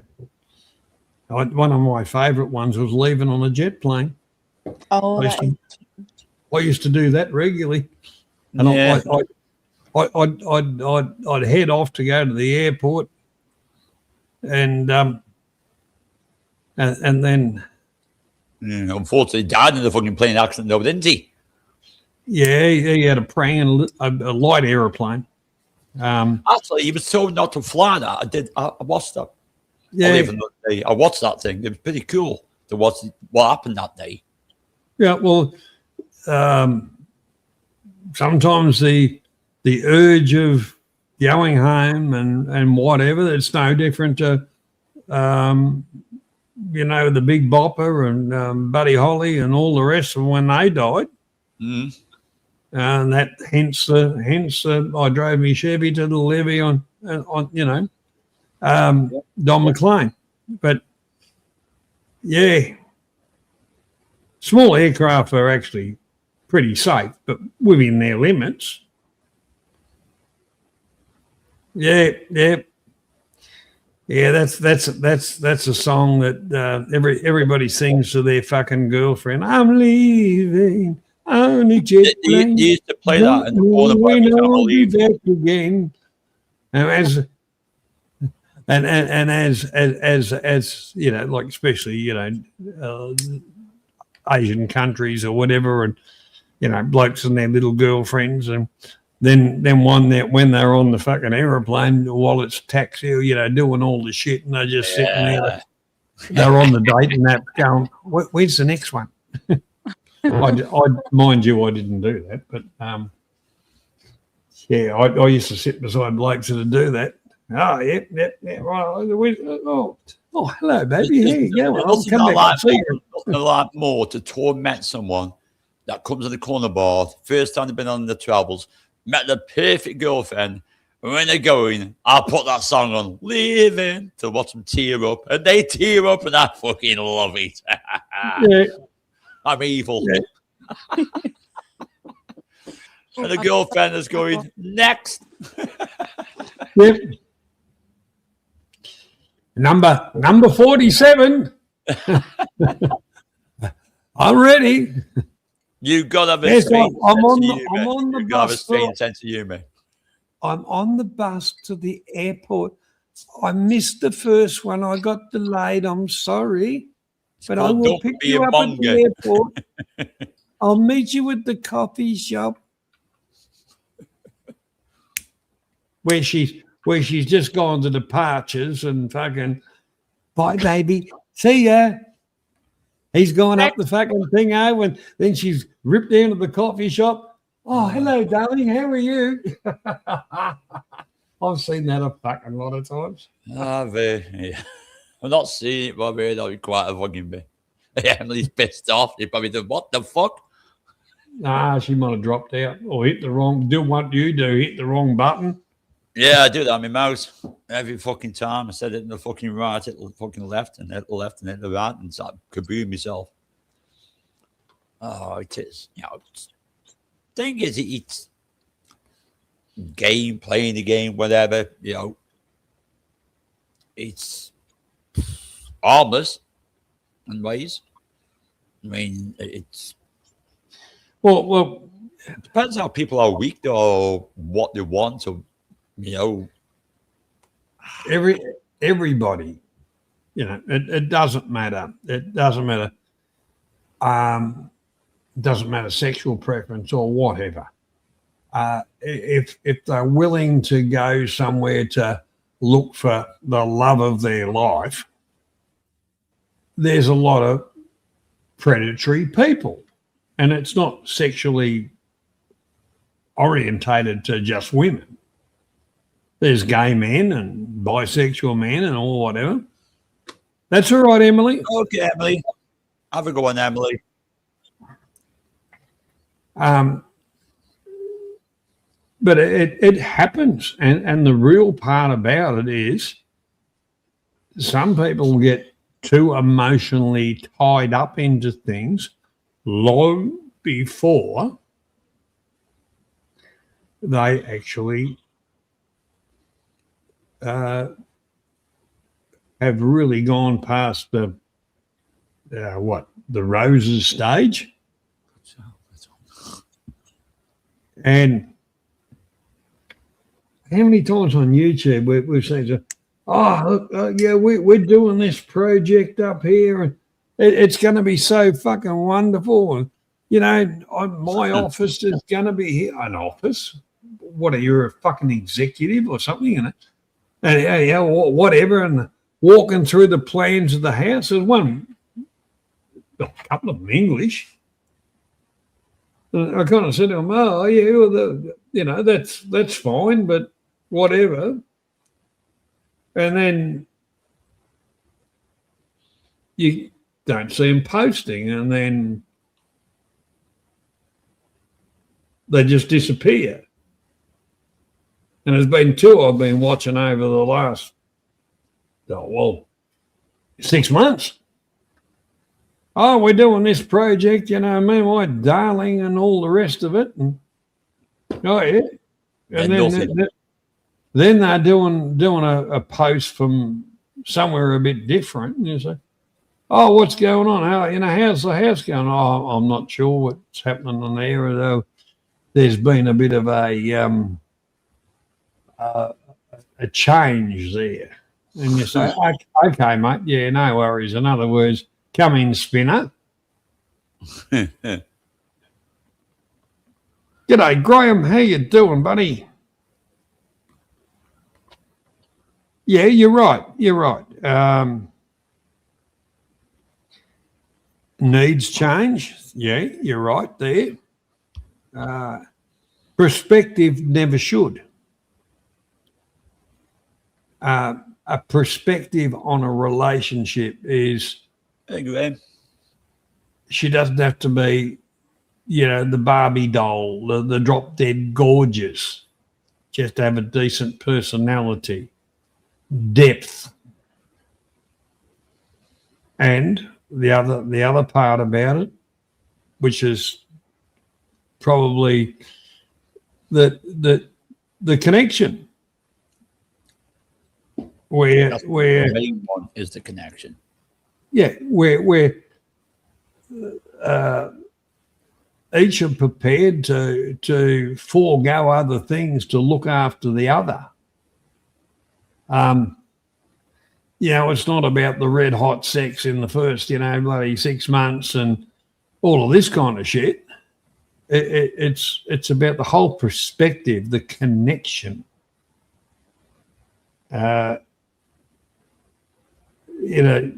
Pictures fade. So, the wonderful red hot little darling, after she pumped up maybe a couple of kids or whatever, everything changes and you go, fuck me dead, who's Godzilla? Well, you're in it for the wrong reasons. There's no fact any pictures change, memories don't. Yeah, that's right. I've always believed you'll find the fucking right one when you're not looking for them. Yeah. And there's the other saying is, looking for love in all the wrong places. Wasn't that a song? Wouldn't be It surprised. it just happens to be. So obviously others have experienced the same situation. Exactly. Let's just write a song about it. Yeah. Yeah.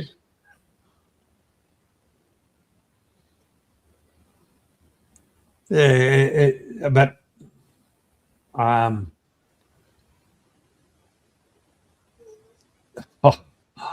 just thinking, what I've seen over the years, with people in bars and restaurants or whatever. This is the love of me life type of thing. She's wonderful and she's very attentive and all the rest of it. And, then they kind of make the move or whatever. And for a while, they're getting exactly what they wanted and what they're paying for.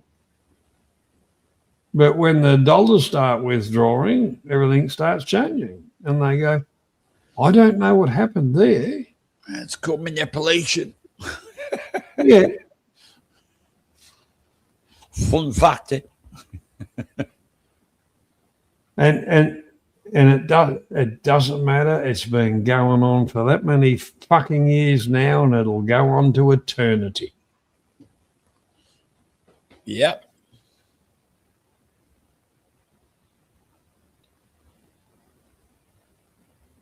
Somebody full on. She's been on an F1. I bought some new catnip for her, and she's been in full on fucking F1 mode all fucking morning. She's gone to sleep now. Time. Fuck for that. Fuck me. Well, you've got that fucking window. Grant her takeoff. Fuck. I'm thinking about fucking putting one in the roll up fag and roll this catnip up myself and smoke it, see what it fucking does for me. Oh, God. Wouldn't do that to my kitty cat, mate. Not my pussy, as Mr. Slocum would say.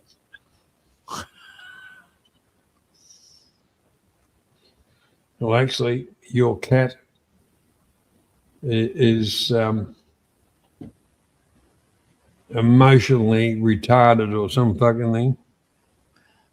No, she loves me. Good night, Andy. Take care, buddy. Later, Andy. But it's animals and different animals. If they connect with you, they want you. They take it. You don't own them. They own you. Yeah, all to themselves. Every time, even I talk to that cat goes crazy. I'll talk to Lisa. That cat goes crazy. Meow, meow, meow all the time. It's like me. Yeah, she owns me. Different animals. It'll start off as a dependence because you feed them, and it's not every one of them.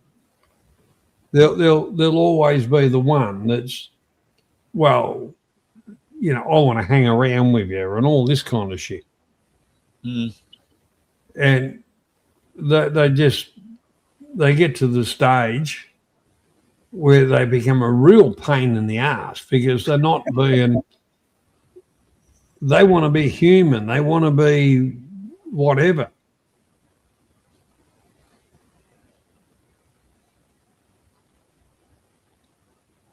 I don't mind my kitty cat. I mean, I've had a lot of cats, but I've got a bit of a connection with this fucking cat.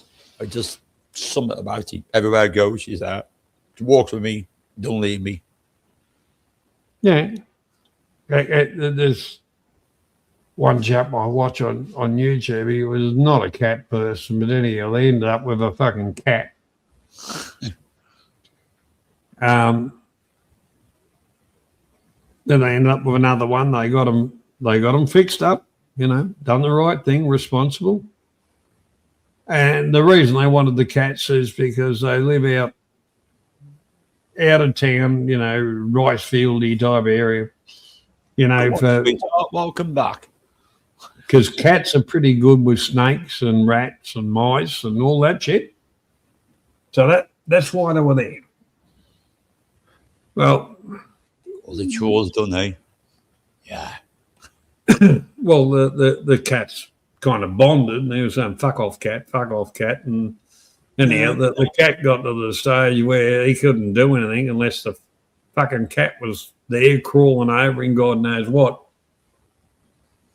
And they went away. And they got someone to look after the cats. They come back and there was no cats. The cats had disappeared. And a little bit of research, a little bit of whatever, and just said, well... Man about his fuck's sake. They are kind of edible, Hey, Johnny does love cats, why doesn't he? He's got one cat with one eye. What would you expect from fucking Johnny? A cat with one eye. And not the arsehole eye. Yeah, that's a cat that... Well, I'm talking about what am I talking about? A fucking cat that adopted me. Yeah, but he likes watching your YouTube, so he fucking keeps coming back, and in the end, you've got a bit of a bond now.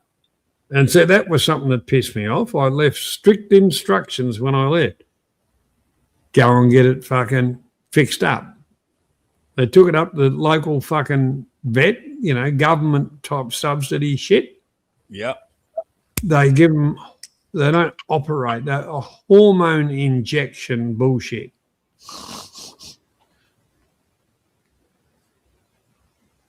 Yeah, well, apparently that cat's had fucking 3 kittens. And I thought to myself, well, that's okay. That means there's 5 in the sack that are going to learn how to swim. Oh, behave your fucking self. Oh, fucking don't you make me. No, fuck it. Look, take them the monks. You got a government employed vet to do a job. So, we use this hormone-y fucking shit, and it fucking, it's really, really good. Take them the bloody monks. Take them up the temple. No. Yep. Get a bag without an hole in it this time. Oh, yeah, that's right. Yeah, like the last time. Grabbing fucking cats and throwing them in the fucking thing. Next to the cunts fucking thought it was a game because it had a hole in the fucking bottom of it. Get a bag. No, don't put in the water. Take it to the fucking temple, for fuck's sake. Do that for me, for fuck's sake. Just stitch the hole up. The whole part about it, you've got to take responsibility. If you own an animal, you've got to take responsibility for it. And if you don't want it to breed and all the rest of it, you get it medically fixed up. I mean, mine isn't neutered. She doesn't go out. Well, she doesn't let him like out unless it's fucking raining because she's strange. Or she's with me. But it's, I don't know, something about it. She's in season now, but she doesn't bother me too much. Meows a bit more than she normally does, but she's a chatty cat anyway.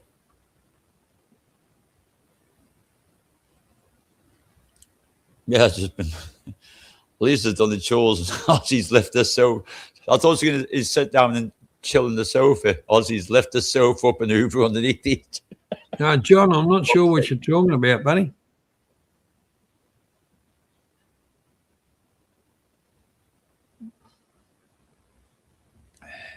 Real boy. Oh, me lid. Yeah.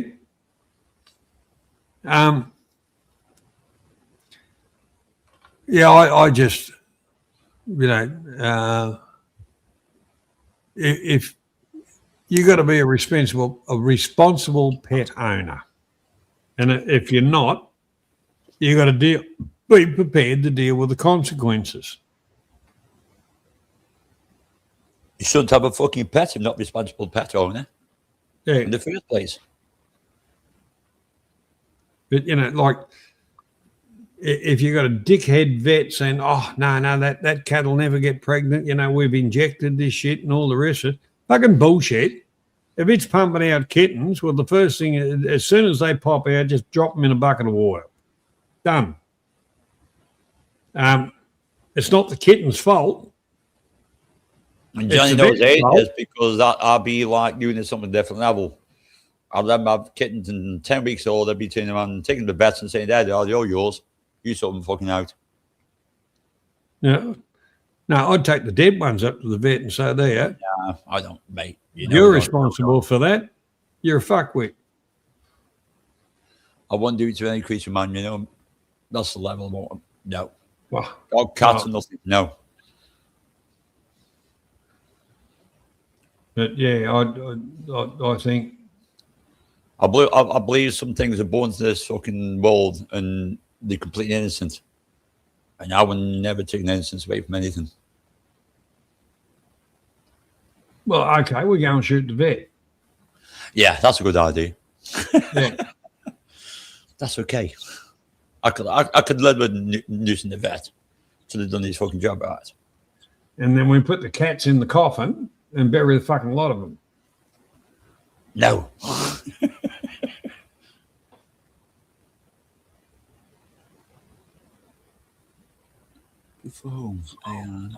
I've seen goes. I'm just trying to work that one out, Lisa. I'm trying to work it out myself now. The price of beauty should be tweaked on, the price of a beautiful home. Home is where the heart is. Oh. Lisa loves her little place. She loves her home.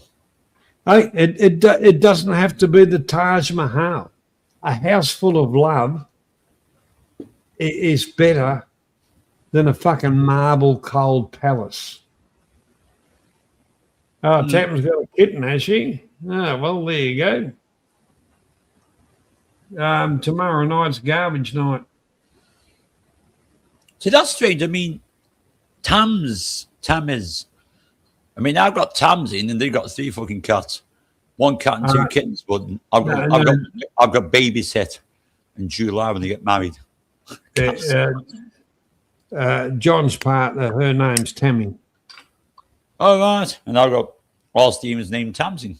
Yeah, well, the thing is, there is a subsidy bullshit thing, but the Australian vets have worked out. Yeah, Debs. You can make money, big money, out of fucking pets. Instead of curing the problem, you give somebody something that masks it, and they keep on coming back. G'day, Debs. How you doing? Good morning to you. Oh, Johnny's a bit slow today. I'm on the spot. That's and even in the medical practitioner side of things, everything masks the real problems. They don't address the real problems. They just are here. And they get their kickbacks from the fucking drug companies and all the rest of it. It's fucking corruption. $600 just to walk in the door. Fuck me, that's exploitation, that is. Yeah, well, that's why I always kind of said, like my dogs, I've always kept them in good health, well vaccinated, every fucking thing like that. But if there was a real big problem, I would do my bank balance and them a fucking favour and just put them to sleep.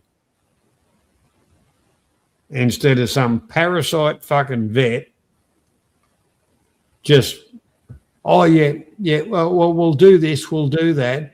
Bring them back next week. Oh, we'll do this. And it was, you virtually fucking be ticking over a fucking $1,000 every fucking time you went there. Bullshit. Absolute bullshit. And it's funded by drug companies and idiocy. Because every problem, everything's underlying. You fix the underlying thing, you fix the other fucking things. And right through the medical paternity, they know it. They've got the ability to do it. It's all about the money. Any medical fraternity, we know it's all about the money. You know, there's so many cures out there, but they won't give them cures because it's all about the money. John, it's a red bin in a plastic bag.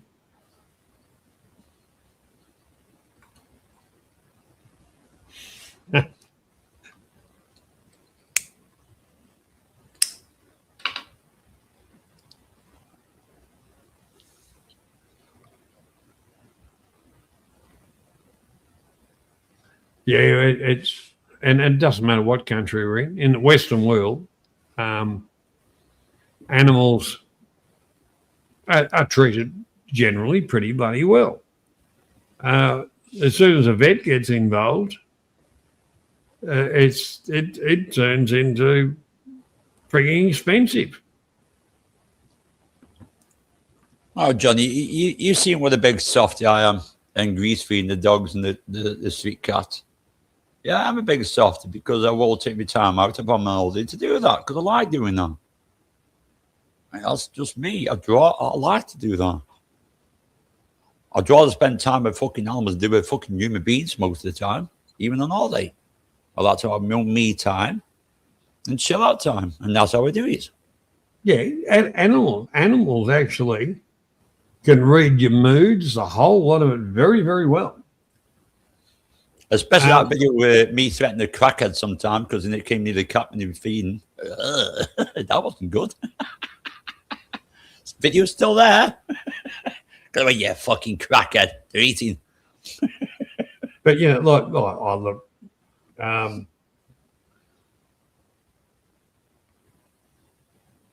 like I say, predominantly I've been a dog person, and I've had some wonderful dogs, and they've died of virtually old age, or they've been put down due to old age pains and stuff like that, you know, stuff that can't be fixed. Yeah.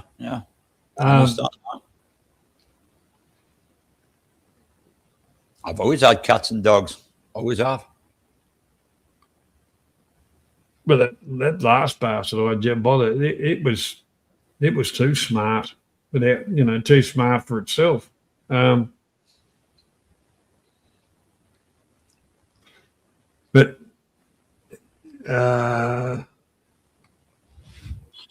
yeah, like I've had a few Chihuahuas, or Chihuahua cross.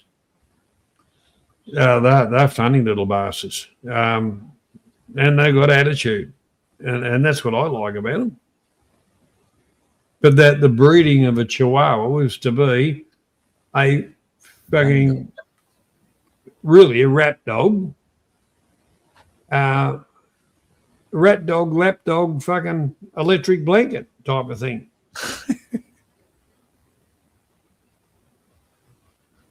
They were, you know, they were a house dog to protect the house, everything like that, and you know, and they always want to be close. So you go to bed, fucking dog goes, well, right, I move over. Where's my spot? You know. A beagles are an interesting dog. There's, yeah, that's right, Debs. Yeah. I think there's a couple of different strains in the beagle because they are a hunting dog. But a lot of dogs, you know, that comes back to no different to people if you really connect. But dogs' senses are fucking 100% above people. A dog can virtually knows when if you're getting a bit fucking slow or a bit crook or whatever, and they're like bloody tape. They just fucking stick to you. All animals sense it better than fucking human beings most of the time. Do you know, man? All of them do. If they, like say, if you connect with them, They know when you're effy. They know when your mood swings. They know what's wrong with you. They can see it. They can sense it. Yeah. Yeah, like during stages of life, from the farm to, urban living, breeds have changed, but I've always virtually, this is the longest period I've ever been without a dog.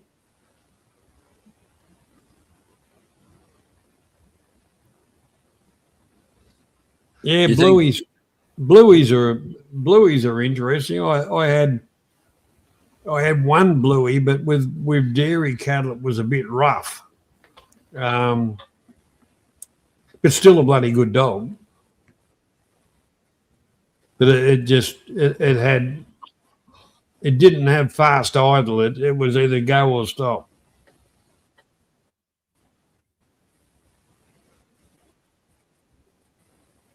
What John? What you need is an American bull terrier. You won't have to fucking walk. You just ride the dog. And although they look big and aggressive and all the rest of it, they're as placid as fuck. They're a great dog. And that's the other thing with different dog breeds. People associate them to being, they're violent, they're this, they're fucking. No. The dogs reflect their owners. And that's the true bit about it. The dogs reflect their owners. The dog will always look after its owner.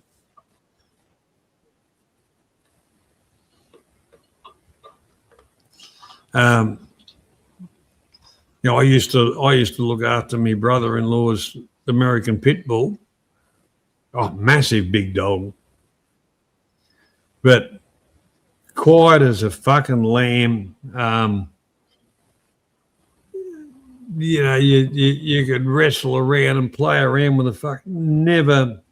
But if somebody was doing something that it thought threatened anybody else, of its family, it arced right up. And like I say, it wasn't a small dog. The bloody thing probably weighed fucking 70 kilo.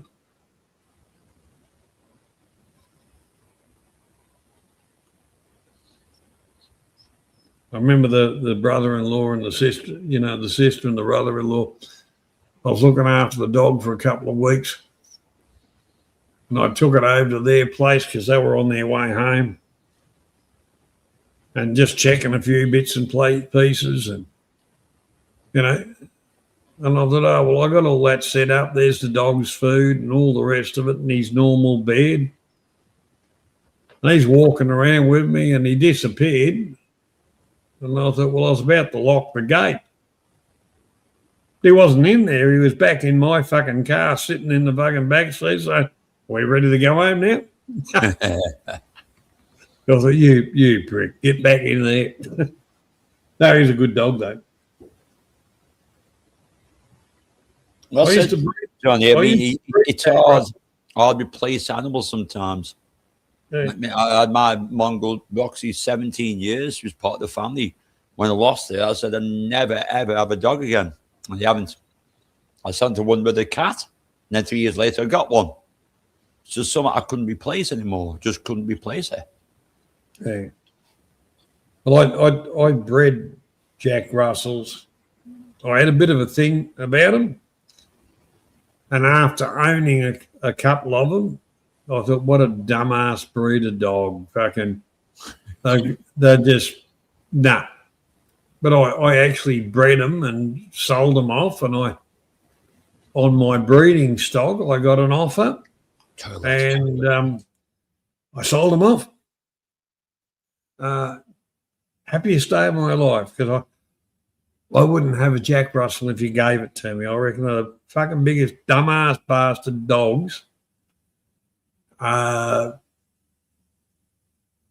every other dog that I've ever had, you say, well, if I say stop, it pull right up. That's it.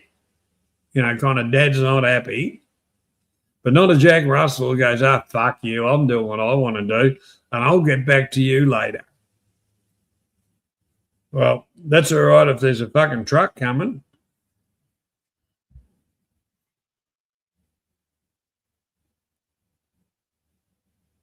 Which Harry are we talking about, Lisa? Meghan Markle's fucking Harry or...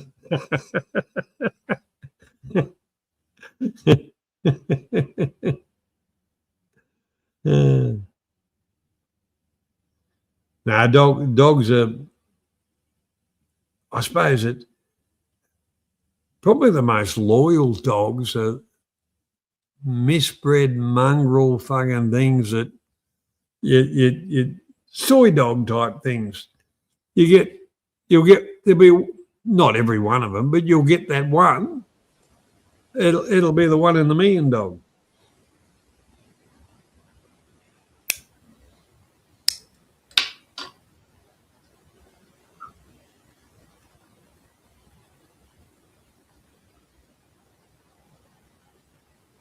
What breed is he, Lisa?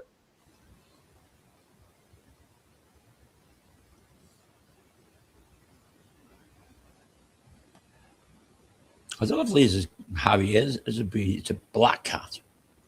Big black cat.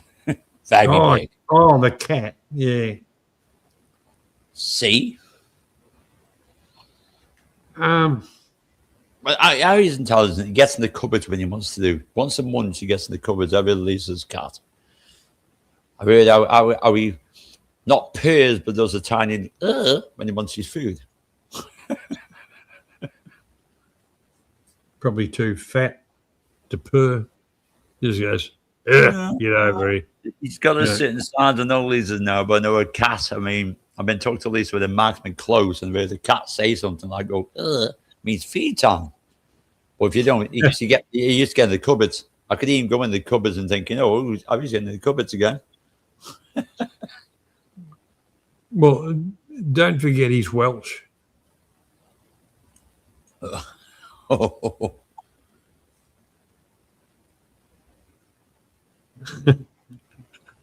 The cat's probably established land rights now, so it doesn't matter.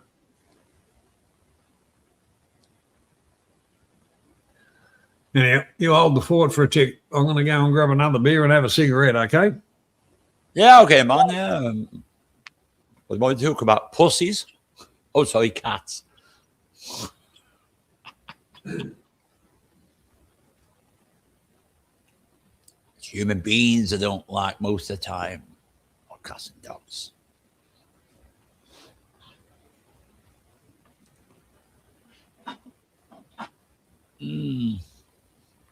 Yeah, but my got some new catnip today, and it turned up. I thought, okay, then I tried out in this one. Oh, fuck it must be good shit. It said 100% pure catnip use.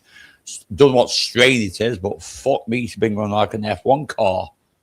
Now she's eventually going to sleep.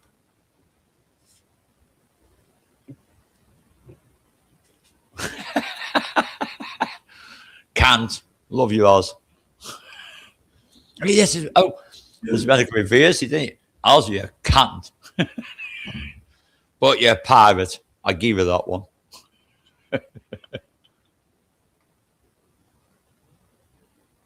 I know, Oz. I thought you would let the link, man. You need some content.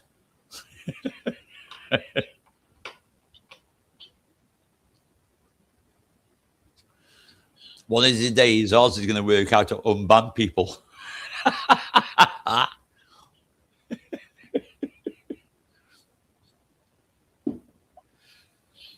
Okay, now. The only guy I know who can do an hostile takeover of my fucking channel and get people on Facebook fucking talking, thinking, what the fuck's going on? Who's this guy?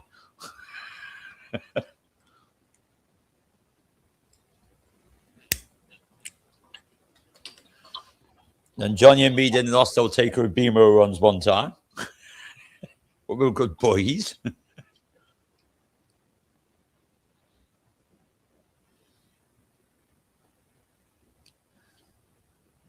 Tries to reach out when me, man.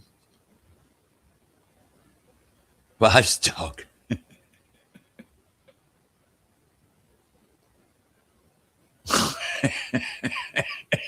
For sake horse. Fucking hell. Oh. Yeah, cats are once worshipped as gods. Actually, in some lands, they're still worshipped as gods. In some lands. There's still people in them lands that still worship them as gods.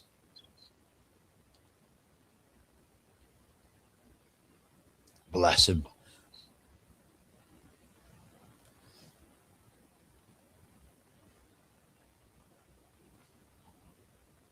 Oh, Jesus.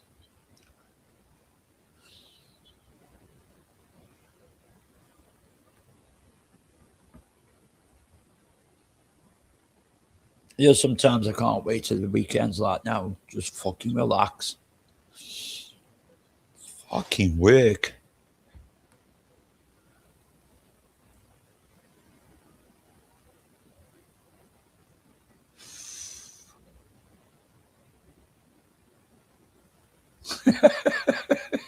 Go on, Graham. Yeah, probably thought oh, you needed a bit of entertainment in your life. Just get your leg and go at it.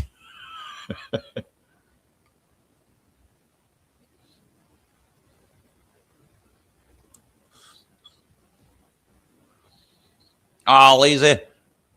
Hey, he's my YouTube daughter. Hello, Shancamp. Great video. Let me introduce my YouTube daughter here. One of Lisa's special friends as well, Shancamp. Good to see you. Mr. Chris, but good to see you. Anal discharge. For fuck's sake. Get out. Don't tell us about anal discharge. You'll probably say about something about it.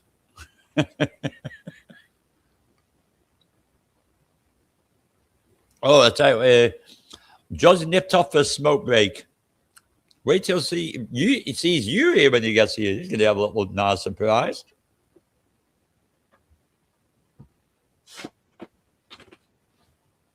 Right.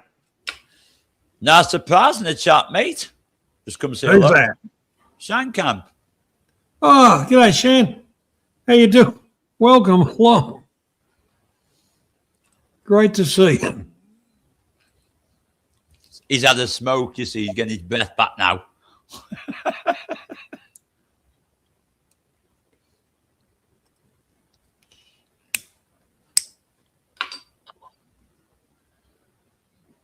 To other people in the chat, Shancamp is actually American. Lovely lady.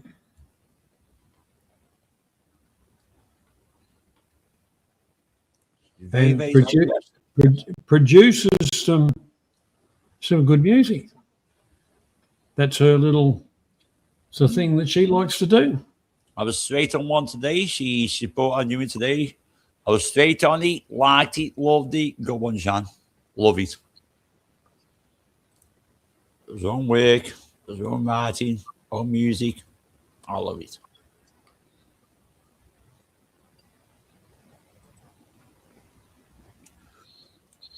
But yeah, I just when I was getting a beer and that and had a smoke, quick smoke.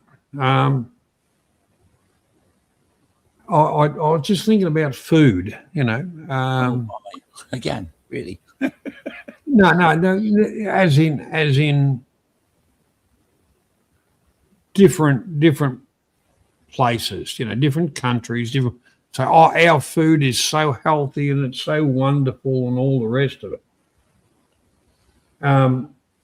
When you really look at half of it, they say, we use fresh ingredients and we use this and that,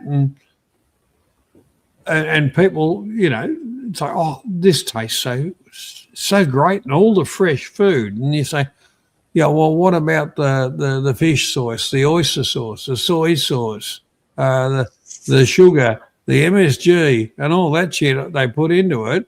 All right, can we have a reflection on that? And they go, oh, what are you talking about? And you say, well, you fucking got no idea what you're eating. And of course, then the oil it's cooked in.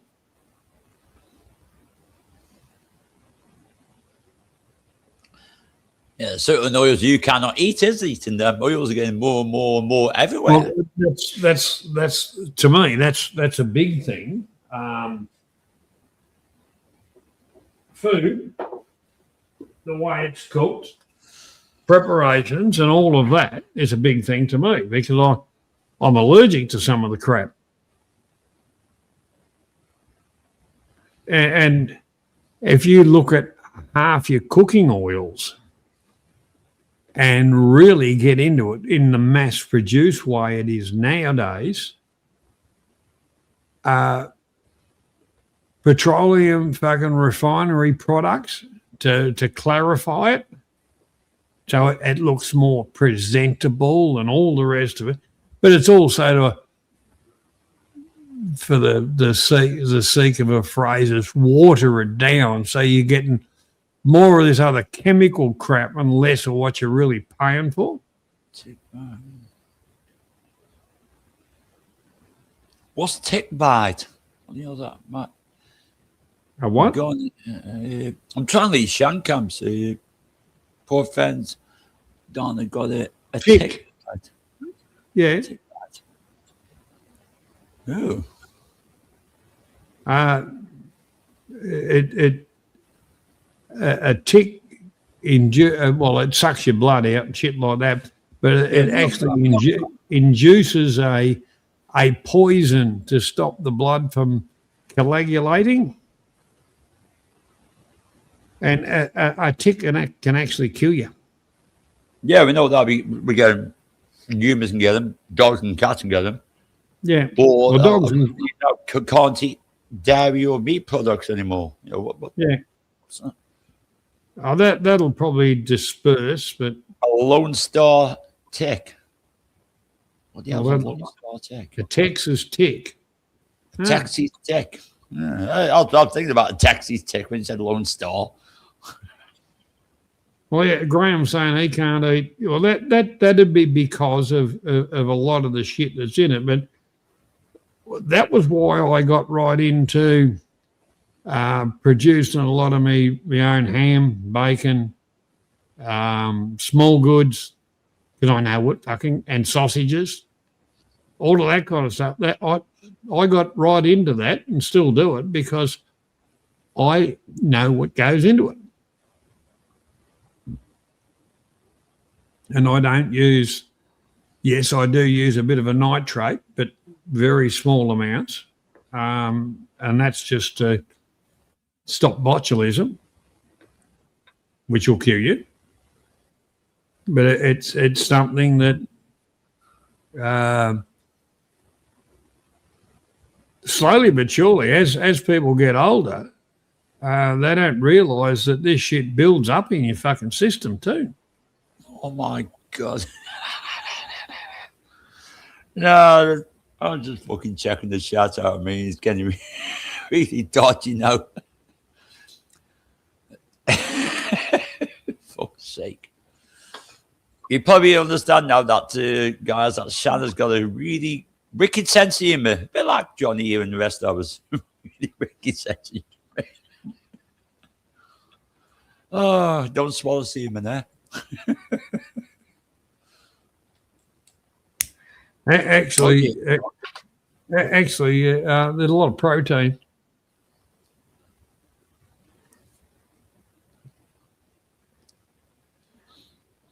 That's one thing Shan does love is the dogs. So much. Oh, dog, I love me dogs. I really do.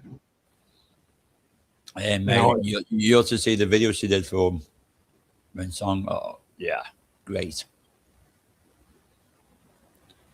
But then again, if you've just got a dog and you just say, "Oh, here you mongrel frigging thing," throw a bit of crap food out to it and just treat it like shit, it'll treat you like shit. But if you spend time with your dog, you train a bloody dog properly, and all the rest of it, and it becomes a part of your life, you get repaid 100 times over. They are. My dogs have always been a part of my world, champ. Always. And thing is, that's it with the dog. When you get the tick out, you got to get it out a certain way. My dog had one tick once, you got it out a certain way, and it worked perfectly. But if you don't get it out right, that can really fuck it up. Yeah, you've got to virtually grab hold of their head. Yeah, you've got to know what you're doing. And pull them forward. Mm. You were both from the farm, same as me, don't you? You know the method of it. Some people don't know that method. But the other the other thing is, if you're walking through, bush type country, where a little bit on the damper side or whatever,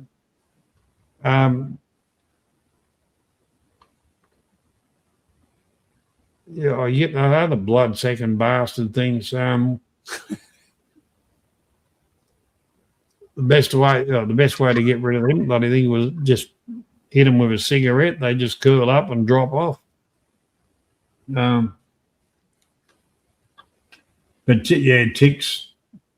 Usually they get in under the skin in the neck, behind the ears, folds in the legs, or around the bum crack. It's where the soft, where they can kind of hide and burrow in a little bit, and easier to detect, or harder to detect, I should say. You don't get them so much down the back of an animal, up around the ribs, not so much. But yeah, down around the genitals and. I knew you're getting the ball somewhere there. What?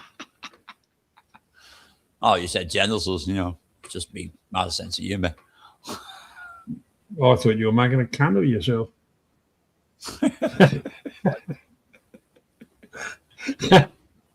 Fucking nasty on the ticks.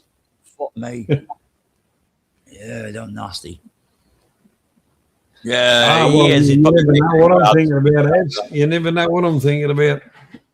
Leeches, that's what I was thinking about. Leeches, parasites, Leeches on the genitals? Fuck me. Yeah, that's an all-day sucker. Oh, for fuck's sake. Definitely 18 now. Yeah, the back of the neck. Back of the neck around the ears. I usually try and go for the Timutan. Folds in the skin, or what, Yeah, we can change the subject. Yeah. Yeah. I've observed quite a few leeches at nightclubs and bars.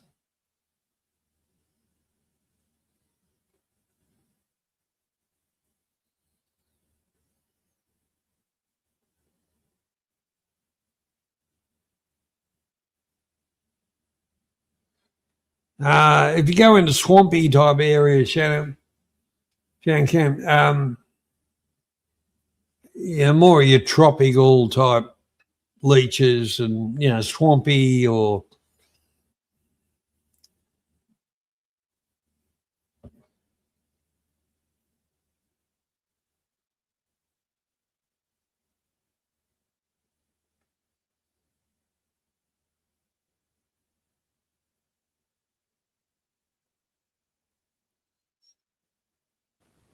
Ah, it's better. I remember I went for a walk. Oh, out in somebody's rice field, just walking around, having a look at the crop. And I kind of walked back out, and fucking leeches hanging off me fucking everywhere. Yeah, they're not good, are they? They're fucking not good. And everybody's freaking out. And I was, oh, well, don't worry about it so much. Your job's right. I just kind of sat down, grabbed out a bottle of fucking beer and just cracked that. That is it. Lit up a cigarette, puffed on it so you get the long hot end on it. I just went pop, pop, pop. And as they were falling on the ground, I squashed the bastards. Yeah, they used to use them medically to, around cysts and all that kind of stuff to suck all the fucking crap out. Anything like an infected cuts and a brain, the old medical practice would put leeches on it and they'd suck all the crap out.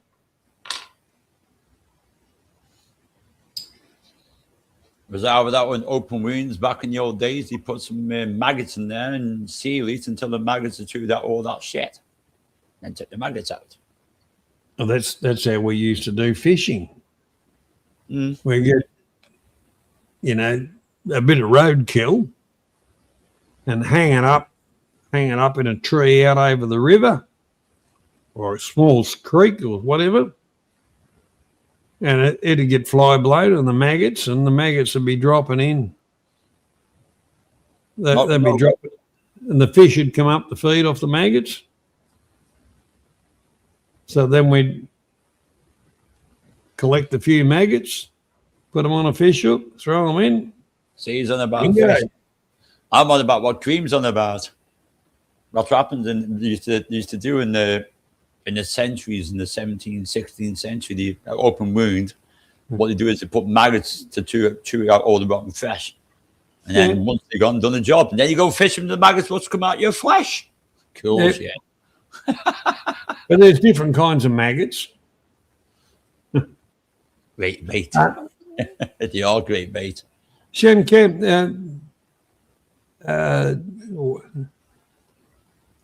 a third world country, that's pretty hard to work out. I think every country's a little bit has got a section of third world in it,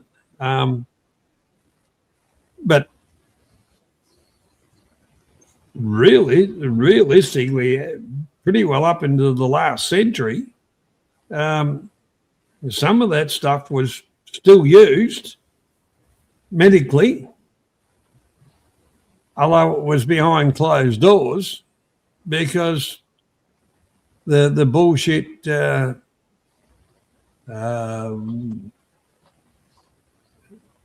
big pharmaceutical company stuff wasn't working.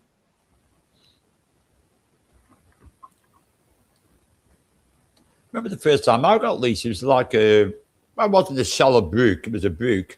I got the brook and I got about 3 or 4 leashes on the bottom of my ankles. I did the same as you, just burnt them off. Got a smoke and burnt the fuckers off. Easy done. Everyone freaks out and goes, oh, what the fuck's that? Have a smoke and burn the fuckers off to drop off pretty easily. Yeah, well, there is an Indian, there is an American Indian thing where they go out in the desert and, small snake bite to get higher awareness of the spirits and all, Well, that's a bit dodgy. If you pick the wrong snake, you might get a bigger load than you thought. I never told like that, though. You can lick a toe and you get hallucinogenic sort of shit. Yeah, it's called a cane toad here. Oh, there we go. There we go. Go to Australia. Lick a toad's ass. Yeah, but they were imported. They were bloody imported. Where the hell did they come from?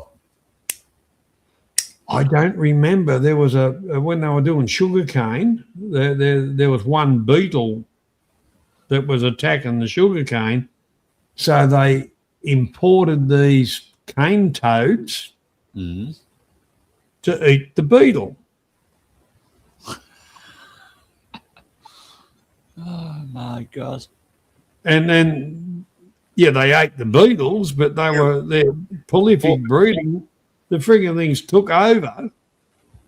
You know the question I'm going to ask next, don't you? Who's the craziest fuck to lick a toad's arse in the first fucking place? That's the one that does it. Oz, you can go first. Red belly black snake's not that poisonous. I'll take the red belly black. You go for the eastern brown or a copperhead or a tiger.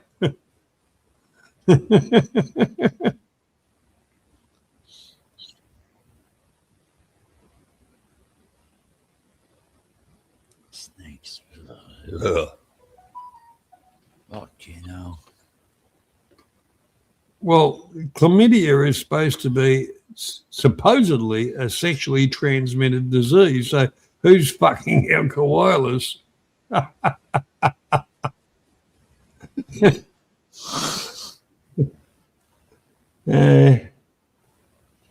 Yeah, some of the so-called science makes you wonder.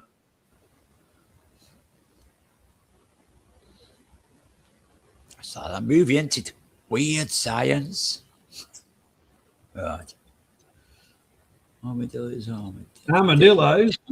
I thought we say armadillos, and I read it fucking completely incorrect there. Armadillos. Did I or didn't I? Yeah, that was good in there. They carry leprosy. Oh, well, there you go.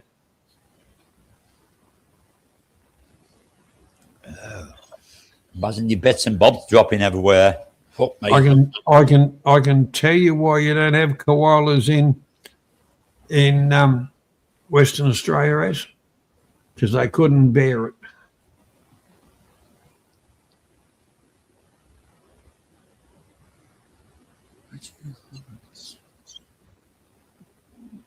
So maggots are uses.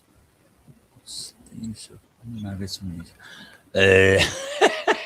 Good one, Lisa. Not too many use for maggots on YouTube.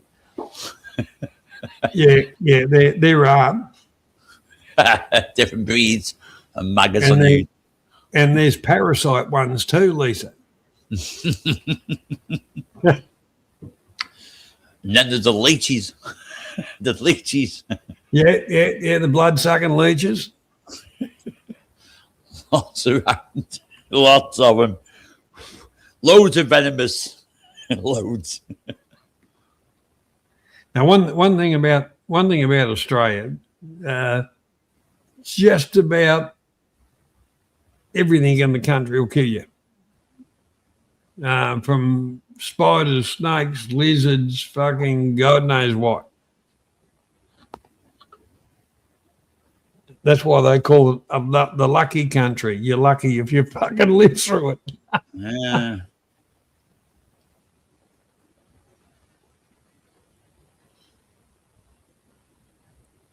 Kelly Lee Brock. I don't think I'm familiar with Kelly Lee Brock.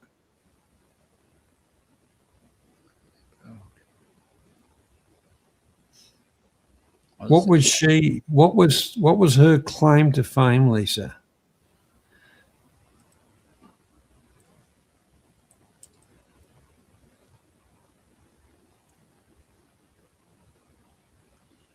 Spiders, snakes, and lefties. What the hell? Oh, he must have been on about. He's on about Australia. He's on about something else. Kelly Block. I'd have to Google that one, mate. Intriguers too. Oh, Weird Science. Fuck me. Fuck's sake. Shit. The film was just one about Weird Science. Oh, Steven Seagal's bloody squeeze. Yeah. Fuck's sake. He gave her the ass, didn't he? Yeah, well, Stephen was to the goal. I don't rate him, actually, mate. Completely don't rate him whatsoever. Steven Seagull. Just throw a fucking few chips in the air. Yeah. Yeah. I got the. Don't worry, I got the joke.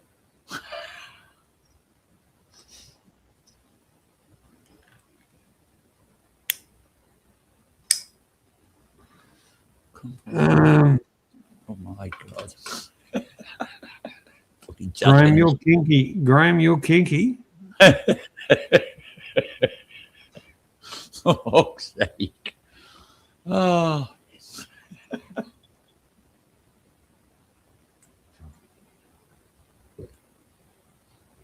There's a bit of weird science around. Oh dear, oh dear. Well, only in America.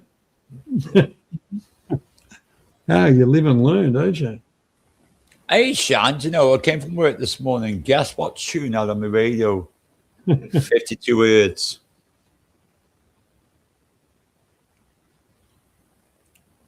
Sean does some amazing music, and I listen to it quite a lot. Coming home this morning, listen to 52 hertz.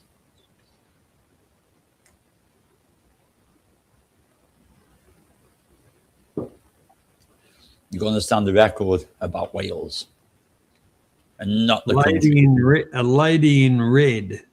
Oh, okay.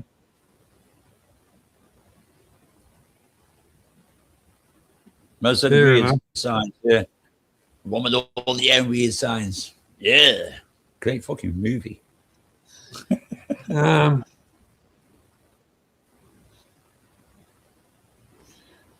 right, Shane. Take care. Thanks for dropping past. Catch you later, daughter. Take care of yourself. That was a Krista Berg song, "Lady in Red," wasn't it? Yeah, my dad hated that song.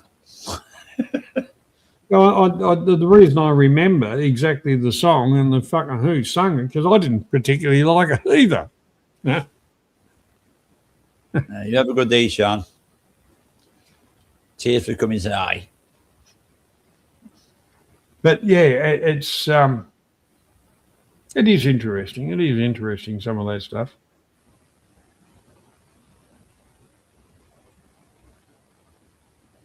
And if you talk about the Hollywood type of set, that's some of them bastards are pretty kinky and fucking way out. Yeah, Steven Seagal, I think, didn't he marry her or something like that?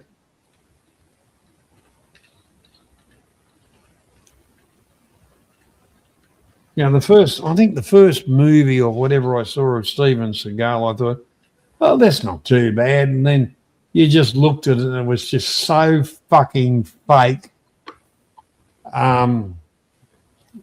Take us fucking shit. I think it's crap, man. I think it's fucking crap. Yeah.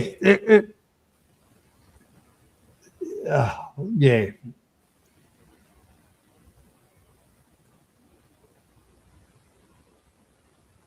I'm not going to comment on the woman in red type of thing,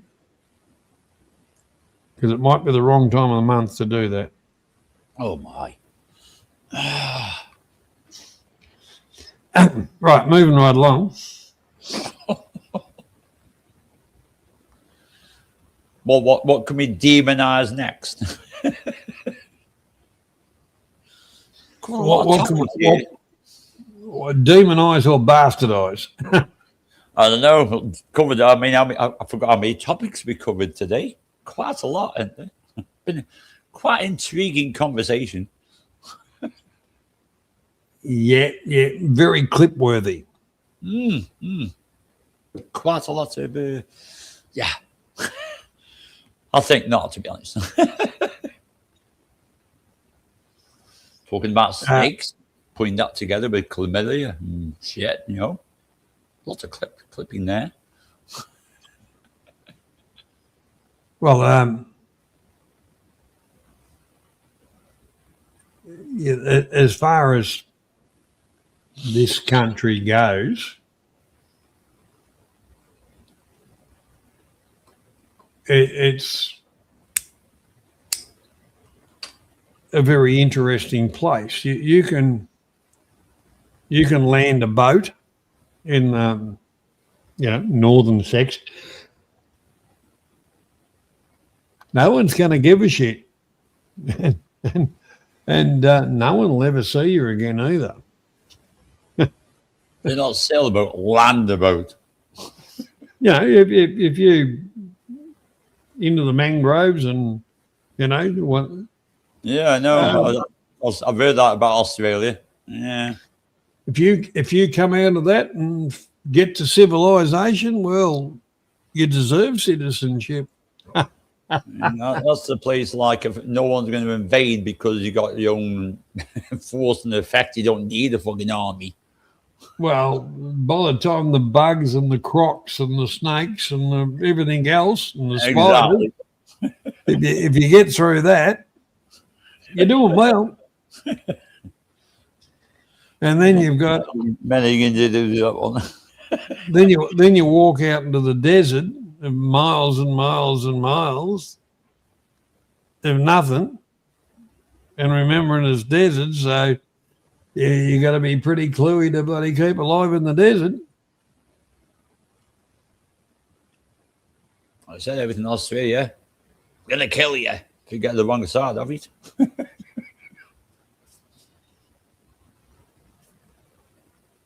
That's something you'd like, Banksy. What? Oh, the Concurry rodeo or rodeo. We call it a rodeo. Yeah, I started watching after you showed me a clip of it. I didn't even know you guys did it. Oh, we were probably doing it before the bloody Yanks turned it into a sport. Yeah, I didn't know anything about that. The locals used to do it for fun. All around the country, there's always a rodeo going. Now, at the right time of year, obviously, but there's always a rodeo going. Yeah, I can think of a couple of clowns on YouTube will throw in there for the effect of it.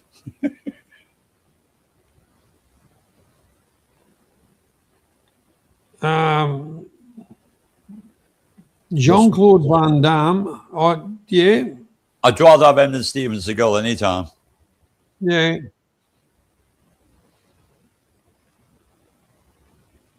Dolph Lundgren, didn't really do anything for me. In the days of those kind of movies, Chuck fucking Norris.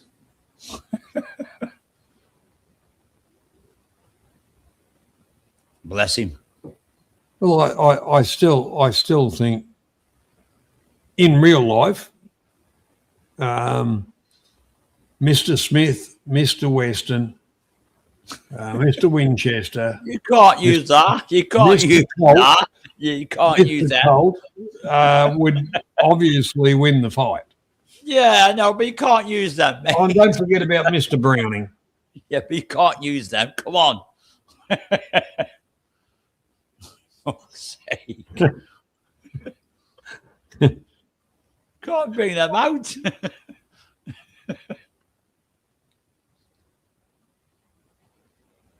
What was that show? I'm just trying to remember the show. It was a series. The Shaolin monk. Shaolin monk. Oh, you mean fucking Kung Fu? Kung Fu, that's it. Yeah, Kung Fu. David Carradine, he died in fucking Bangkok as well, didn't he? David Carradine should have been Bruce Lee's part, but David Carradine played the part.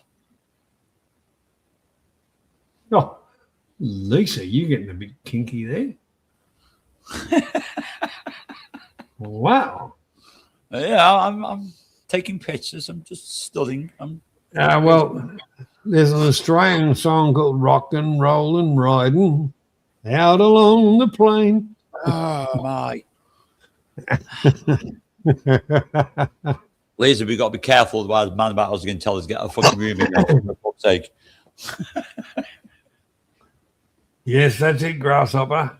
Yeah, because that was going to be played by Bruce Lee because he came up with the idea, and then David Carradine took the slot, and he died in Bangkok and fucking choked himself out doing whatever he fucking does. Well, the funny part about it, Bruce Lee, he didn't quite die of natural causes, and David Carradine didn't quite die of natural causes. Causes. That's it. I think there's a lot involved behind Bruce Lee. I think he was murdered. He wasn't fucking natural causes. How do you hang yourself in a wardrobe, for fuck's sake? But, same with that with Michael Lustenson, the singer from Australia. He didn't fucking hang himself. There's something about that what doesn't smell right. No, there's quite a few things, but they picked up on his. Was that another brick in Oz? Was that another brick in the wall? I knew Oz would come out with it as soon as a lot of get it there before Oz does. Debs, that Texas Ranger, Walker, Texas Ranger. What a load of crap that was. Oh, I still like Chick Noise though. It makes me start to think that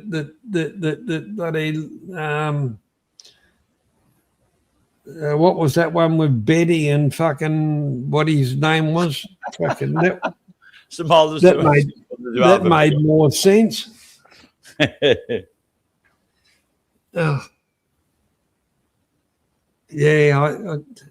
Well, we might have laughed at that as comedy, but it's become a reality because that's who's fucking running half the fucking joint nowadays. Dickheads like that. Yeah, why is I think about ties are so I don't know if you put ghosts. Very thinking about that because there was over there in Christy Johnny when it comes to like ghost boxing and things like that. Well, ties are then thinking about that, aren't they? Very superstitious when it comes to really that sort of point. Oh, I tell you what, he's a pisser for you, Banksy.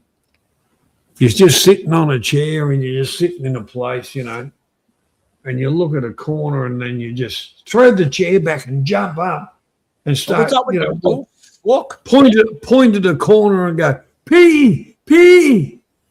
Shit. Every cunt will fucking shit themselves. Well, that's it. Yeah, I mean, I didn't know about that. What Ozzy just told me, he fucking backed up the room where he fucking died. Jesus Christ. Yeah, good they are, aren't they? They're very fucking, that's what I meant, very fucking superstitious. Very, yeah. Especially when it's a dodgy, but like you'll see houses just empty. That's because somebody died in them and no one else will want to live in them. Well, that's it. Yeah, that's why I said that. I mean, a lot of people are I didn't know anything about what Oz just told me. I didn't know anything about that room, though, Carradine dead, that they bricked it up. Thanks for that info. Actually, thank you, Oz, for the other info as well. What you give me behind the scenes the other week. Thanks very much, mate. Good information. Yeah, it did remind me. I remember something about that. But, about receipts and something in Thailand. Thank you, Oz. Good information, mate. You might be right there too, Graham.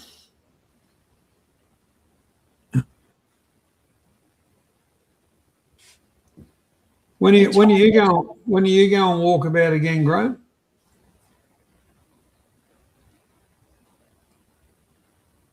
Bob Geldof. Oh, Debs, you got to be joking. What? Time why I don't like Mondays? Come on, really? You may as well have gone down the pound and got yourself the biggest mongrel dog around. Although with that, with the save the world thing, No, because he completely flopped the second one and said what he did with the first one was completely wrong. He did a 380 on it. He says, "Oh, what we did on that first live, we were wrong." Yeah, okay, Bob. But the thing about it was to realise some of the problems and all the rest of it. The money to fix something goes to governments that know the problems, that should have fixed it, but they just put it in their back pockets. And about weapons with it. So realistically, the people that are feeling, good people, they're getting fucked over anyway. You know, they're paying taxes and they're paying taxes. And the corruptions and all the rest of it, the easiest way to fix half the problems is equality. And it's not about dictatorships. And I'm not talking communism. I'm just saying everybody is worth a fair day's work for a fair day's fucking pay. Not screw them till they've got nothing and fuck everybody over until they got nothing, because fuck them. You know, the old, fuck you, I'm all right, Jack. You know, that's just not the way it really is. And there's one thing about here, it's not really, you know, it used to be, you know, how you going, mate? You're all right. You know, you're doing okay, buddy? Or, you know, if you see somebody doing a little bit hard, you know, you're not necessarily giving them any fucking money. You might give them a fucking half a bag of spuds or something like that. But, you know, help them travel. I said, it's easy to try. I actually watched a thing, Graham, a fellow, he'd leave his house, Go in the trailer. suit, the whole deal, get on the train, go into a train station, and he would go to a locker, unlock his locker, into a restroom, you know, toilet. He would change out of his suit, put it on a hanger and all the rest of it, and put on old crappy clothes and all the rest of it. Put his suit and all that back in the locker. And he'd go out with his blanket and his cup and his sign and beg outside of a major area. He was actually making more money begging than he was on his corporate job. But he still lived as a corporate world person. You know, not every beggar is a real beggar. But, you know, some of them, you know, you got to look, there's a reason. You know, there is a reason why somebody's on the street begging. And sometimes it's not totally their fault.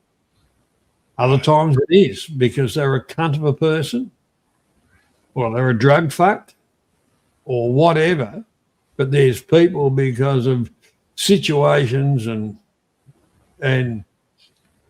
let's face it, government grabs and God knows what nowadays. They're there, no real fault of their own, where they've worked their asses off to try and get something and then got shafted. So it's pretty hard to pick. And you know, talk about homeless situations.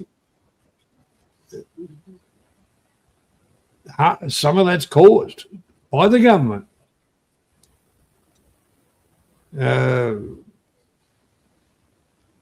I suppose along the same lines.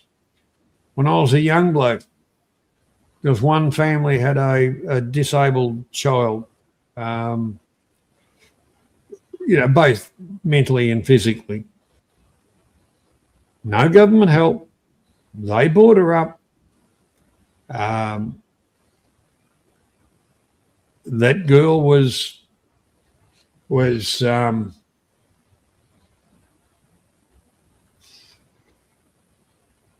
not excluded from anything,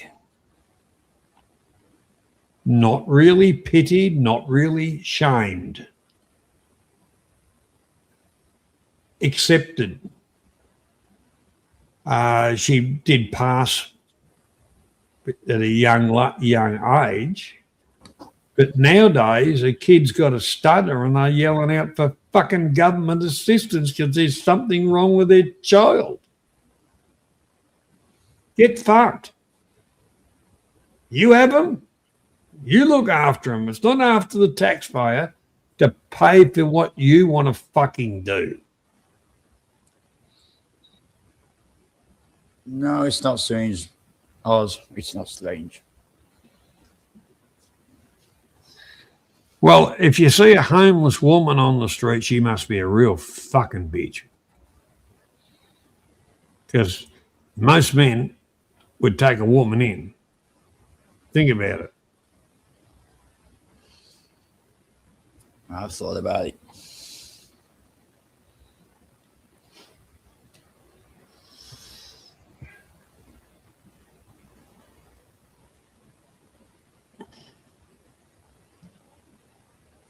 Round about hairy chest and all. God bless my fucking hairy chest.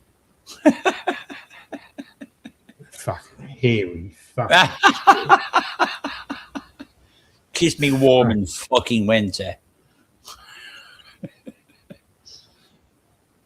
If you've got a hairy chest and whatever, you're closer related to a monkey than I thought. Good.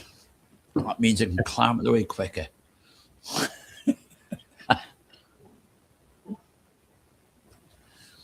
To be honest, I'm the same as you, man. I don't like seeing anyone down on the luck.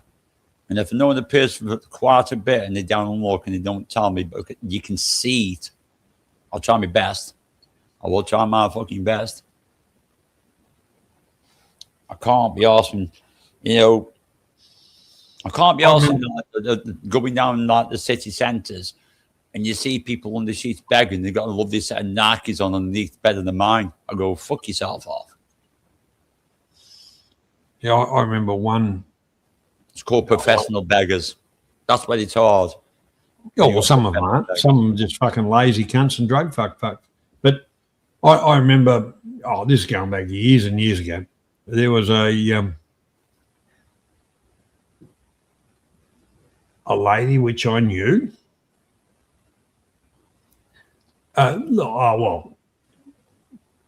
She was around my age anyway. But her husband used to treat her like a piece of shit. Anyhow, she decided, stuff it, I'm out of here.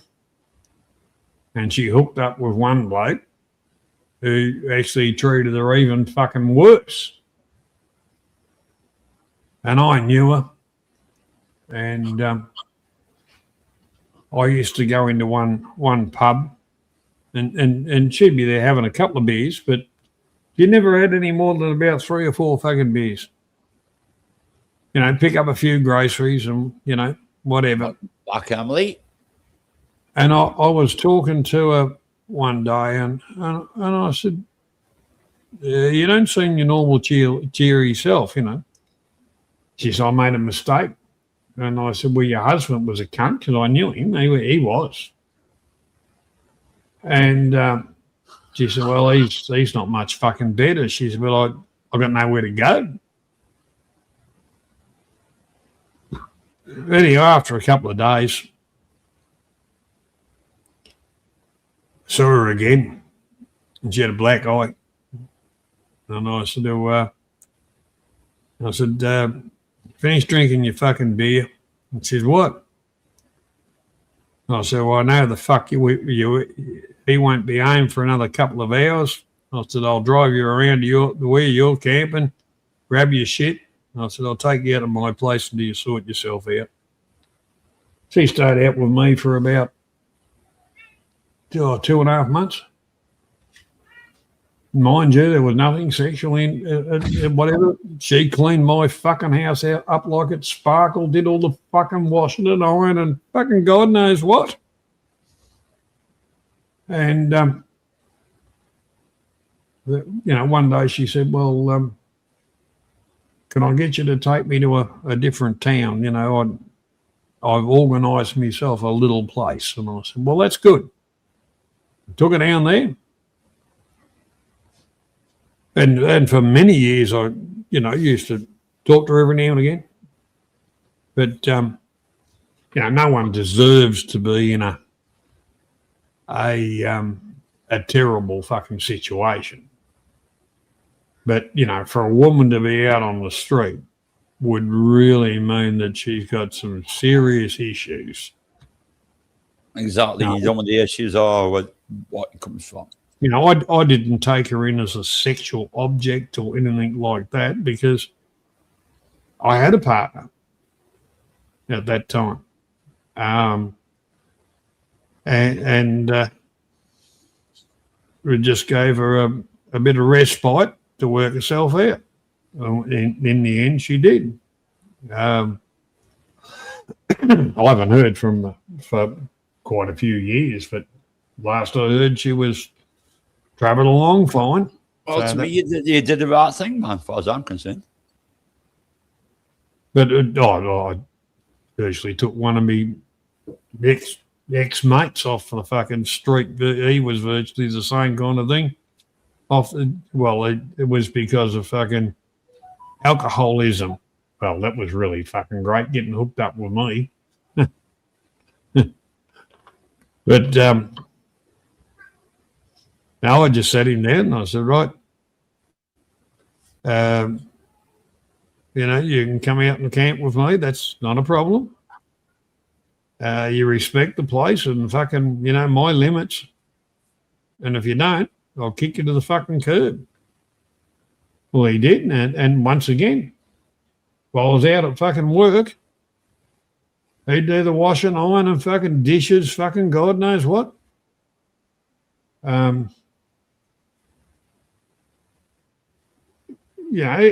was a good little bitch to a certain extent.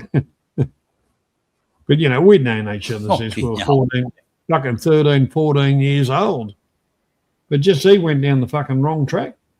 And after keeping him on the fucking, I'd say, we only have a couple of beers, that's it. And I'd give him a couple of beers, that was it for the night. Not, he had the thing of one was too many and a couple of dozen was too much. There was no in between. But he learnt, and I ended up getting him a job in Tasmania on a boat building crew. So that was a good thing. And he did come and visit me once. And he had the brand new wife and a child and fucking all that. And I thought, geez, that's really fucking wonderful. And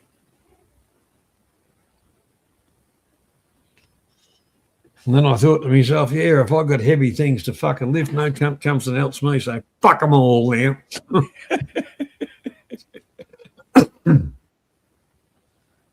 That is what it is. I mean, you do the best you can. That's all you can do. No, look, you kind of your fucking mates and people that you fucking know, your situations change, and that's why people are on the streets, because not everybody will fucking reach out and help them, But some of that comes from themselves as well because of their actions. Some themselves, but some don't want to be in that predicament. Yeah. That's the problem. Some don't want being in that predicament. Some comes from themselves. The fish symbol, born again Christians. Yeah. The fish symbol, my symbol, Pisces. It's to represent. Yeah, I know what it's supposed to represent. I look at it saying Pisces every time I see it now. Well, it goes back to the same. The fishies. You can give a person you can give a person food, but if you teach them how to